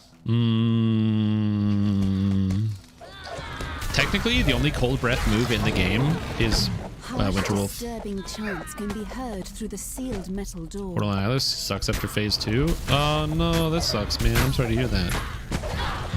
When he goes, the Wildwood's power is mine, and then transforms and stops doing anything. You pull the lever, and the mechanism that controls the door grinds into action. Yeah, that sucks. I feel fortunate. I haven't had any boss bugs, so although I've seen other people have boss bugs, I fortunately haven't had any. But I also just hate Ritual, and I don't want to have to do it, but you kind of have to do Ritual. But I hate it. I only really like doing Breach and then fighting Zesht and then doing Breach again and then fighting more Zesht. Although I don't have the character power to do Zesht on tier 3. Although I'm honestly not that far off. I can wipe the floor with tier 2 now. So like, I can probably do tier 3. I don't know how much harder it is. Delhi, I need a little bit more defense before I can do Delhi. He cannot be evaded. He cannot Ruinous schemes. Delhi is good though. The problem with Delhi is the ground effects. Did the nerf come through for the Abyss ground effect? Voices cry out throughout the cavern. The or is that still unnerfed? Destroyed, and the city is now safe from their schemes. Yet this was not the only Forge Wraith. More still lurk in the cogs, driven by their never-ending. You can warrior can tank Delhi? Yeah, because you have 80,000 armor.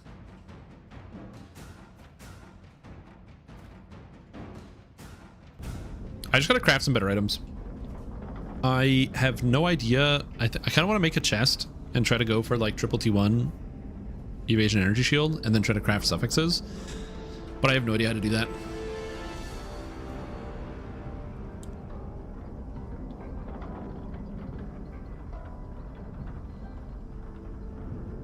Because for damage, you need to get as much energy shield and evasion on the chest piece as physically possible.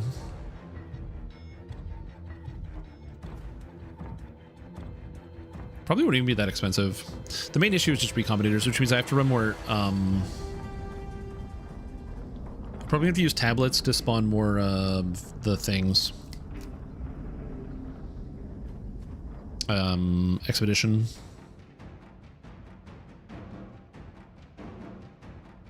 Delhi makes me want Firehouse. Firehouse subs is good. I can confirm. Do you like Firehouse? Because you'd mentioned Firehouse multiple times. I'd never been. And then going to Firehouse a couple years ago, and it was a big game changer for me. It's like way better than your regular sub place. Again, the same issue that you run into Firehouse that you run into a lot of these other places, which is like, listen, Five Guys is fine, but bro, I don't want to wait 20 minutes for my food. That ain't fast food. It's food. I think I would call it like maybe like premium fast food, but it's pretty pricey, and it ain't fast. And I find Firehouse is pretty much the same. Like, I'm not saying Subway is good. I'm not gassing up Subway. But it is fast. Fast casual? I'd call it casual. I wouldn't... I can't call it fast. I'm sorry. Nobody in line, 4 people behind the counter working like mad, and it still takes like 10 minutes? No. No. Again, good. I will order it. I'm not saying the restaurant or even the food or the concept is bad. Mostly that I just don't want to call it fast. You need an EpiPen to walk into? Why do you need an EpiPen to go into there? Or are you talking about me because of my shellfish allergy? Explosives to a large heap of boulders. Another group of their leader snarls. Yeah, I just do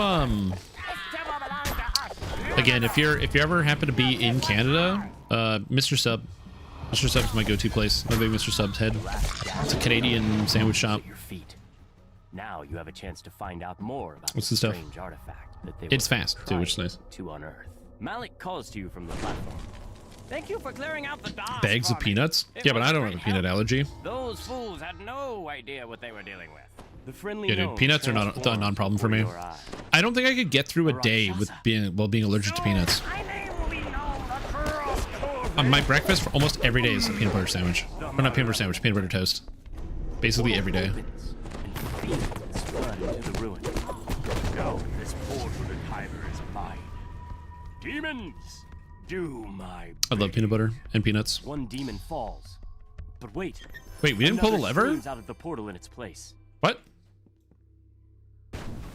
You pull the lever, triggering an explosion bug. that flattens the remaining debris. Reset. As the roar of the blast dies away.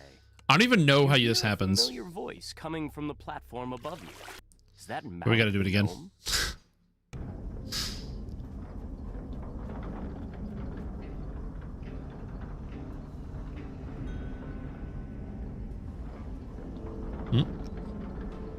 You are weak not because of allergy, but because you're European. I don't think Julian's European.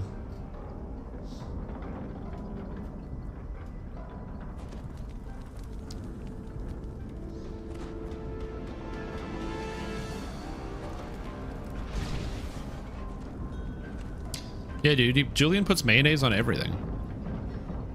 Everything. What's that? Time to put in the eye drops? Hold on, let me get my prophylactic mayonnaise in my eyes first.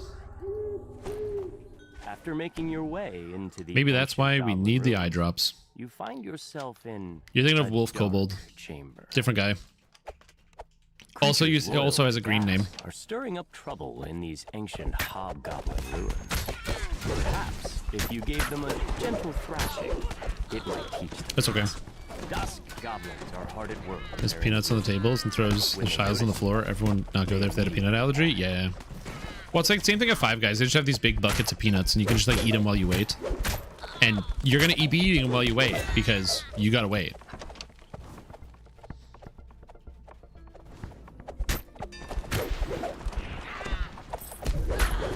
No, I'm going to put up a poll. I'm actually just curious about the answer. You don't have to answer truthfully if you don't want to.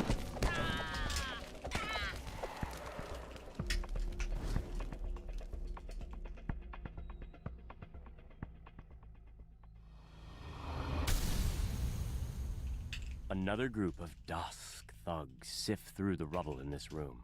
Their leader snarls. You're not a goblin. This temple belonged to us long ago. No, All right. Vote in the poll. This is whether you put mayo on your fries. I'm not talking about Chipotle mayo. I'm not talking about anything. If you would just like throw the mayo on the fries. Which, by the way, this is not a shaming thing. Many people in my life put mayo on their fries. But this is just a straight question. Do you do mayo on fries? Some people do ketchup on fries. Some people do mayo on fries. Some people will get like loaded fries, like either chili cheese fries or a poutine, or they get something like that. Now you have a chance to find out But I'm just curious if people do mayo on fries. I don't do mayo on fries personally. You pull the lever. But they mix mayo and ketchup called the mayo chup. Flattens the remaining debris as the roar of the blast. Yeah, I was gonna put in a third option of like I do mayo X, like mayo and ketchup on fry, or a Chipotle mayo or something like that. But realistically, I just want to know if you do straight mayo or not straight mayo. Clearing out the DOS for me. It was a great help. Yeah, yeah. If you sit down and you get some fries and you have the option, there's like mayo on the table in a little squirt bottle. Would you go and slam it with some mayo? This is literally just curiosity. There's no binding effect from this poll. It's not like there's a legal obligation. And no, I do not count mayo adjacent products like ranch or Chipotle mayo or mayo chup or things like that. I'm talking just mayo. Just mayo. That's it. Surprised that you managed to best him in combat. This can't be. The world must remember. No, not Miracle Whip. My name. Don't do that. I can't stomach mayo. Like, so for like again, I'll put mayo on a thing. I just don't usually do it on fries. The ornate Oh, not the slices of mayo, dude. The portal dissipates, and the remaining demons are thrown back into the depths of Kyber.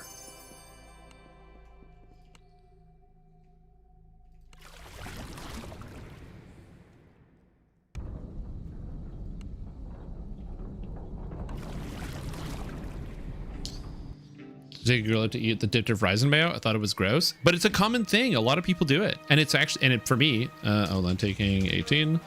You know, people like whatever they want. Like, I'm not gonna get out and here and tell somebody like, "Oh, it's weird that you're like putting mayo," and you're like, "No, I don't care. Eat what you want to eat. You can do whatever you want. I don't care." But I'm more curious about what percentage of people just slam mayo on their fries. Also, if you like don't eat fries or whatever, that's also totally acceptable, you know, to be like, well, you know, I actually don't really eat fries ever because fries are bad for you. Like, yeah, okay. Look, you're better than everybody else in the chat. If you don't eat fries, you're better than all of us. Don't worry about it. Precision, let's go.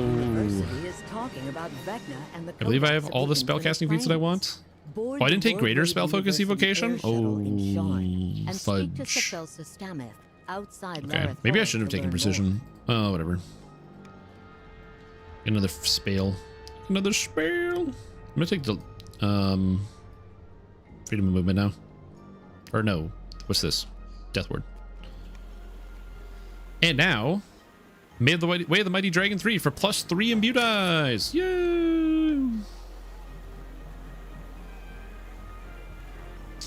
I'm gonna try to get as much wisdom as possible out of this. I might do some adjustments later. Oh, and now we go to no refunds.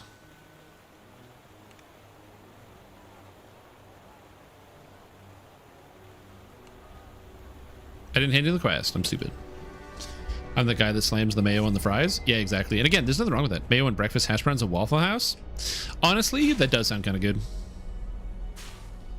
The thick gloopiness of it. Yeah, like I said, I usually don't do like straight mayo. I usually do mayo with a thing. So like, for example, if I'm going to do like burgers, like if I'm making burgers for like my friends or something, I usually like throw together some mayo, some ketchup, a little bit of hot sauce, and some relish, and kind of like mix it, and then you get kind of like a smooth burger sauce.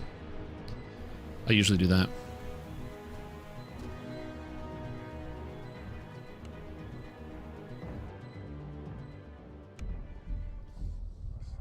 Oh yeah, potential flashbang warning. Yeah, be aware. Mayo and Franks. Yeah. Yeah, like was it 2 years ago? Yeah, it was about a year and a half ago. Horse sent me a gallon of Cholula. And as somebody who had never had Cholula hot sauce, I was like, okay, thanks. Anyway, I ate the whole gallon of Cholula. That shit's awesome. Can recommend. If somebody ever gives you a gallon of Cholula, it's good. You should definitely use the whole gallon. You will. A whole gallon, yeah. A gallon. 3.6 liters of Cholula sent directly to my house. The best part is I didn't even receive it. My roommate received it. And she was extremely confused why we got a gallon of Cholula in the mail. And I'm very happy that my previous roommate was extremely chill, so I could explain to her that, like, no, don't worry about it. It's probably not laced with any toxin. Anyway, do you want some Cholula? And she was like, yeah, okay, whatever.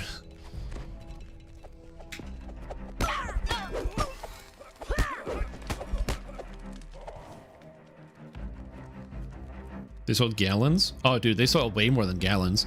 If you ever get the chance, I'm sure you can find it. Go to any restaurant. Oh, no, it's happening. Sorry. Flashbang. Warning. Don't look at the screen. Actually, I don't want to get in trouble. So I'm sorry. We're gonna put the camera on me. So I just don't want anyone to get like physically sick from the polygons. They're gonna be constantly flashing. Like they're now constantly flashing. So I apologize about this one. You have to look at me now. It's so bad, dude. It's so bad. Anyway, but yeah, so it was just funny that, you know, my previous roommate didn't get bothered by that much. You can see the reflection in the mic. Yeah, you can. It's bad.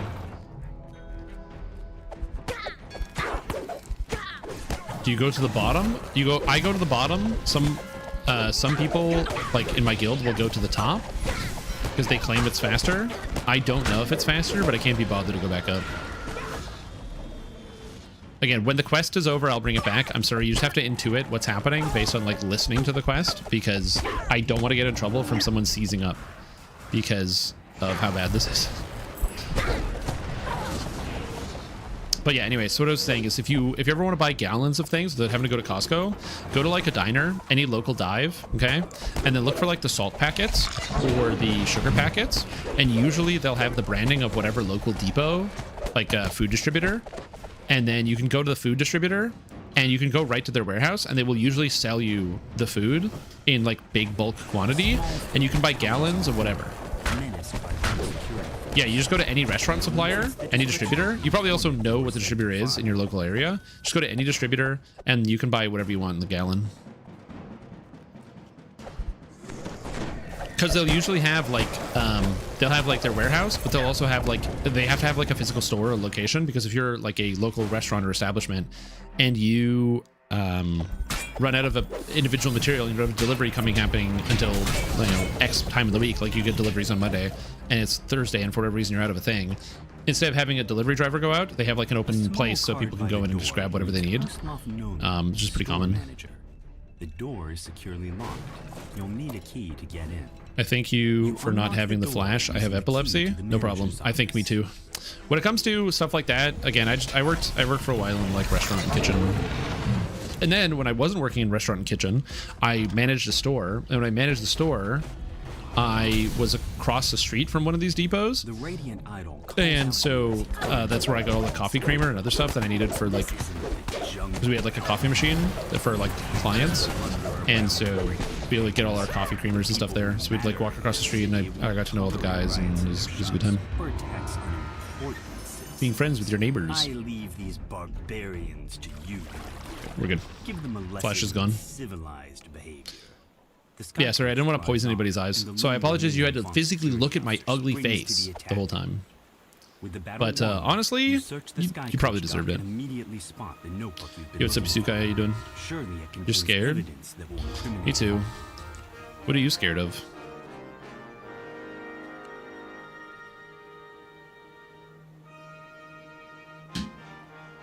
The face? Yeah, me too. Evan Greybeard, dude, that's why I don't have any mirrors in my house. Lives somewhere upstairs in this slum tenement town. No, it's just a business thing. I'm such a different person when it comes to business. So like in my personal life, I would never want to befriend any of my neighbors. I don't want to talk to anybody ever. So like, I don't know any of the neighbors where I currently live or where I've lived in the past. I just don't want to know them. It's not important to me. I have no interest at all. But in business, knowing your neighbors is like so important, because sometimes shit will hit the fan and you need emergency help or something, and it's really good to have like business contacts. So for example, I worked in material supply for a long time, and so I introduced myself to all of the neighboring businesses, the business owners, and it, you know, just got to know them, was kind of friendly. And the reason I did that was twofold. Number one was that, again, when there was a pinch, I got to know that person. And number two, they would then call me and say, hey, I got material supply question. And I go, yeah, no problem. I can help you. And then one, turns into a sale because I was a sales guy. And then two, then that person who's purchased something from me, I go, hey, bud, I need this thing that you do. And then they go, oh, okay, no problem. But now we have a good rapport. So now they, you know, we're just like, oh, you help me out. You know what? I'll help you out. Don't worry about it. We'll on the house, or we'll get you a discount, something like that. Won't end well for them. Business relationships. You come across a crumbling shrine amidst what appear to be ancient ruins. Yeah, I would never just like be social for the sake of being social. It's like super not me. If I'm forced into a situation where being social is fortuitous and advantageous, I will absolutely be social. But if it comes to like just being friendly because you can be friends, no, absolutely not. It's not that I'm like evil or I hate people. It's just that, I don't know, there's a reason why I'm introverted gamer man and I like to sit on my computer all day. If I wanted to like go out and make friends, I would go to the store and or go to random places and like talk to people about random stuff. But I don't do that. I sit in my house and I force you guys to listen to me. Also, what's up, Breckard Raiders? Hello, everybody. Welcome to the Stream Team. Hope you're having a fantastic day. Glad you have here. What's up? Go stream. I love that sound effect, by the way. It's so good. On me.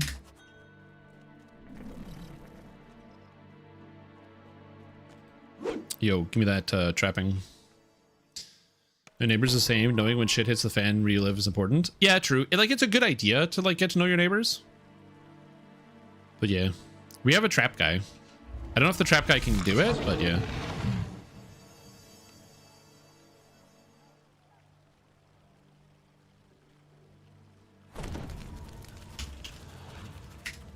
I don't know if he can get the traps. Maybe he can't. I cannot. Okay, he cannot. Fair.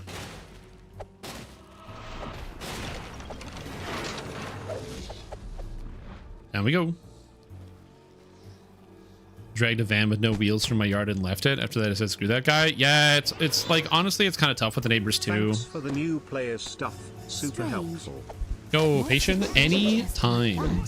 The nice thing about the new player stuff is like you can have that experience where what the fuck anyway you can have that experience where you like start playing the game, right, and you're like, bro, this game is sick, I'm having so much fun, and you go tell your friend about it and you're like, yeah, I did this like dungeon, it was awesome, I like killed this guy and I fought this guy, dude, it was so cool, I got to do this and I got to do that, dude, it was so sick, oh man, it's so cool. And then they're like, yeah, can I play? I want to play this, do you know how to play? And you go, no, I don't. Well, now you have a video you can link them to. Ashta Therash bellows down the hall. That's the second light. Just one more to go. Also, one of the things that's nice about the beginner basics videos is, especially again when you talk to that friend, you can sit there and go like, yeah, I've been playing this game Dungeons and Dragons Online, and there's like this guy who's making these new beginner videos, so it's been really helpful like getting started, because the game's like, it's like pretty complex, but there's like a lot of different things you can do with it, which honestly I think you might like it. It's like kind of cool. And then at that time your friend is sitting next to you, okay, and they're like, Lady Thora gapes at you like a startled deer. Then she sighs yeah, it sounds cool. with exasperation. Cursed contractors. If you want something done right, yeah, dude, you've got to do it yourself. Yeah.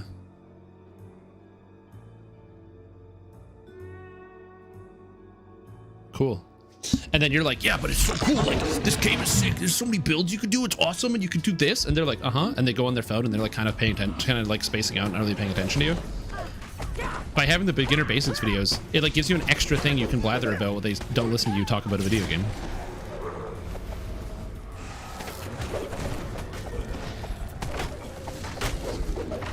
This is not me denigrating you and your friend group. This is me talking about how boring it is to talk about my content. It's self-deprecation. Anyway. Also, CBD Gideon, thank you so much for the resub. Appreciate the support. It's been fantastic days out of here. Hope you're doing very, very good. Welcome back for 3 months. Decent joke. Canna lady is waiting for your delivery. And you're done playing house. That's all of them, at least for today. Thinking about moving out of the US somewhere to Europe in the next few years. Any advice? If you want to yeah, it's hard. What do you have a degree in anything? Or have you finished school? Or do you work for a large multinational corporation? If the answer to all of those is no, then you're gonna have a tough time. If you have like a degree, I don't have a heroic family recruit sigil. Yeah, if you have like a degree and a marketable skill, again, degree and marketable skill, not have a skill, you need a degree, or you work for a multinational corporation. Yeah. Fuck Strime Tom's content rip bozo. Yeah, basically. Then or work for a multinational corporation that has branches in other countries and you can get sponsored for a visa. Then moving to another country is like time consuming but doable. You arrive at But if you're like, yeah, I the think I just like want to do it, a temple the answer to that dedicated question to the god of wealth, is what most people do in those situations, which is where they travel somewhere on a tourist visa, then they stay there, then they work illegally while they slowly work on getting a work visa, and then they get their visa, then they work, then live there legally, which is how almost all, not almost all, but the majority of immigration happens for a lot of people. Like the majority of it is people traveling places with a tourist visa and then overstaying their tourist visa and then transitioning it into a like a work permit or something like that. It happens all the time, all over the world. To your surprise, Von Sedura Warehouse is a drab and unremarkable structure. The entrance is unguarded. Exalted Angel be good on Druid? Yeah, Exalted Angel is really nice because the capstone Holy Fireball or the tier 5 is actually really strong. They did nerf it, so it's a lot worse than it used to be, but it is still quite good, even in modern times. And the Epic Mantle is nice because it applies fire and light damage. The problem is the only light damage spell I can think of that you can get is either literally Holy Fireball or the Epic Strike. And you probably don't want to use the Epic Strike. Are you planning on playing Cold Druid or Fire Druid, CBD Gideon? I should just say Gideon, that's way easier. Mastermind Shard on your account. I guess I got the same time a Drain Dragon mount. My account is a few years old, but I never got past level 5 before. Yo, if you got Sharn, that's awesome, man. Sharn's good. I'm running Sharn right now. Ignore the laggy part. That's not the cool part of Sharn. That's not... Oh, fuck, it's so funny.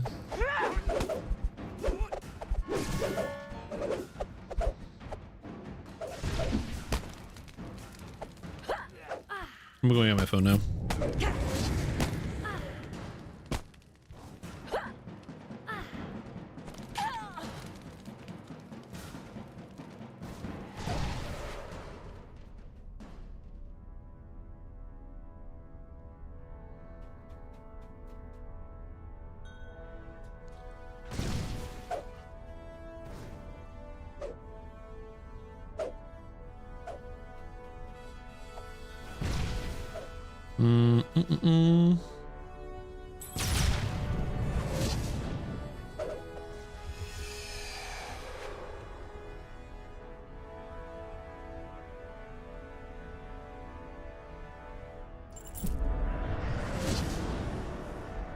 See, this is when people talk about, they're like, oh my god, the lag is so horrible. See that? I just went on my phone and I messaged some friends that responded because a friend needs some help moving, so I'm going to help him out moving. Just being a good person, good Samaritan. What is this? Oh, that looks good. Is that lobster? Oh no, it's not lobster.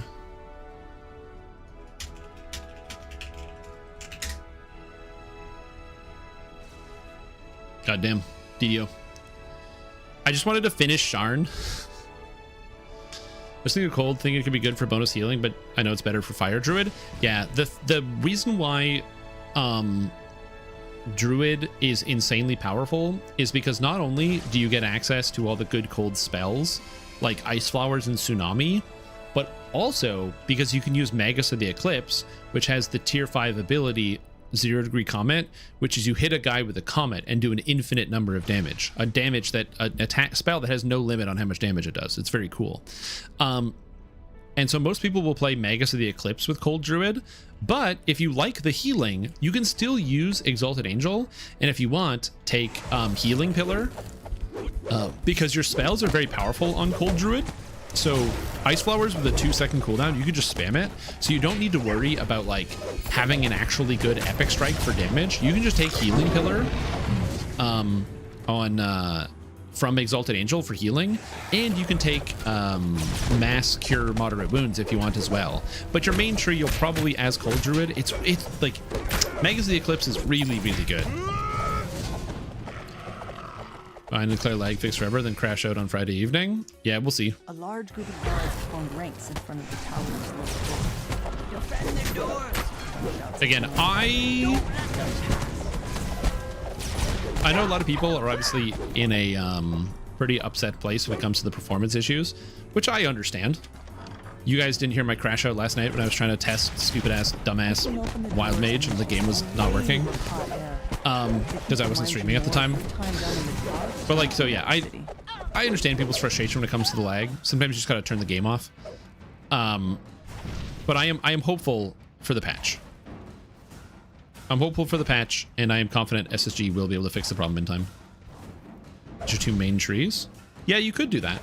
I'm not a big Primal Avatar guy as like a main tree, and mostly because Mass Frog is okay, but you need transmutation DCs, which is hard to come by, and the summoning guy I find isn't as good for me personally. But depending on your playstyle, you might be able to use the summon. The summon is much better if you are playing solo. In a group, the summon loses a lot of value, but in solo, it's a lot better. And Draconic Incarnation is good, especially if you use Ruin and Greater Ruin. And it did nothing? I disagree. I don't think the patch did nothing. Outside of peak hours, DDO is extremely playable. Also, what's up, Cruiser? How you doing? Check the pulse and to enjoy your face. Look forward when it gets fixed. Oh yeah, absolutely.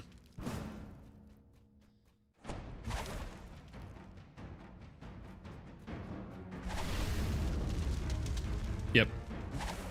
Oh yeah, it just gets worse. It gets worse. Oh, I didn't check the Mayo on Fries poll. According to Twitch chat, 82% of you do not put mayo on your fries, and 18% of you do put mayonnaise on your fries. Which sounds about right. Because I think it's pretty common that people know about it, but I don't think it's something everybody does.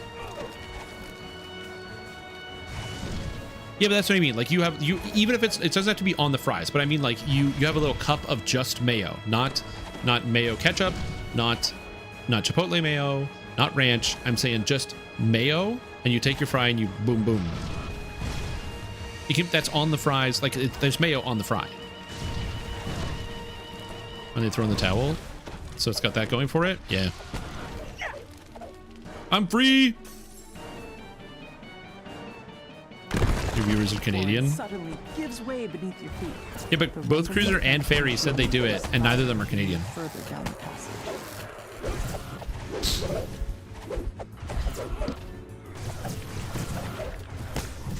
Oh god, the lag's got me sneezing.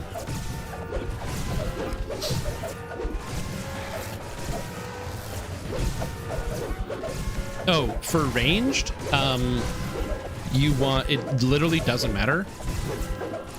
Do whatever you want. For spellcasters, one wizard, because the wizard past life feat that you can take, the active version of it, is +1 to all spell DCs, which is extremely good.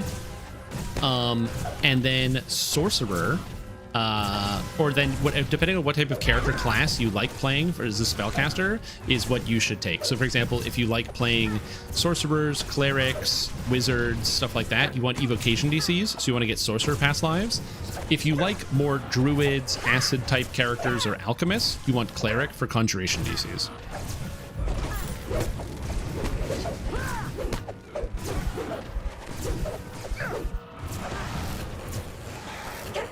And if you want to be a crowd control caster, then you want cleric and favored soul. Well, not cleric, sorry, wizard and favored soul for spell penetration.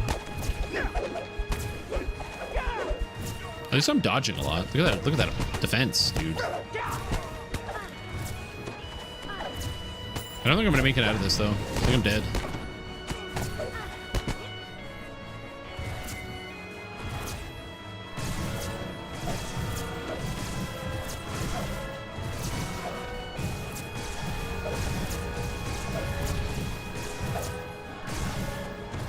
Yeah.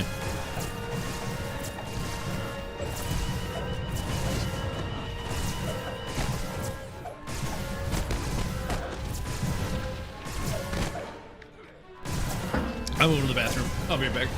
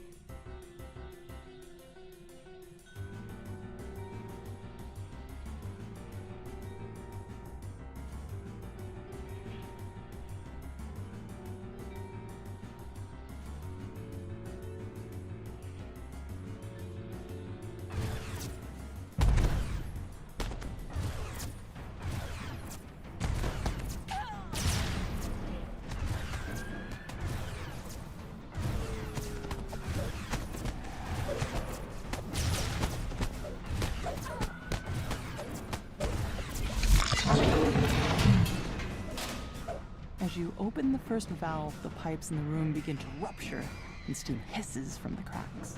Another pipe breaks, and the machinery itself begins to shudder.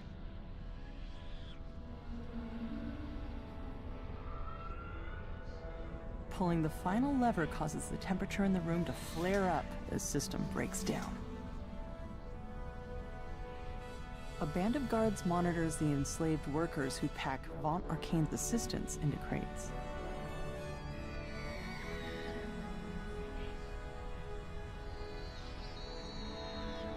You have reached the center of the manufactory. Sabotaging the equipment in here should disable the whole facility.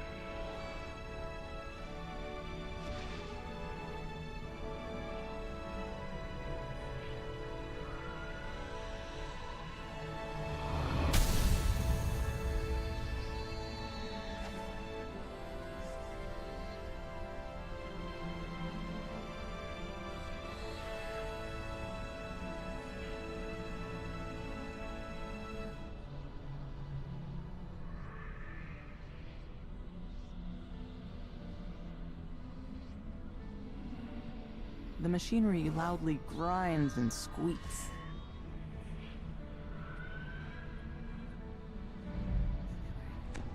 Acrid smoke pours from the sabotaged equipment.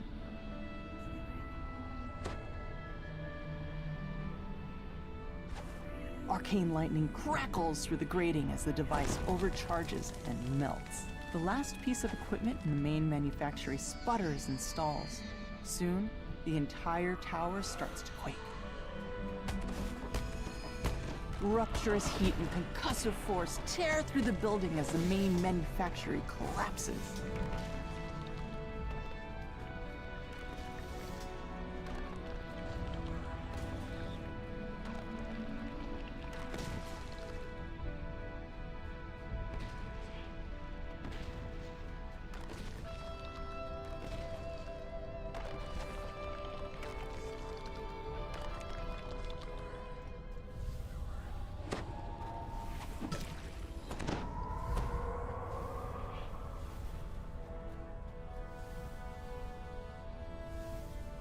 A gnome roars at you as you enter the room.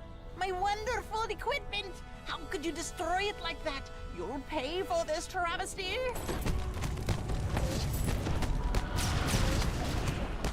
The massive construct emits a strange metallic grating sound, and several smaller constructs come barreling into the chamber.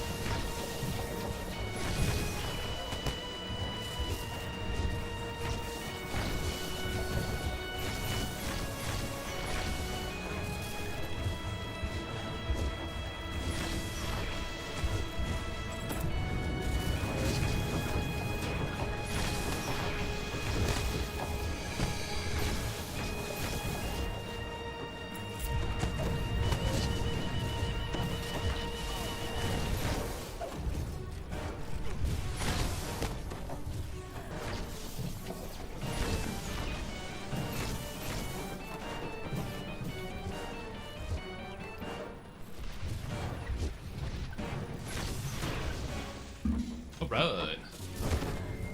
Just in time. Druid, come back.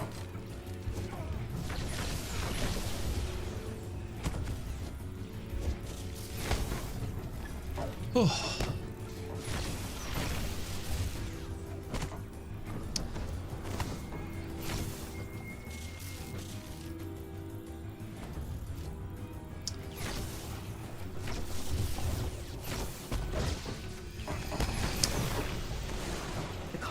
finally grinds to a halt, too damaged to continue its assault.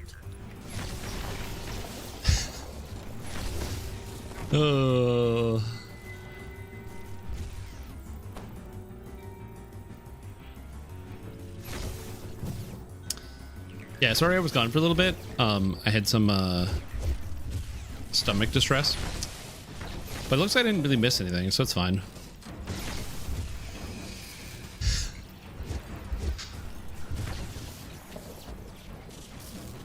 Anyway, what are we talking about? Well, the thing is, when it comes to range, or really melees in general, all the feats are good. The only ones I will say that matter more for ranged characters is going to be epic feats. Enchant weapons is +3 to hit and damage, and ranged get a lot of double shot, so +3 to damage is actually way more than it sounds. And then on top of that, you can get double shot, which is really good for 9% double shot, which is very, very powerful.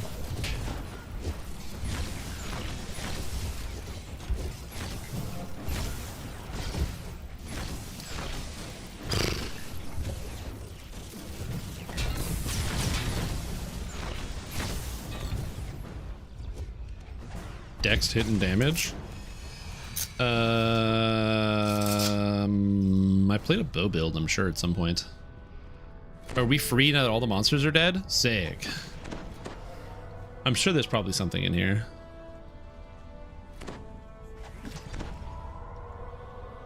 Let me see. Oh, my shuriken thrower. Yeah, that was like 2 lives ago.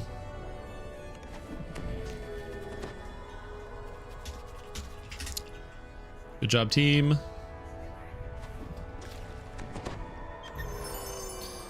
Hey, I got a hammer fist. I need one of these too. Actually insane.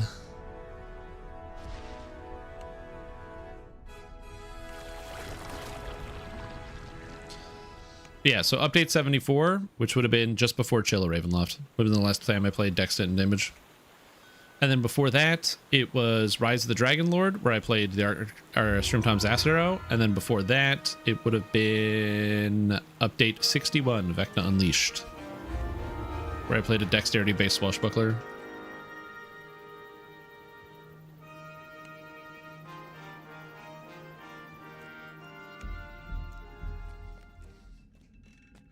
It's because Blown Deadline has 6 items that could drop from the quest.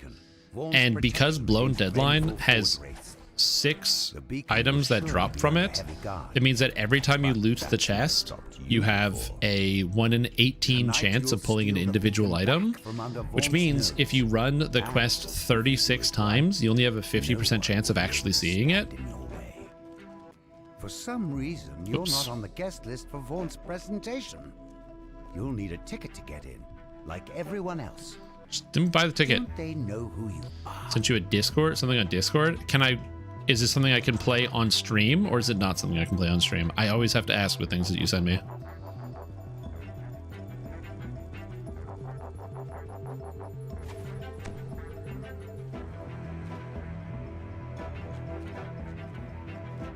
I actually don't even know if it'll come through stream. I don't think Discord does at all.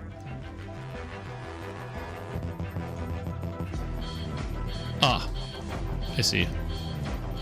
I see. I do see.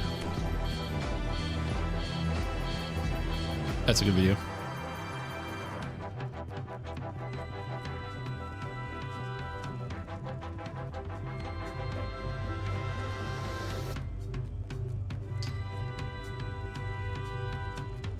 Version? Oh, absolutely. It's good when people are more handsome, you know? I like it when the characters in my videos are handsome.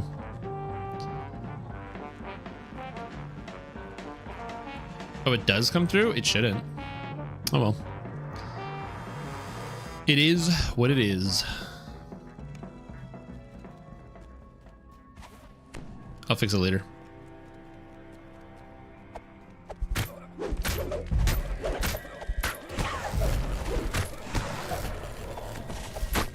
I don't want to show it on stream because to show it, I'd have to download the video and then play it on my desktop.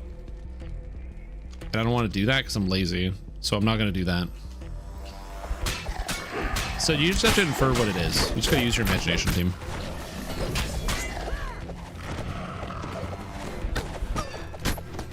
Just use the thing between your ears and just be like, I wonder what that could have been, based on the sounds that I heard.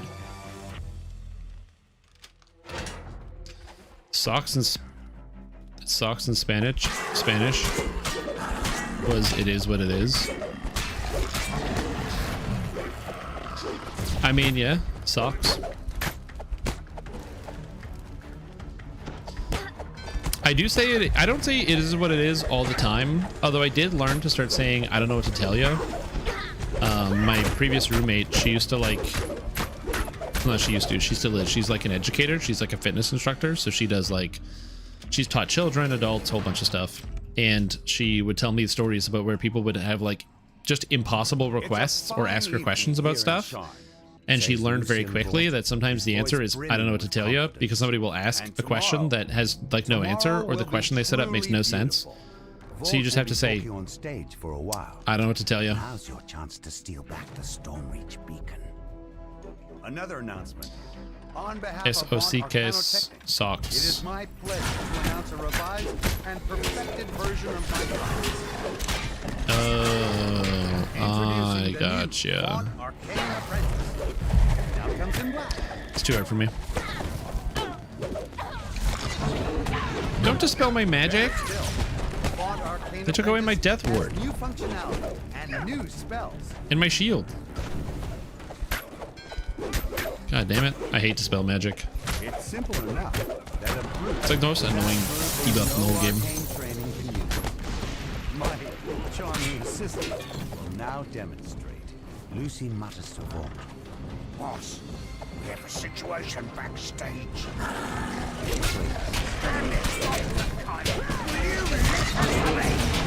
Oh, they're all dead. Damn, I thought I was gonna have to do something, but no, they just instantly died. Do we have a D-door? Nice, we have a D-door. Sick. But you'll notice it still casts the spell. Even My entire team left, though. So there's a good chance the D-door is going to despawn. No, I made it. Nice. For those that don't know, if you are next to your D-door, it will last 30 seconds. If you take your D-door and teleport away, the D-door expires very quickly. I think it only lasts like an extra 5 seconds. 5 or 6 seconds, and then it disappears. So if you're doing that section, always wait for everybody to take the D-door before you do it. Dragon Disciple doesn't get Quivering Palm. I don't know.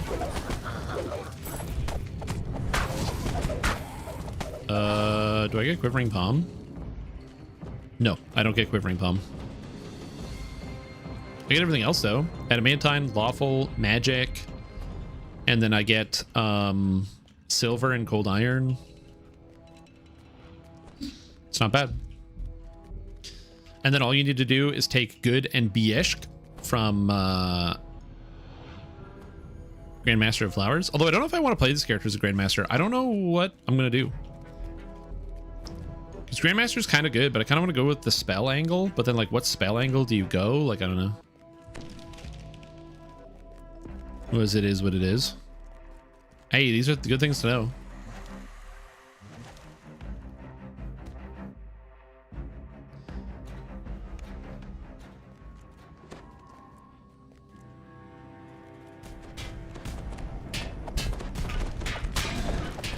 Oh, double G! Let's go! Oh my god! Anyway.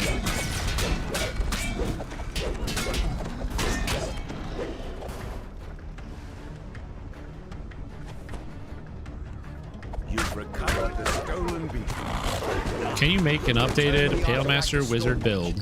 I literally posted one Saturday or Sunday. Was it Monday? Sunday.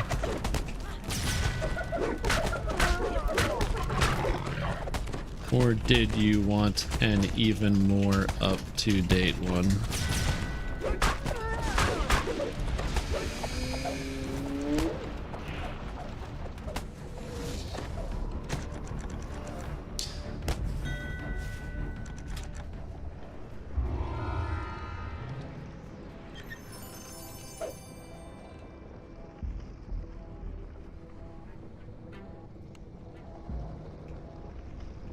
Come Well, it's just one of those things where it's like, can you post an up-to-date one? And the answer is, how new do you want?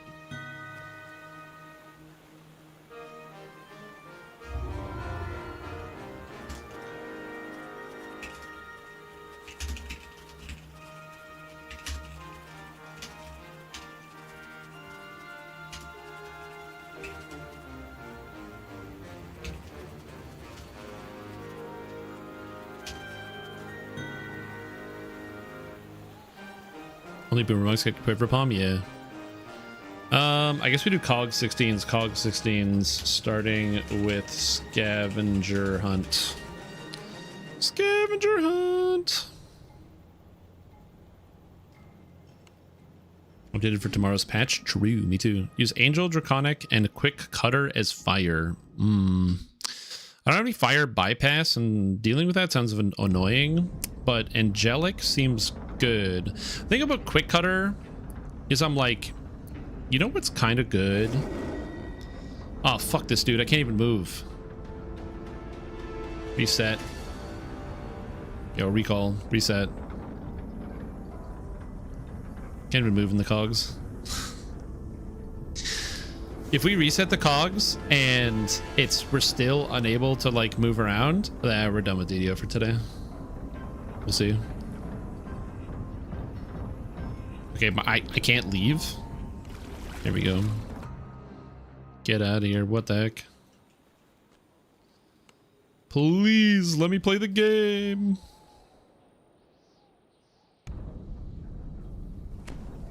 All right, it looks good. Yeah, it's mostly because, like, especially at endgame, there's not nearly as many fire immunes as there are other stuff. It's just funny because during the leveling process, fire is so annoying to deal with. But then once you get to camp, like demons, and it's only devils that are immune to fire.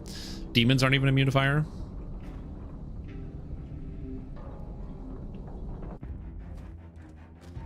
Yeah. The only reason I was thinking Drifting Lotus over Quake Cutter is the stun.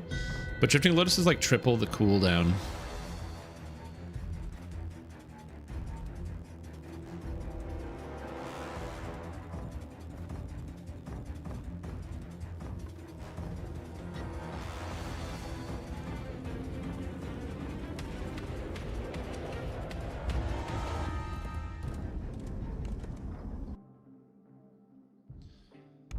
Yeah. Because I know Quick Cutter, the answer is like Quick Cutter is basically just like, why do I need to do crowd control when everything just dies anyway? But I like the idea of having an AoE stun as like an opener. But then the real question is like, okay, but I could just take Burst of Glacial Wrath as my stun opener. Especially if I do go tier 5 of like a tree, like a Spellcaster tree. It's like not too bad. This is one of the reasons why I don't have the beginner basics yet for the build for Dragon Disciple, is I want to do some more testing. Oh, Draconic Incarnation for the breath. Oh, I'm a rogue. True. I've been closing this notification for a week, but it won't go away. That's horrifying. I hate that. I really hate it when like notifications pop up. Like, dude, okay, so this is going to be a slight tangent, but I'm using my Windows computer, which is by Windows 11, and then I get a notification in the notification tray that says, hey, you have notifications turned off. Would you like to turn notifications on? Like, excuse me? No, I don't want to turn notifications on. That's why I have it turned off. Don't give me a notification that says, hey, are you sure you want to have them turned off? Yes. That is exclusively the reason why I did that. Stupid computer. God damn it. So stupid. I remember staring at that being like, what? How did this get into anything?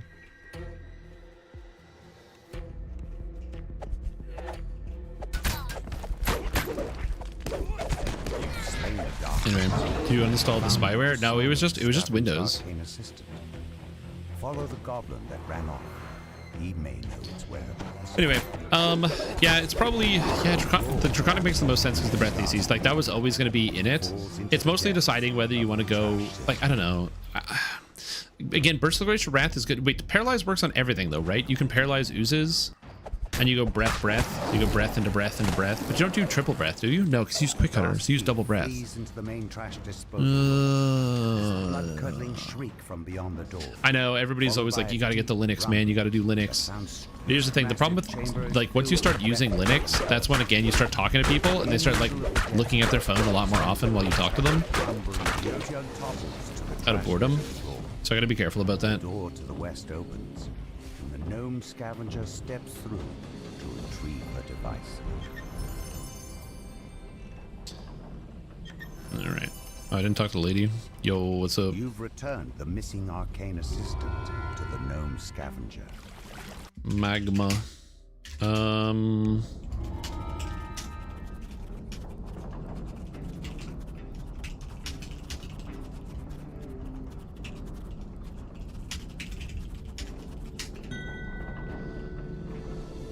It does the fear for guaranteed knockdown. Yeah, if I was like a Draconic Incarnation 2 or Dragonborn, there's some interesting stuff you could do, but yeah. Just need to think about it. I'm probably gonna take some time to like stare around.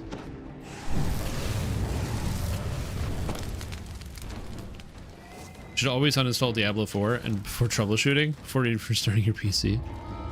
True. If you're ever unsure, just uninstall Diablo 4. Good to remember. Yeah. I really like the idea of Exalted Angel. Exalted Angel feels right. You're using wisdom, you've got healing, the mantle is good. So like there's a lot of good stuff in there.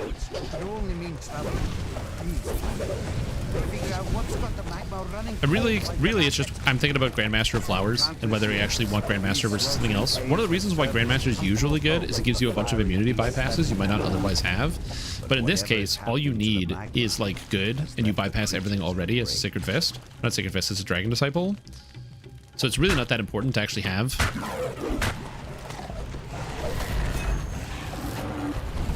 So I don't know. Peer version, Path of Exile 2. Path of Exile 2 is not currently free. It will be free on launch, but as of right now, because it's still in early access, it is not. Which I think is the right move, because this most recent patch is really fun endgame. Like the endgame of Path of Exile 2 right now is really ridiculously fun. There's like, the mapping feels good. There's lots of activities to do. The crafting feels good. The building feels good. The problem is the start of the game. 80% of people are going to have a really bad time because the skills are kind of unbalanced right now for the leveling. At endgame, pretty much everything feels good, but until you get there, a lot of things can feel really, really horrible without the right combo potential. And so I have a feeling if the game was like free to everybody, a lot of people would be having like very little fun. It'd be like, game horrible. Instead, it's just the people that are like actually playing it that are saying game horrible. Oh yeah, Grandmaster of Flowers also does have imbue dice, true. True. The problem is I also kind of want Primal Avatar because Thundersnow. Being able to reduce enemy reflex saves by 17 is like really good. The young apprentice falls to her knees. So I kind of like Thundersnow. I'm sorry, Master. I failed.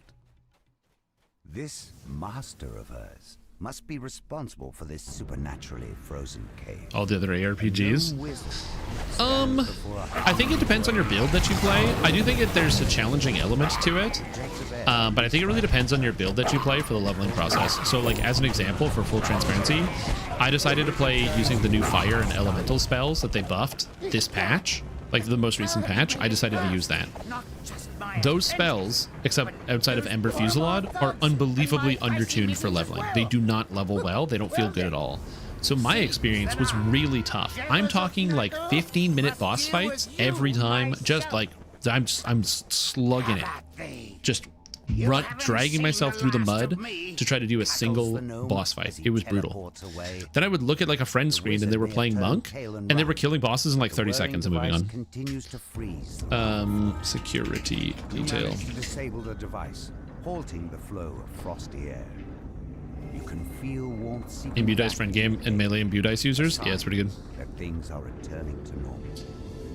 And it's just like I'm just like I'm spamming all my spells. I'm doing every single thing that I can. I'm like, go, go, go, elements, go, go, go, elements. My biggest problem was running out of mana flasks and having to wait for my mana regen while I ran in circles, dodging all the boss's attacks. And then again, just watching like somebody else, they're like hollow palm, and there's like boom, boom, boom, boom, boom. But I watch health bar go, and then the boss is dead. And I'm like, oh, okay.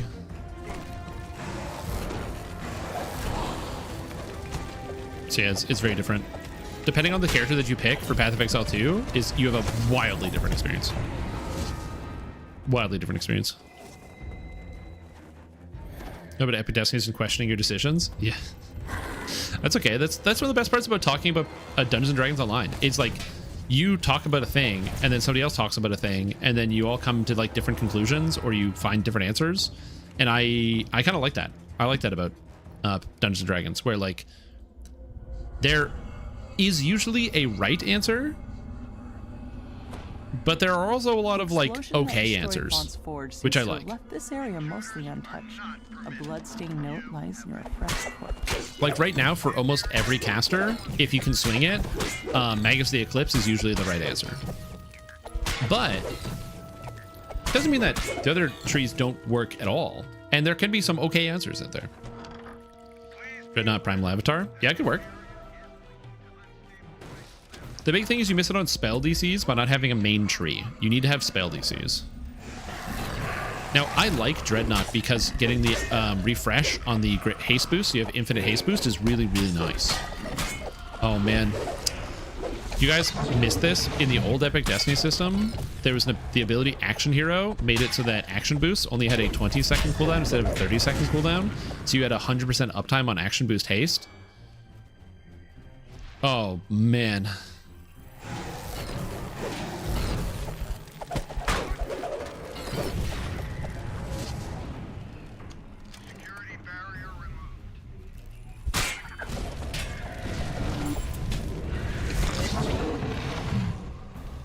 Yeah, Master's Blitz was horrible. I don't want that back. That can stay in the past. Bill's played Dragon Disciple pretty much exclusively since it came out. I will say Dragon Disciple is so fun. It's so fun.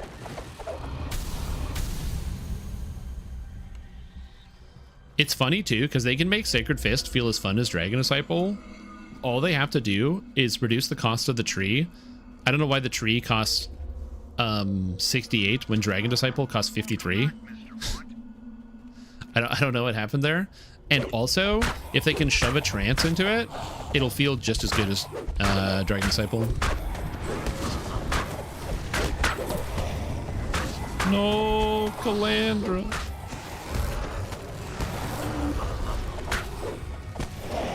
They don't even need that much of a number bump. Literally, just make it not be the most expensive tree in the game.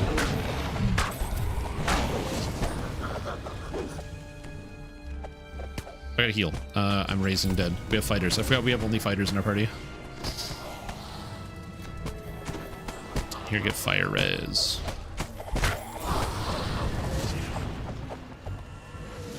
You've activated the mage Big bad boss. That should help. Hit him with Jade Strike so he takes extra damage from Fizz. You've defeated all the forge races in the room.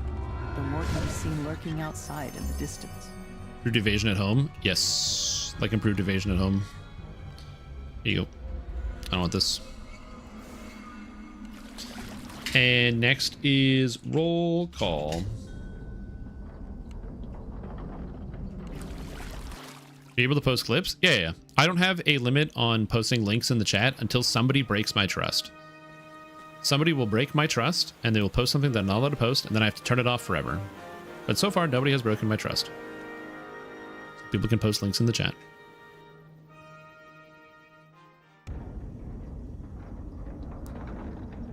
It says the content is intended for mature audiences, may contain drugs, intoxication, excessive tobacco use, mature rated game.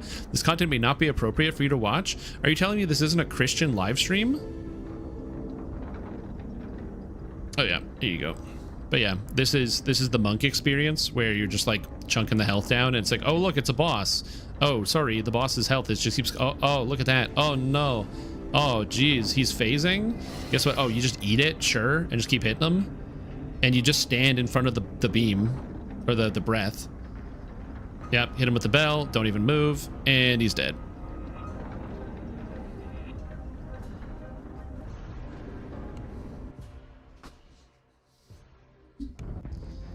You don't want to know how long it took me to do Geonor. It's on my stream. I streamed it. It was so long. Are you 20 yet? No. Yep. And that's literally just based on, that's how imbalanced the early game skills are. Late game, it's all fine. You can fix anything late game. Everything feels good late game. Except for infusions, they still feel bad. But early game, there's no way to fix it. Also, I'm trying. I keep lagging through quests, man. Personnel hard at work in this wing. Instead, you see an old woman pacing back and forth while muttering to herself. That's cool. A group of Moorgrave University students are lost in Salt Forge. You need to track them down.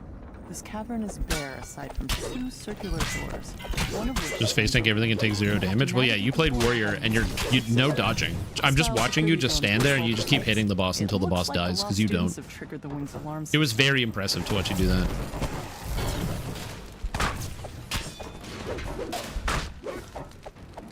Oh, is Calandra inside or outside?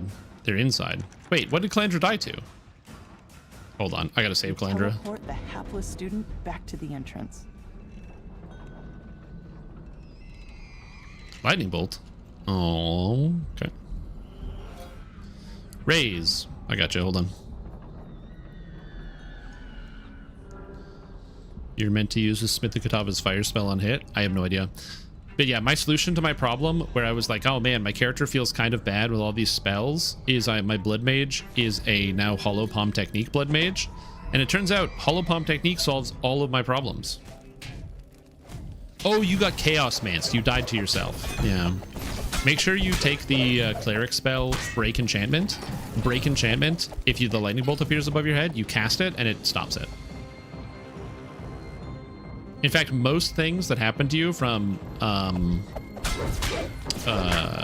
Wild Mage, which, by the way, if you didn't know, you can fix it with Break Enchantment. You teleport the hapless student back to the entrance.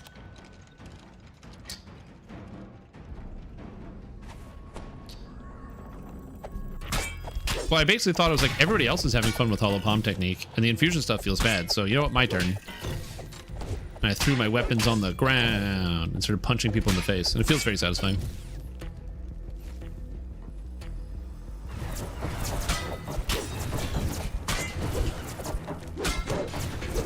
Mechanical Marvel on my curse card. Oh, I didn't get curse cards. I didn't curse my Paladin's gear set. I should curse my Paladin's gear set.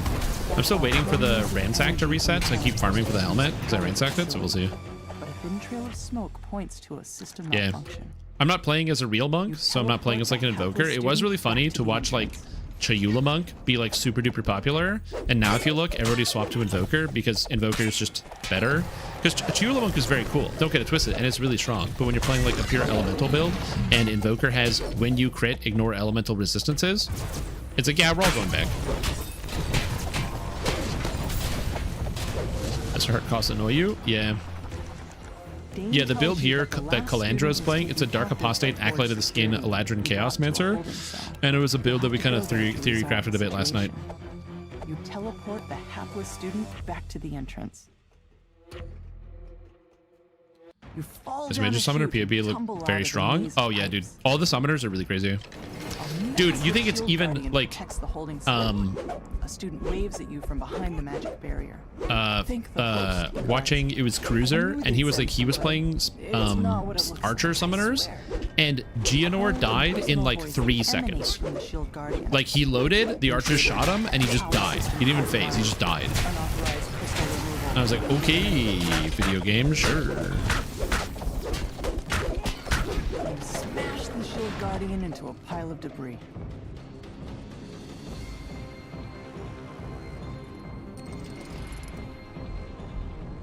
It's over. Chill XP totally needed that. Yep. Yeah, I'm excited about that. I swear there were more people playing Chayula Monk. Try holding shift. Well, for me it's block, but there's no way. Hold on.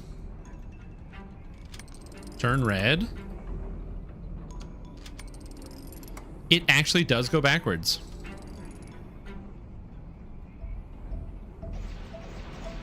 The barrier vanishes. Wow. Quickly. You just have to hold the block key. It's not shift. You hold the block key. So I can get out of here. You hold the block key. Careful though. Pulling the wrong lever will summon the authorities. Amazing. The final clink. The locks holding Chance in his cell spring open. Now to rescue the errant student and escape before he gets you into any more trouble. Just hold a palm with a scepter in your offhand just because I looked into it. I don't think you're allowed to have anything in any of your hands. Like 3, 3, 3, 1 for total turns. Oh my god.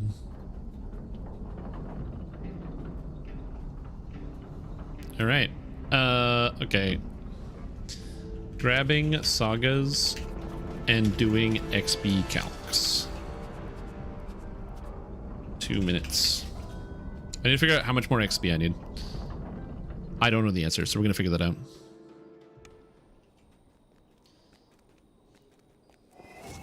Pronounce it Sega.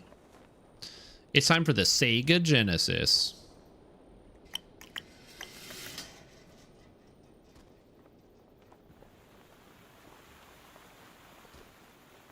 May the Abyssal Lich is wait till flails or daggers. I'm waiting for swords, honestly. I'm a big sword guy. I like swords in my MMO or my RPGs. And I do appreciate that they said that they're when all they said that when all like the story campaigns are done, so when all the acts are in the game, they'll be ready to release Path of Exile 2 to the world.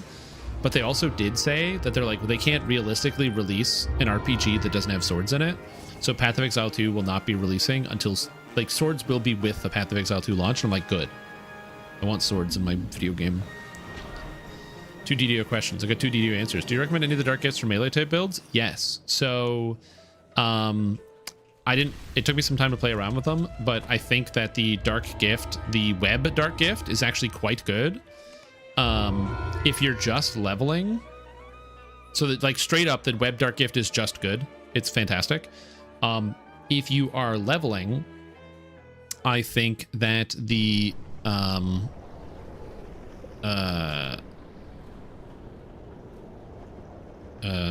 if you are looking at leveling, the attack range is really good because it just lets you hit more things, which is really easy. And the PRR and MRR one is also just straight up good. And again, for any character, literally in the whole game, the web-touched Wretch is really good. You barely get affected when it touches you, but it literally holds monsters. So you hit them, you shoot them, and then they can't do anything. They're stuck for like 6 seconds. It's just a stun.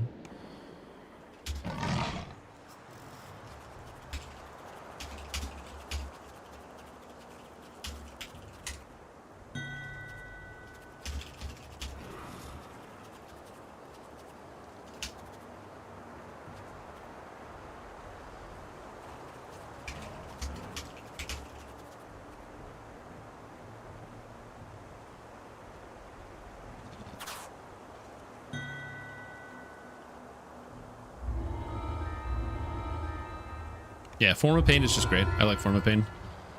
Hey, Myth Draenor. More sagas. More sagas. More sagas.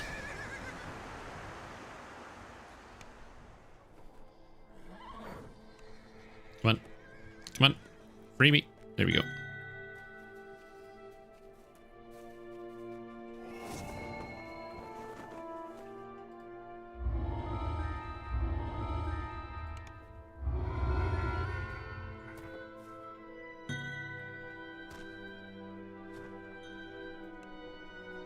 Okay, so I need 140k. So I'm gonna do the 16s. All right, lower Moorgrave next. Let's lower Moorgrave time. 16s are one. Lower Moorgrave. It is it Army of Eternal Night? Is that the first one? Yeah, I think so. I think that's the first one. Like, pretty sure. Teleport to Lower Moorgrave University. But yeah, so that would be my recommendation for you in terms of those things. Web Touch Wretch is good on everything. For melee, there's the range extender, which is good. And then for ranged character, or for also for melee, I would recommend the Form of Pain, the tank one.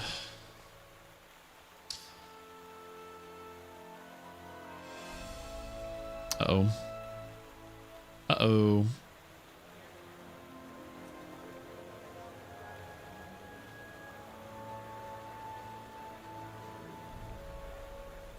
What a bow for your acid arrow? Web Touched Wretch. Web Touched Wretch. Oh, what about a bow? You're asking, sorry, I got confused. I thought you meant you were asking like, what about a bow user?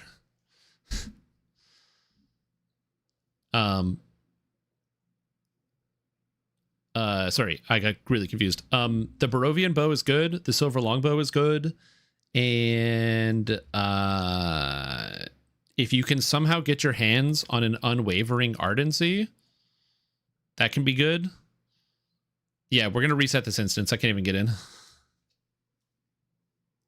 So yeah, silver longbow is one. And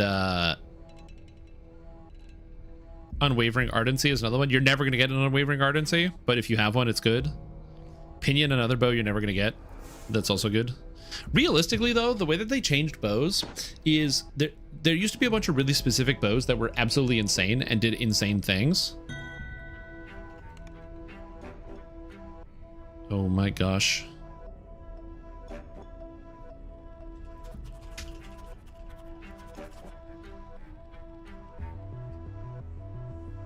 But yeah, so they used to have all these specific bows that were really, really good.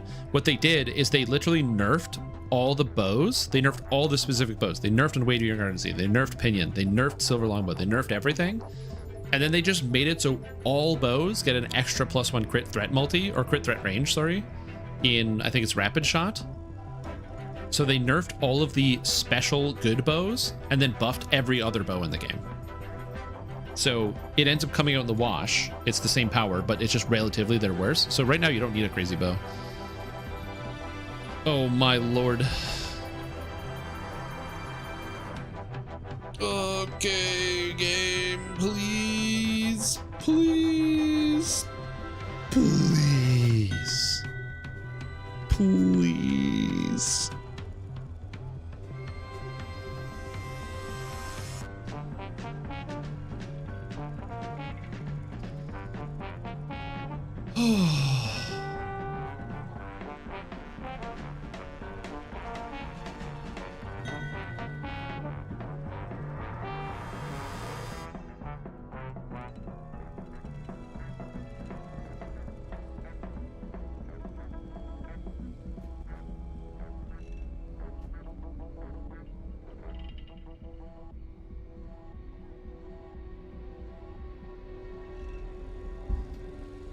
Oh, can I free myself?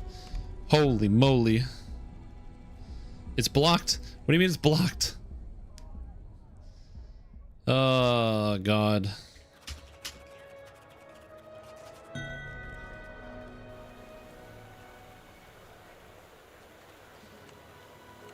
Okay, we'll get there. Anyway. What can I do to find spot higher? So that's one of the main problems, is that artificers have no reason to get wisdom, and spot is based off of wisdom. So your spot is always going to be pretty far behind your search.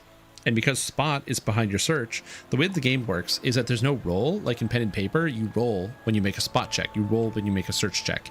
In DDO, there's no roll. If the DC for the trap is 20, then you need a 20 spot to spot it, and you need a 20 search to search it. So because you're just going to have a lower number on your spot, the unfortunate answer is you play a character with high spot to learn where all the traps are, and then you just dump search or spot forever and never use it. So like when I play Artie, I don't even level spot because I just know where every trap is in the game. Another thing you can do as well is you can just, and this is a pro tip, eat the traps. Just walk into them and eat the traps, and then after you get hit, then walk around and search for them. Where the eye is said to be kept. A pack of ravenous wolves springs to attack. The chapel appears undamaged. but an eerie silence blankets the area. Yeah, exactly. You just run around with like evasion or a shield. You find the trap, then you search for the box, and then you know where it is. Revealing a vault beyond. I believe they correct me if I'm wrong. I believe they fixed it so that if you have the auto search, you don't need spot anymore. But that might be wrong. The eye must be somewhere in the area. Perhaps you can learn more in the hamlet that is said to be nearby. Those are traps in higher difficulties just kill you? Yeah. Which is the reason why I always recommend people, your first time doing a quest, especially if you're new, play it on normal no matter what, so that way you get to learn the quest. Do you understand? For me, I don't have the problem of dying to traps because I started playing this game in the Stone Ages. And back in prehistoric times, the way that the game functioned is that traps were so dangerous that you couldn't just like avoid them on elite difficulty. And we had to play normal, then hard, then elite. There were no other options. It had to be normal, then hard, then elite.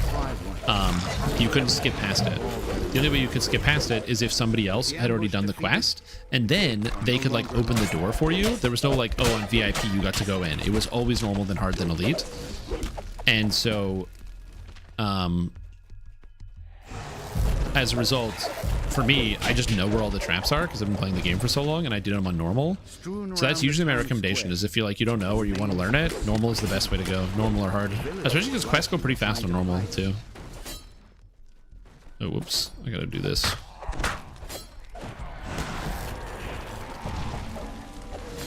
But yes, I do understand that issue. I don't really have a solution to that problem. I want to have a solution to that problem of sometimes you die to a trap. Again, you do still need the spot, even though the things didn't say it. So, for example, for Inquisitive, it would tell you that you just make a search check, but it didn't give you any information about the spot. And I remember there was actually a patch where it was changed by Steel Star at some point, but I don't know if it still is that's the case. I'm not sure. Your chances ram my face no trap anyway. Yeah, especially if you're just running. True.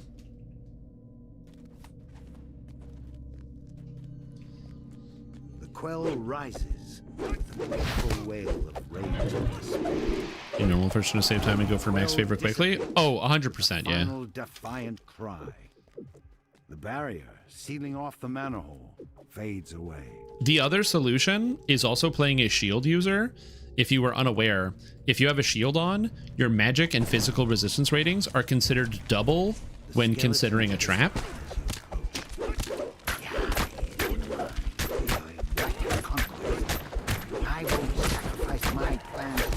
So like if you have a, like in my case, I have a 90 physical resistance rating. If I slap on a shield, the trap, and it brings it to 100, the trap will consider me having a 200 physical resistance rating against it.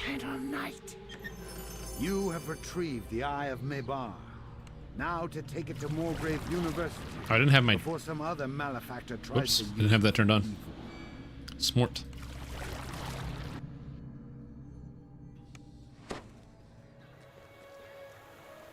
All right, Barrington Worthridge's estate.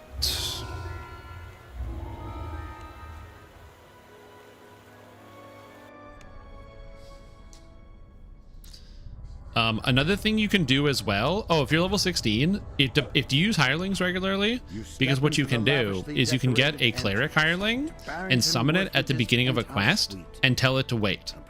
And then, if you run into a trap and die, you walk out of the trap, then summon the cleric to you, and then have it resurrect you, and then you can keep going.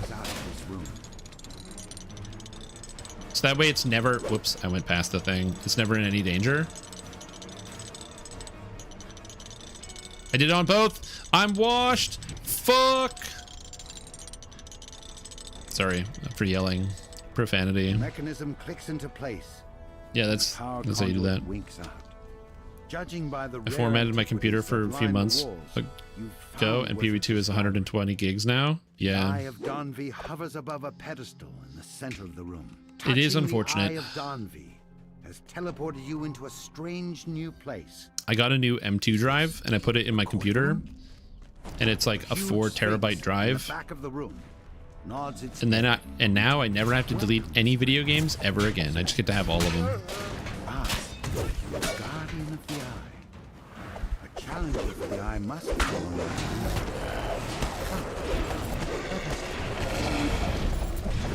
Yeah, I won't install them on the wrong drive. Only if you can find evidence proving that its current owner does not deserve it.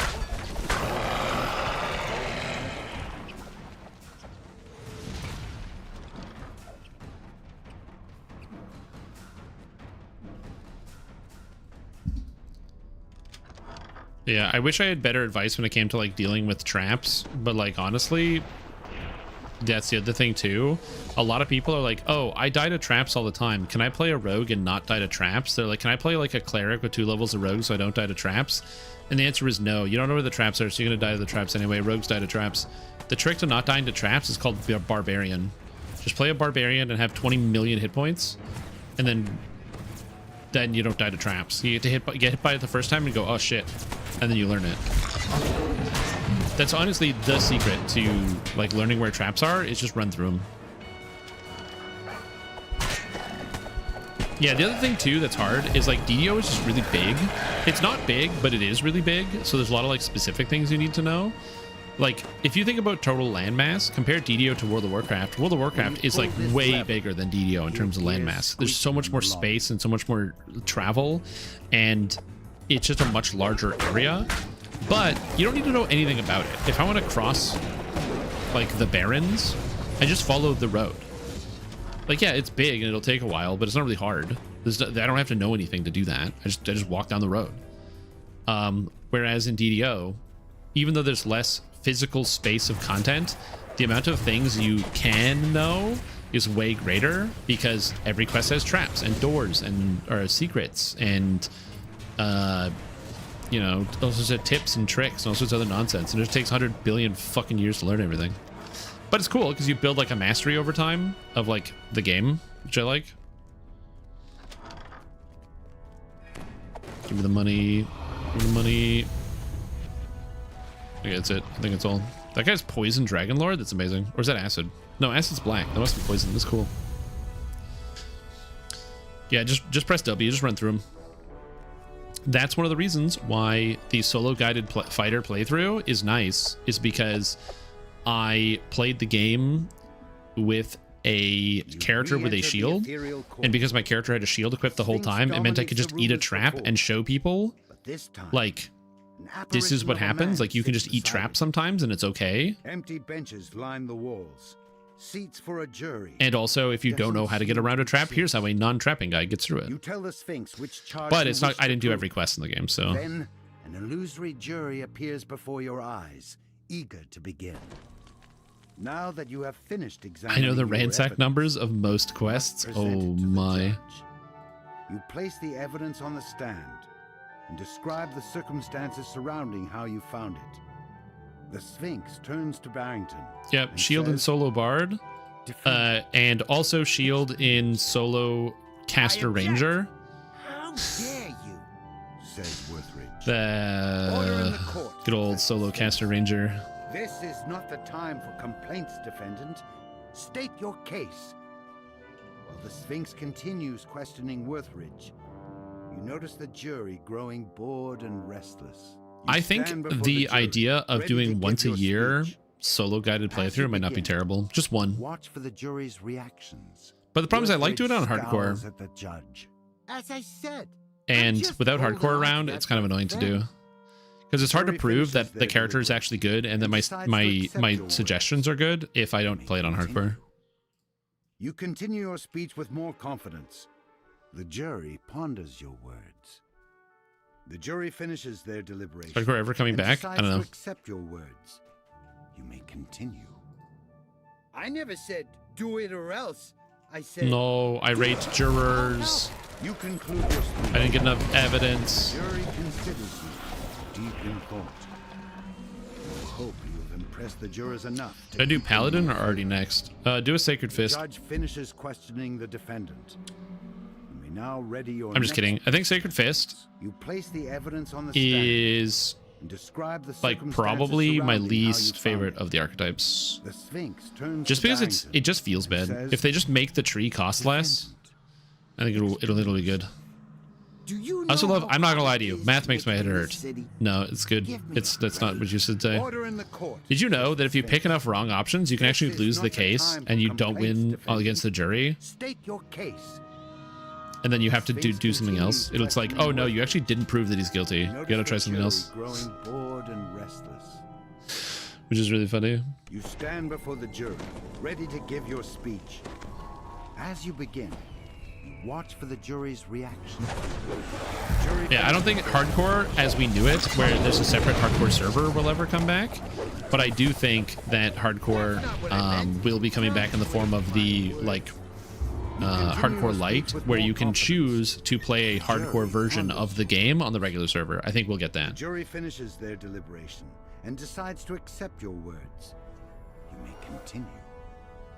You appeal to the jury with one last statement, delivered with aplomb. Worthridge scowls at the judge. As I said, I'm just holding on to that for a friend. You conclude your speech. Wait, can't you play? You don't need favorite soul. You can do cleric too, right? Deep in thought. You hope you have impressed the jurors enough to keep them in your favor. The judge finishes questioning the defendant. Maybe I should change the Sacred Fist to the defendant in the hope that you can trick him. Maybe I should change the Sacred Fist. Something he shouldn't. Worthridge I originally have the build for beginner basics as like They tried to pull a fast one on me. Punish them, The Sphinx does not react. A pack of angry 20, jurors but it might not be bad to multi-class. Now that the jurors have been pummeled into submission, you can continue the trial. No, I actually think Sacred Fist is fine if you give it a trance and reduce the cost of the tree by like 10. As you begin, you watch for the jury's reactions. The jury finishes their deliberation and decides to accept your words. The main problem with Sacred Fist is like Sacred Fist is kind of a cool alternative where you get more supportive tools. You can use the Radiant Servant, you can use the Sacred Defender and do some neat stuff, but it takes too many points to actually spend in Sacred Fist. You feel like you can never spend anything anywhere else. Like if you just try to go through Sacred Fist and take all the things you want to take, it's impossible to get out of that tree without spending like 48 points. You conclude your speech. The jury considers you, deep in thought. You hope you have impressed the jurors enough to keep them in your favor. Worthridge scowls at the judge. As I said, I'm just holding on to that for a friend. You finished the challenge. No! And submitted all three Come pieces of on, I'm evidence to so prove this close. Video game, please, clutch. Clutch it up, dude. Somebody get some grease on the servers. I'm so close to the level cap, please. I just want to be freed from this hell. I just want to be at the level cap. Proven guilty. Now that the Sphinx has announced their ruling, We're almost there. Please, free me. Free me. I'm waiting for you. It is. Accompanied by a group of Server to be hidden-hand lubed? cultists. Yes. Somebody get the WD-40 and spray it all over the server. Thanks. The second you tripped my security system, I started rounding up my friends here. I also love that the trial is still going on. But it's time for you to die. The last of the cultists falls, leaving only Worthridge glowering in the corner. Bravo! You finally got what you wanted. Happy now? Bravo, you finally got what you wanted. Yeah, dude, I am happy. You think tomorrow's help will fix? Do you think we'll see relief for 4 hours and back to normal? It's hard to say. Again, here's what I will say, right? So we have heard testimony from people in the chat talking about how their guild has quit and everybody they know has quit and no one and every person that has ever even thought about DDO playing has quit, which might be hyperbole, but you can also look at PlayerAudit or DDOaudit.com and see that player numbers have in fact noticeably dropped because of the performance problems. It is in fact a critical problem for San Diego Games right now. It is a critical issue. This is not like, it's like people, all the people that are like on the forums are like, they don't even care. They're not even trying. No.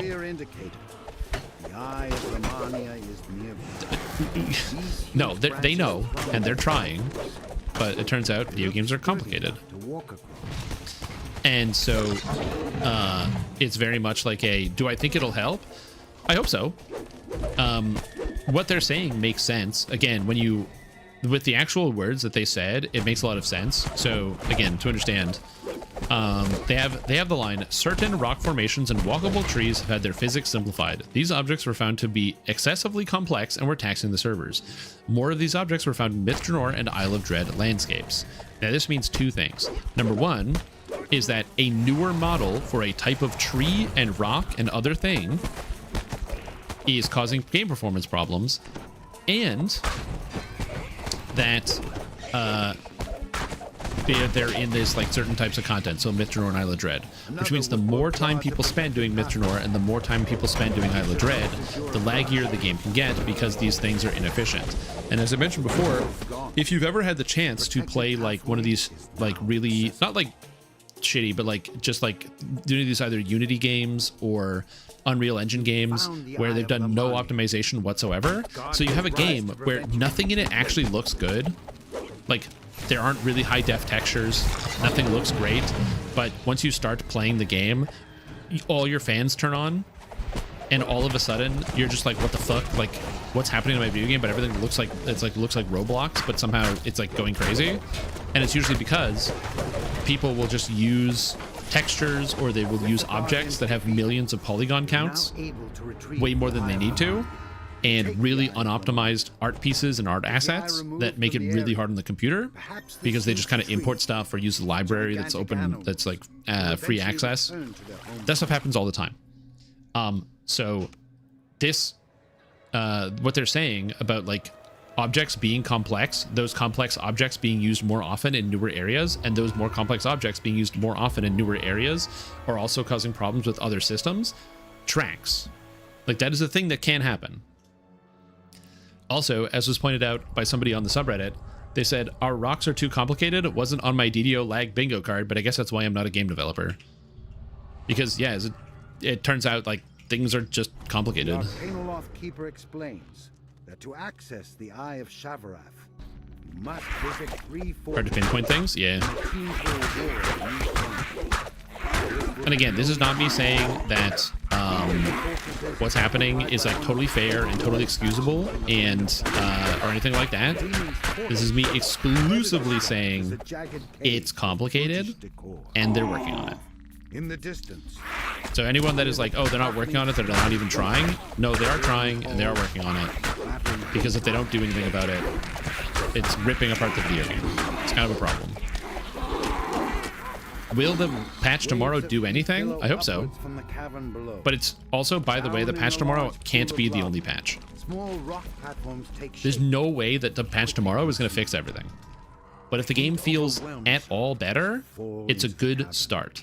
And then we can get going. Out small platforms below, and an opening is barely visible to the east. The welcome feeling of cool air. It's been around. They need to compensate the players, they're trying or not. I mean, it's all digital, so free to them. They don't need to compensate the players because the game is still functioning and you can still play it. That being said, do I think they should do something for the player base? Yes. But when people think about compensation, they usually think about money or free things, and that's not always the best option for these sorts of things, especially because like it's difficult to do something uniform that will fit everybody. Like, for example, and again, this is not me saying they shouldn't do anything, but I'm just using this as an example. Let's say that in exchange of, they say, okay, well, the game hasn't really been playable, right? It's been tough and people can't actually play, and that sucks. So what they're going to do is they're going to, you know, give everybody, you know, a bunch of like, or like an XP boost that's good for like, you know, the weekend or whatever it is. Well, some people will be able to log in on that weekend, so that's not good. Okay, well, they give people VIP for a month. Well, what if, because the game was lagging, you decided to stop playing for a month, and then now you get a month of VIP, but you're already playing another video game, or maybe you canceled your sub and you bought a subscription to another game. well, now you can't just come back. Now SSG has to pay your subscription to that other game because you paid for something else in the intro. It's just like a complicated topic, and I don't know what the answer is. What I do know is what I would like them to do is once there is like a reasonable expectation that a lot of the current lag and performance problems are gone,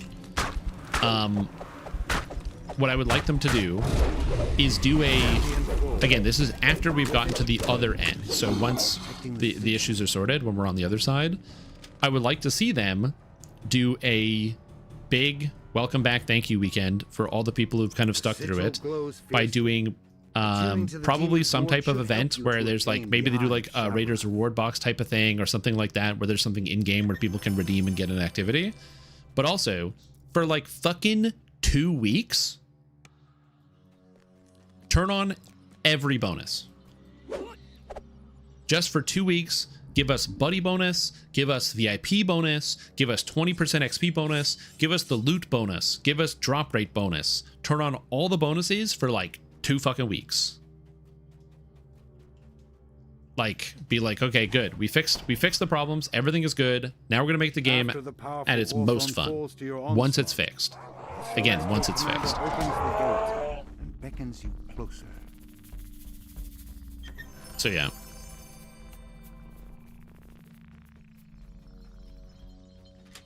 The Celestial Commander grants you access to the Celestial Sigil to thank you for your assistance. Still paying well, largely effectively being unable to play, compensating at least acknowledges we've been unable to use the product we're paying for. So again, when it comes to compensation, it's a really touchy subject because everything is different for everybody.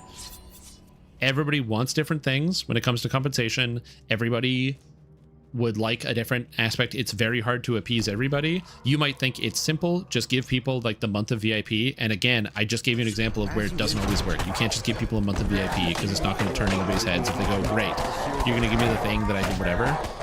As I said, and also I'm not a business owner. I don't know what their numbers look like, so I can't even claim to do that. I've never been in the they should compensate people for X thing. Because that's the other thing too, is the unfortunate reality is the game is playable. It might be playable at the exact time that you log in, and that sucks. But for large chunks of the day, including right now, the game is playable. Yes, I had a lag spike in a quest earlier and we got stuck, but then we reset the quest and it was done. It's just one of those things where like I don't there's just like no there's no middle ground, if that makes sense. I think when it comes like, or not, there's no middle ground. I think that it's difficult with compensation to compensate people for everything that they actually want. You've retrieved the Eye of Shavarath. But yeah, again, it's one of those things where like I don't know what the answer is or what they should do.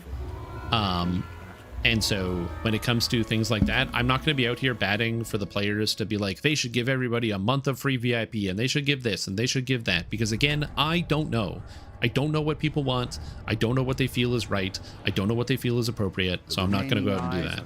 But I do think that if they can get the lag sorted and the 64-bit servers can feel smooth to play on and can run and feel good, they should just do a big, like, okay, here's a celebration, turn on all the bonuses, let the fire hose out, you know, get out the t-shirt cannon, and just do some cool stuff. Looks like you're in the right place. Yeah, the other thing, Cormier also just works basically all the time. But that being said, again, I don't begrudge anybody who has frustrations or is agitated because they want something. They want like they want to get something back. I just don't know what that would be. So that's why I'm just talking about the things that I can say I think is a good idea. The other thing too also is even when it comes to stuff where it's like, oh, well, you know, just what do you mean, Shrimp Tom, you don't know about compensation? Everybody would want kind of the same thing. So people have already noted that Standing Stone Games is planning to do a people figured out that Standing Stone Games is planning to another free quest giveaway. Right? They're already planning to do that. For those of you that are wondering, you know, when they gave away all the quests at the beginning of the pandemic, they're doing that again. People figured this out early. And SSG, we're like, UK, you got us, you found it early, It is coming, just not now. Why not now? Because the fucking game doesn't work. So when the game works, they're going to be giving away all the quest stuff. That's really cool. Giving access to basically every single quest in the entire game, sans the expansions, is cool. And it's going to be good for a lot of people. But there's also a lot of people in DDO who really hate it when SSG does that. Because they had to buy it. Or whatever. They're like, I had to buy it. I had to. Why am I paying my VIP sub if you're going to give away the quest for free? Why are you doing all of this?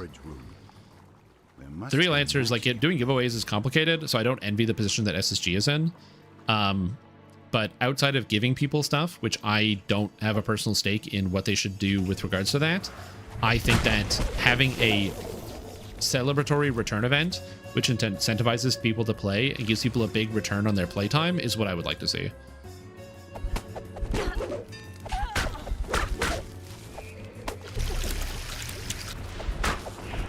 So yeah. Like, the free quest code is awesome. I would much prefer that they, like, you know, just made a lot of that stuff free in the first place, but also, I don't know how expensive it is to run a video game company, so, I don't know. I'm gonna let them do whatever they want. It's not my job.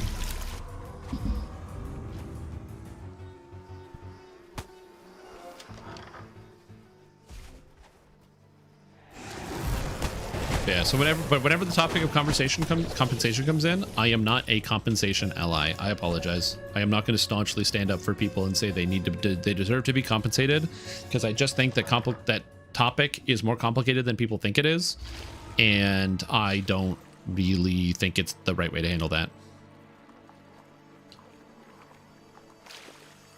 The Fade leap forth to protect the Eye of Flames.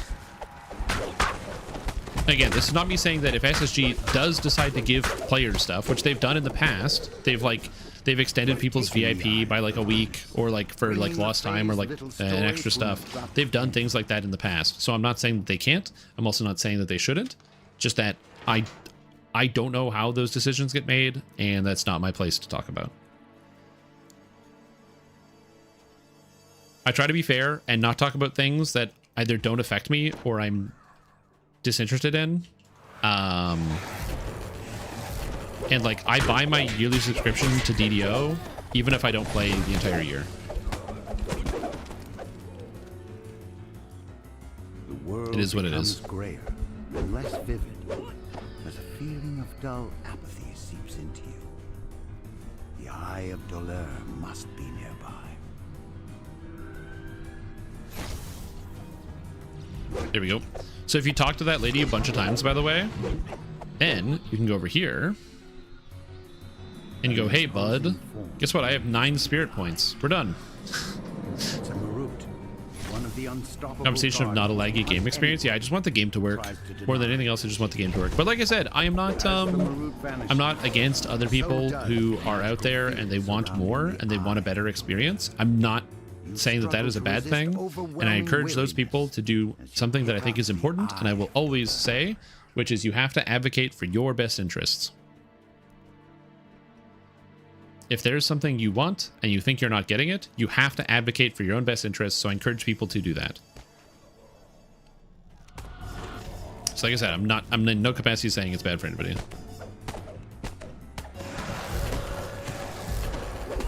So yeah. Code should fit in with next year of 20 years of DDO. Yeah, I think when the lag is calm, I think that's when they're gonna bring it back out. Well, they already said that, but yeah. Agree with it. Did they mention Stone of XP, Renowned Pots? Didn't consider it. Oh yeah, 100%. Like I said, I'm not saying they can't do any of those things. I just don't know what they are. That's why I don't really engage in that topic.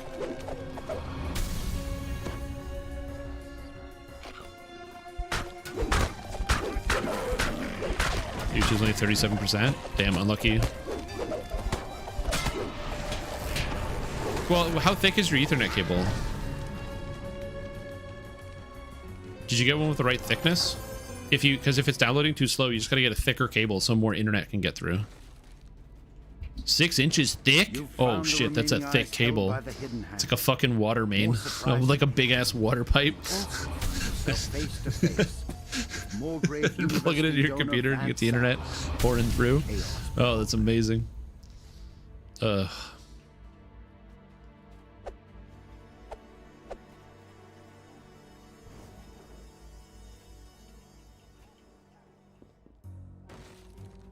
But yeah.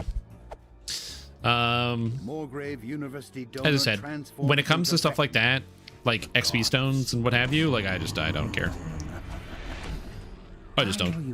Which is why I said I advocate for people to make those posts. Feel free, make the post on the forums. Let the developers know how you feel and what you're thinking. I just don't care. Again, I think it's just part of my personality too. I just don't get too attached to stuff. So like, if something is bothering me, I just walk away from it. I find it way easier for me and my personal psyche. Like if I get agitated by like a video game or an experience, I just walk away. Like, it's the reason why when Cormyr came out at the first 64-bit server and it was ultra laggy and basically didn't function for 6 months, and I died due to lag. I lost the first hardcore light character that I had died to lag. I just quit playing Cormyr for 6 months. I just quit playing DDO entirely for like 6 months. I don't care. Just walk away. I was like, yeah, this isn't fun. I'm not going to stop doing it.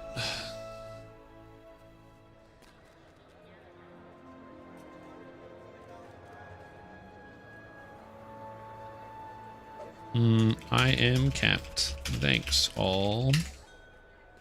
But I also think it's like difficult for people to like walk away from stuff. We've talked about this before, and it's like people will talk all the time. They're like, yeah, vote with your wallet, vote with your wallet, vote with your wallet. But then those same vote with your wallet people will like buy everything the first second that it's up and then be upset that it is not to their expectation and then say vote with your wallet and still buy those things. It's just weird.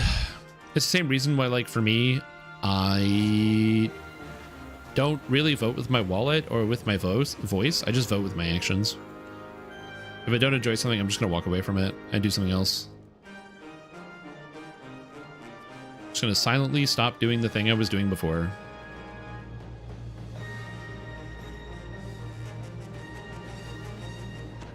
As I said, everybody is different. I'm not advocating everybody do things the way that I do things. I'm like not convinced I'm fairly confident like I'm like some type of weird sociopath. So like I don't think people should follow in my footsteps in a lot of cases with stuff.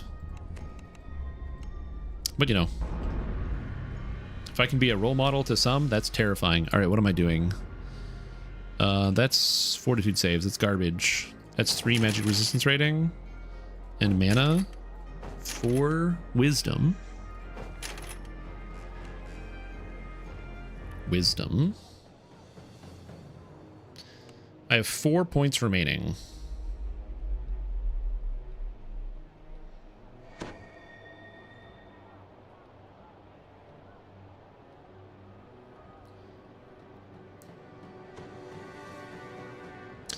I want more wisdom.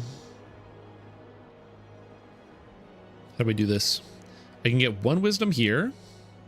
I can get 1 wisdom here. I can't get 2 more wisdom. The thing is, though, I can get 2 more wisdom if I drop Shintao. So if I drop points out of Shintao and I instead go up to Feydark Illusionist, I don't have enough points. I would only get 12. Yeah, there's no way. I can basically get 1 more point of wisdom. So I can go like sneak attack into wisdom, but then I don't get Argent Fist, which is +1 to, or silver bypass. But do I need silver bypass?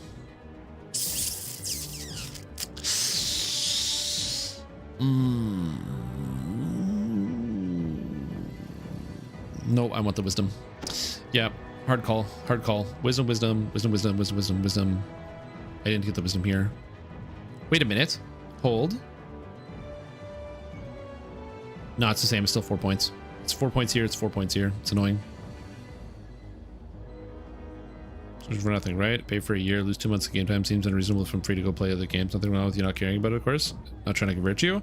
Oh, for sure. But what I'm saying is, like, there's also circumstances where you don't play the game anyway, right? I'll give you the best example. Has anybody in the chat ever, like, gotten a subscription to, like, Netflix and then not watched in a month? Or gotten a subscription to a gym and then not gone for a month, or done any activity where there's some type of subscription and then you don't use it, or like got an Amazon Prime subscription and you don't order anything for a month? And again, for me, it's just like That's the reason why, like, I understand money is different to everybody. And as somebody who is currently unemployed and looking for a job, I do understand like the problem of being very tight for money and being very selective about how you spend your money on entertainment and going like, oh, it's very like I can only choose to get one subscription to one video game. And if I choose Dungeons and Dragons Online and then I can't play it, I'm missing out on that opportunity that I had. I totally 100% absolutely understand that. And I'm not saying that they can't decide to give people compensation if they want to. I am just saying that from being a person and having lived experience, as I said, I paid for DDO for like the entire year that I wasn't playing it because I just bought a year sub. I just like, I don't know. I try not to quantify my time in terms of dollar value because I find if I did that, I would get really depressed. You haven't done any of that? Damn, unlucky. I guess it's just me. So yeah. Anyway, I don't want to have this discussion anymore, so we're not talking about it. The horse is dead and it's been beaten a lot. I just don't care. I made my point. Moving on. Okay, Exalted Angel is interesting. Draconic Incarnation is pretty much mandatory. The real question is, do you go Grandmaster or not? Grandmaster gives Drifting Lotus, which gives multi on a 15-second cooldown. 15-second cooldown is not terrible because I already have too many spammable skills. Gym membership and then them saying you can't come in. Yeah, but that still happens. Like sometimes you will go to like a physical gym and like you can't go in because they're like fumigating or there's like a circumstance where something can't happen. It's the reason why like it's pretty standard practice where sometimes things happen. It's not for like a month. But yes, it's comparable.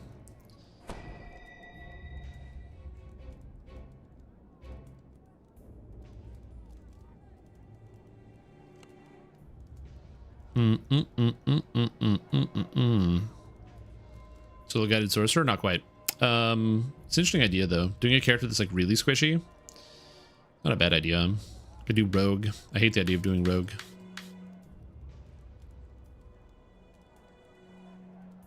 I'm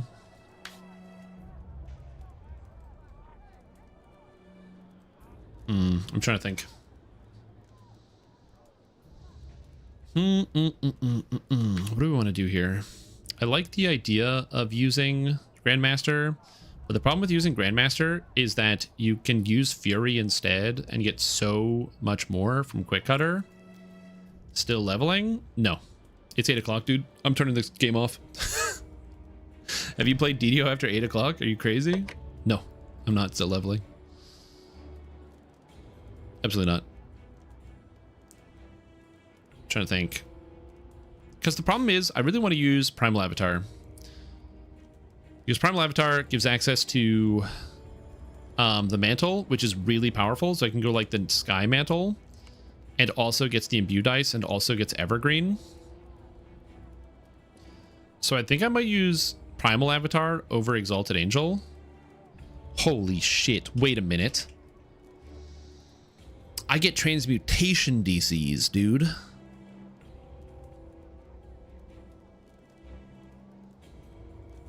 I can use Mass Frog.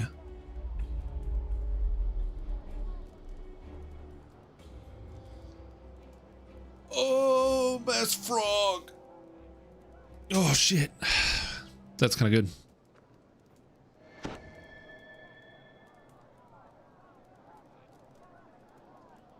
And that would still allow me to go with Fury of the Wild. Because I can pick up this, which is nice. Yeah, I could get offhand strikes. Yeah.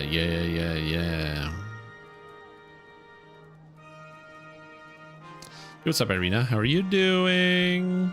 How was you going? How's it hanging? How are you and how are things? Things that you have that are yours. So you go Primal Avatar Mantle, you do Fury of the Wild attack, and you do Draconic Breath stuff.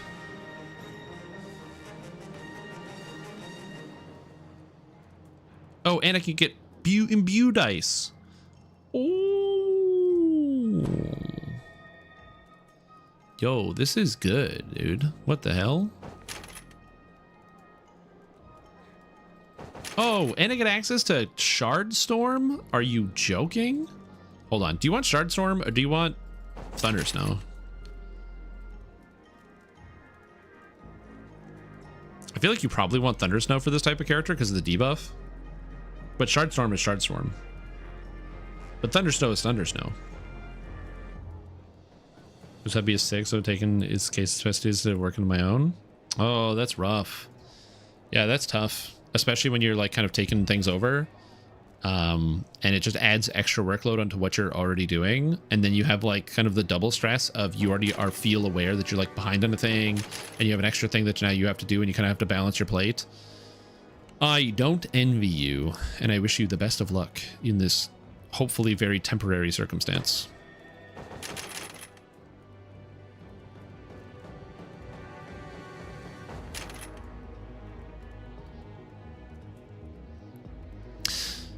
Oh yeah, no, it's not Thunderstorm for Thundersnow for the immunity. Thundersnow is a good damage spell. It does a bunch of damage. It damages guys for damage, DPS per second, damage per second. The more important thing is that you can double it, so it ends up dealing 2d8s plus 16 AoE damage, which is actually really good. And it reduces the reflex saves equal to half of your character level for the duration of the slow. So it'll be minus 17 on reflex saves.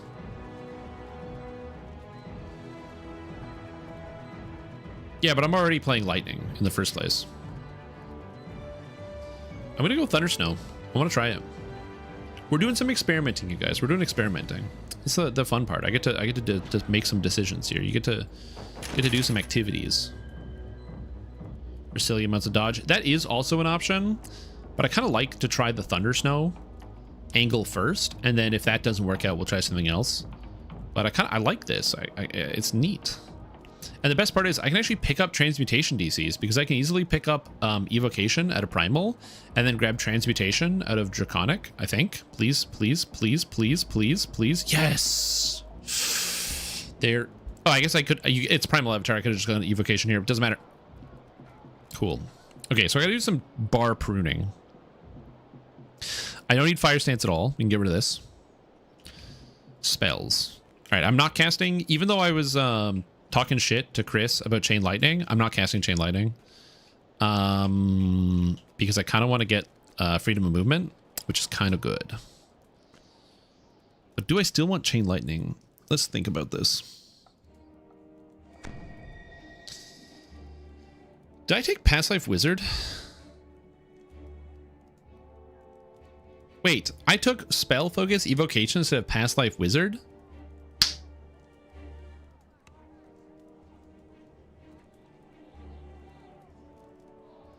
Hold on, one more time. How? How did I do that to myself? Anyway. Okay, all right. Okay, so bar pruning. Take that spell focus with a bonus feat? I don't think so. Okay, let me adjust some things. So I still need this. I guess I'll get a swiftness items. That's fine. I don't need to worry about haste here. It might have been a bonus feat. I can check. I can go to the feat checker. It's not getting breath bonus. Yeah, but we did the math before. It's only one below what a sorcerer would get. Which is really wild. That's how the math works out. But yeah, it's one below a sorcerer. Which is just a crazy number. Okay, anyway. All right, so things I don't need. So we have Key Burst, Draconic Burst with Key.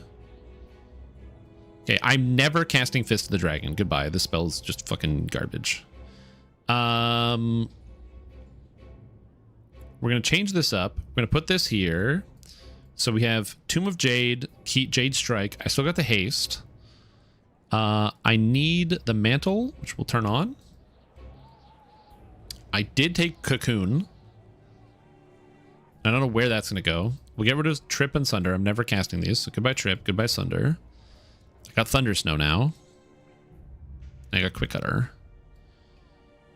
Okay, so Dragon Burst, Lesser Draconic Burst, and Draconic Burst could be useful. I don't see myself casting Chain Lightning.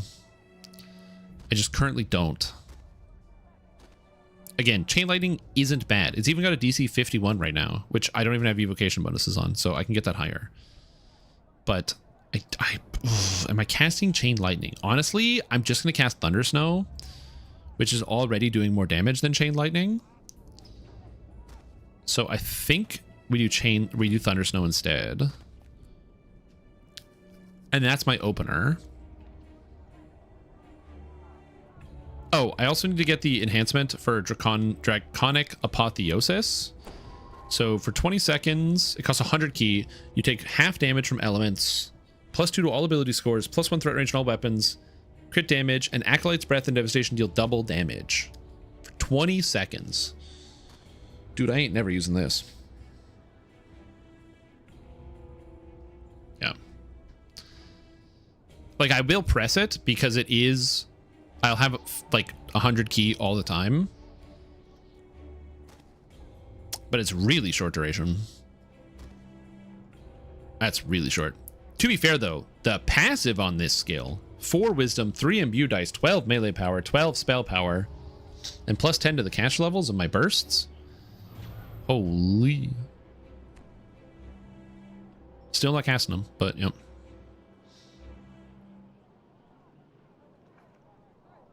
Okay, so that's fine. Fist of the Dragon not using. I'm just double checking to make sure I didn't miss anything. Tomb of Jad. Let's do this. Dex. Do this. Nope.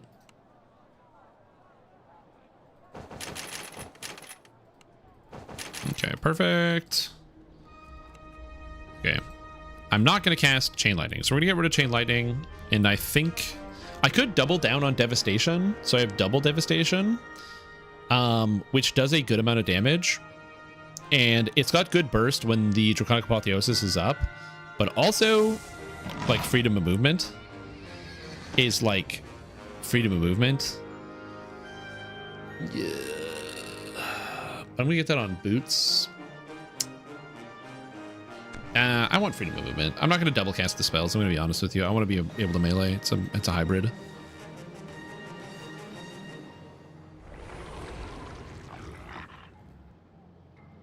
Okay, so this feels good. Okay, just double checking here. Everything looks good. So our so the opening combo is double breath, or depending on if it's down a hallway, it's like Thunder Snow into double breath into spin attack into do other nonsense. But nothing really is going to make it pat through all of that, so I think that's fine. Tomb of Jade is for Reapers. Jade Strike is for bosses. I have immunity to stunning. I have Rejuve Cocoon, and I have heals. I do wonder about Healing Hands, which how much does this heal for? Oh, lordy. Okay, that's still good. I don't need Search. We're gonna get Search off a T. I'm gonna put Rejuve Cocoon on T, so it's like accessible via keybind. Okay, this seems good. Yeah, I just don't have a freedom of movement item right now, and I hate like slows and other effects, so I kind of want to have freedom of movement. I think for endgame it makes sense, or if I had the boots on, the old freedom of movement boots, it's a good idea, but I haven't. Oh. There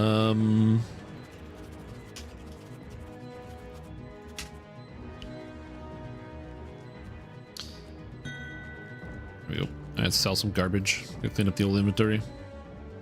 Took all buff spells? Yeah. I think double devastation is not a bad idea. Double devastation is not a bad idea.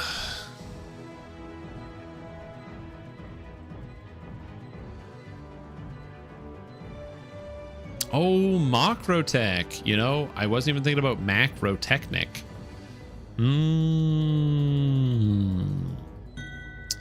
I don't think I'm going to use it because I think that it's really hard to give up on Quick Cutter. Quick Cutter is just kind of too good. I just can't. I can't walk away from it. It's just literally too good. Which is like, I don't know, maybe a problem. Is it bad that you didn't take Devastation? No, it's fine. Devastation is expensive, right? Oh, it's only 35 mana.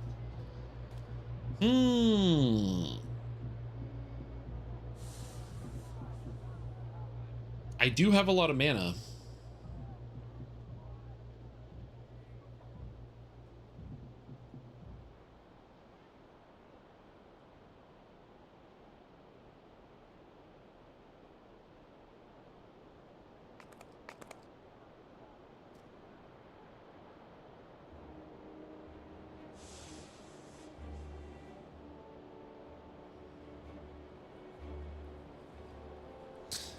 Yeah, I am looking at Quick Cutter. Yeah, I guess I can cut it. So we have double Devastation. I do have to maximize it though. So it is actually going to cost 60. So it's a pretty sizable mana chunk. But I get to reduce the mana chunks as I can take Efficient Maximize here, Efficient Maximize here, and I get mana cost reduction here. So it's going to reduce my mana cost. You would let me play in the playground anymore? That's okay. You can play in the sandbox. Listen, it's a blue bar in a video game where I cast magic. It's mana. I don't care what video game I'm playing. Every video game's gonna call it something different. Everyone's gonna have like, it's spell power, it's mana, it's energy points. It's mana. I've been playing video games too long. It's mana. I don't know. Yep. I will say this, doing the videos for like beginner basics and forcing myself to say spell points is really hard because I have to say spell points so people don't get confused.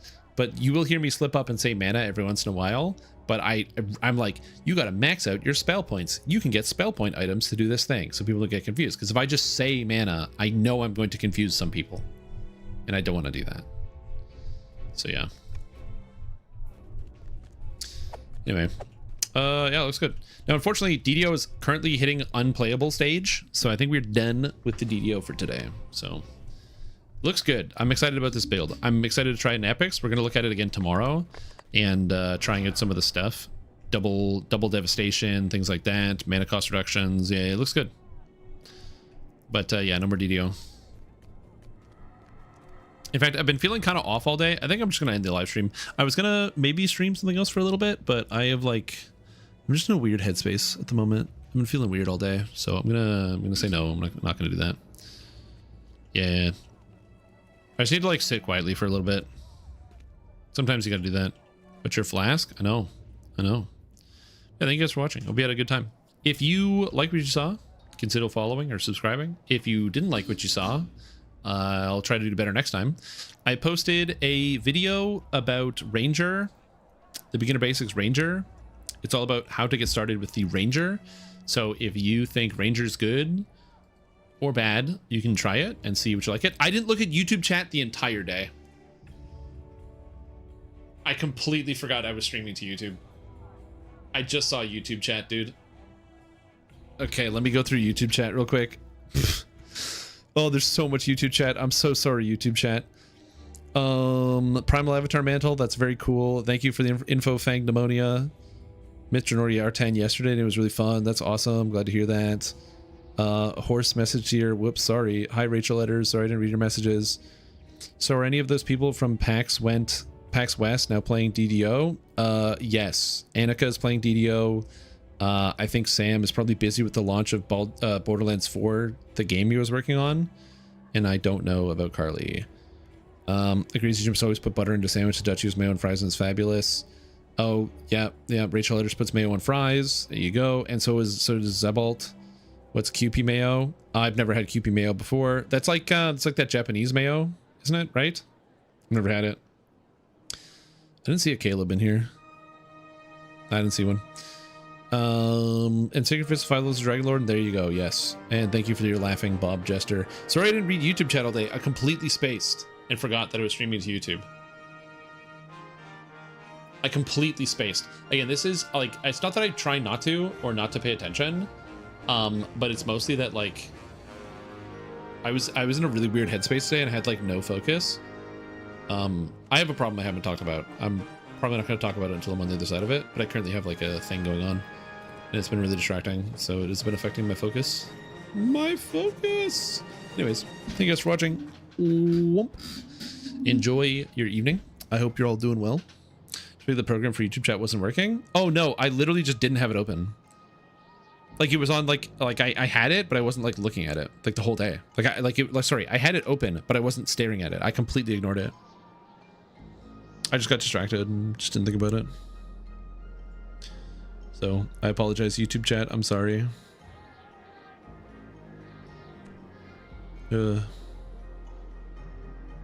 Like every other Thursday where we speedrun newer players through past lives, zoom. I mean, it's not a bad idea for some people to do. Yeah, 100%. I'm absolutely like giga washed. Yuzuka, are you streaming? Oh shit. Oh shit. Easy. Time to do the raid. You're under attack. It's raiding time. Yeah, I'm gonna drag the group over. Yeah, thanks for watching, everybody. You had a good time. I am sorry I can't fix the lag, but I am hopeful that it gets fixed just like everybody else. Okay, bye. There we go. The stream is over. And now it's just you and me, YouTube chat. Sorry for not reading you guys today. I didn't mean to not read chat. I like, again, my brain was just on another place, and I like literally forgot I was streaming to YouTube. Like, ugh.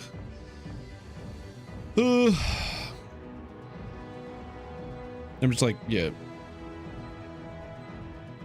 I'm dealing with like a kind of new medical thing, and so I have a lot of like pain in my skull. And it's really distracting. It's not like a headache. It's something different. I'll talk about it when I'm on the other side of it, but yeah, it's been really distracting. Sometimes it affects my focus. Anyways, you guys have a good night. Hope you all sleep well, drive safe, and enjoy yourself.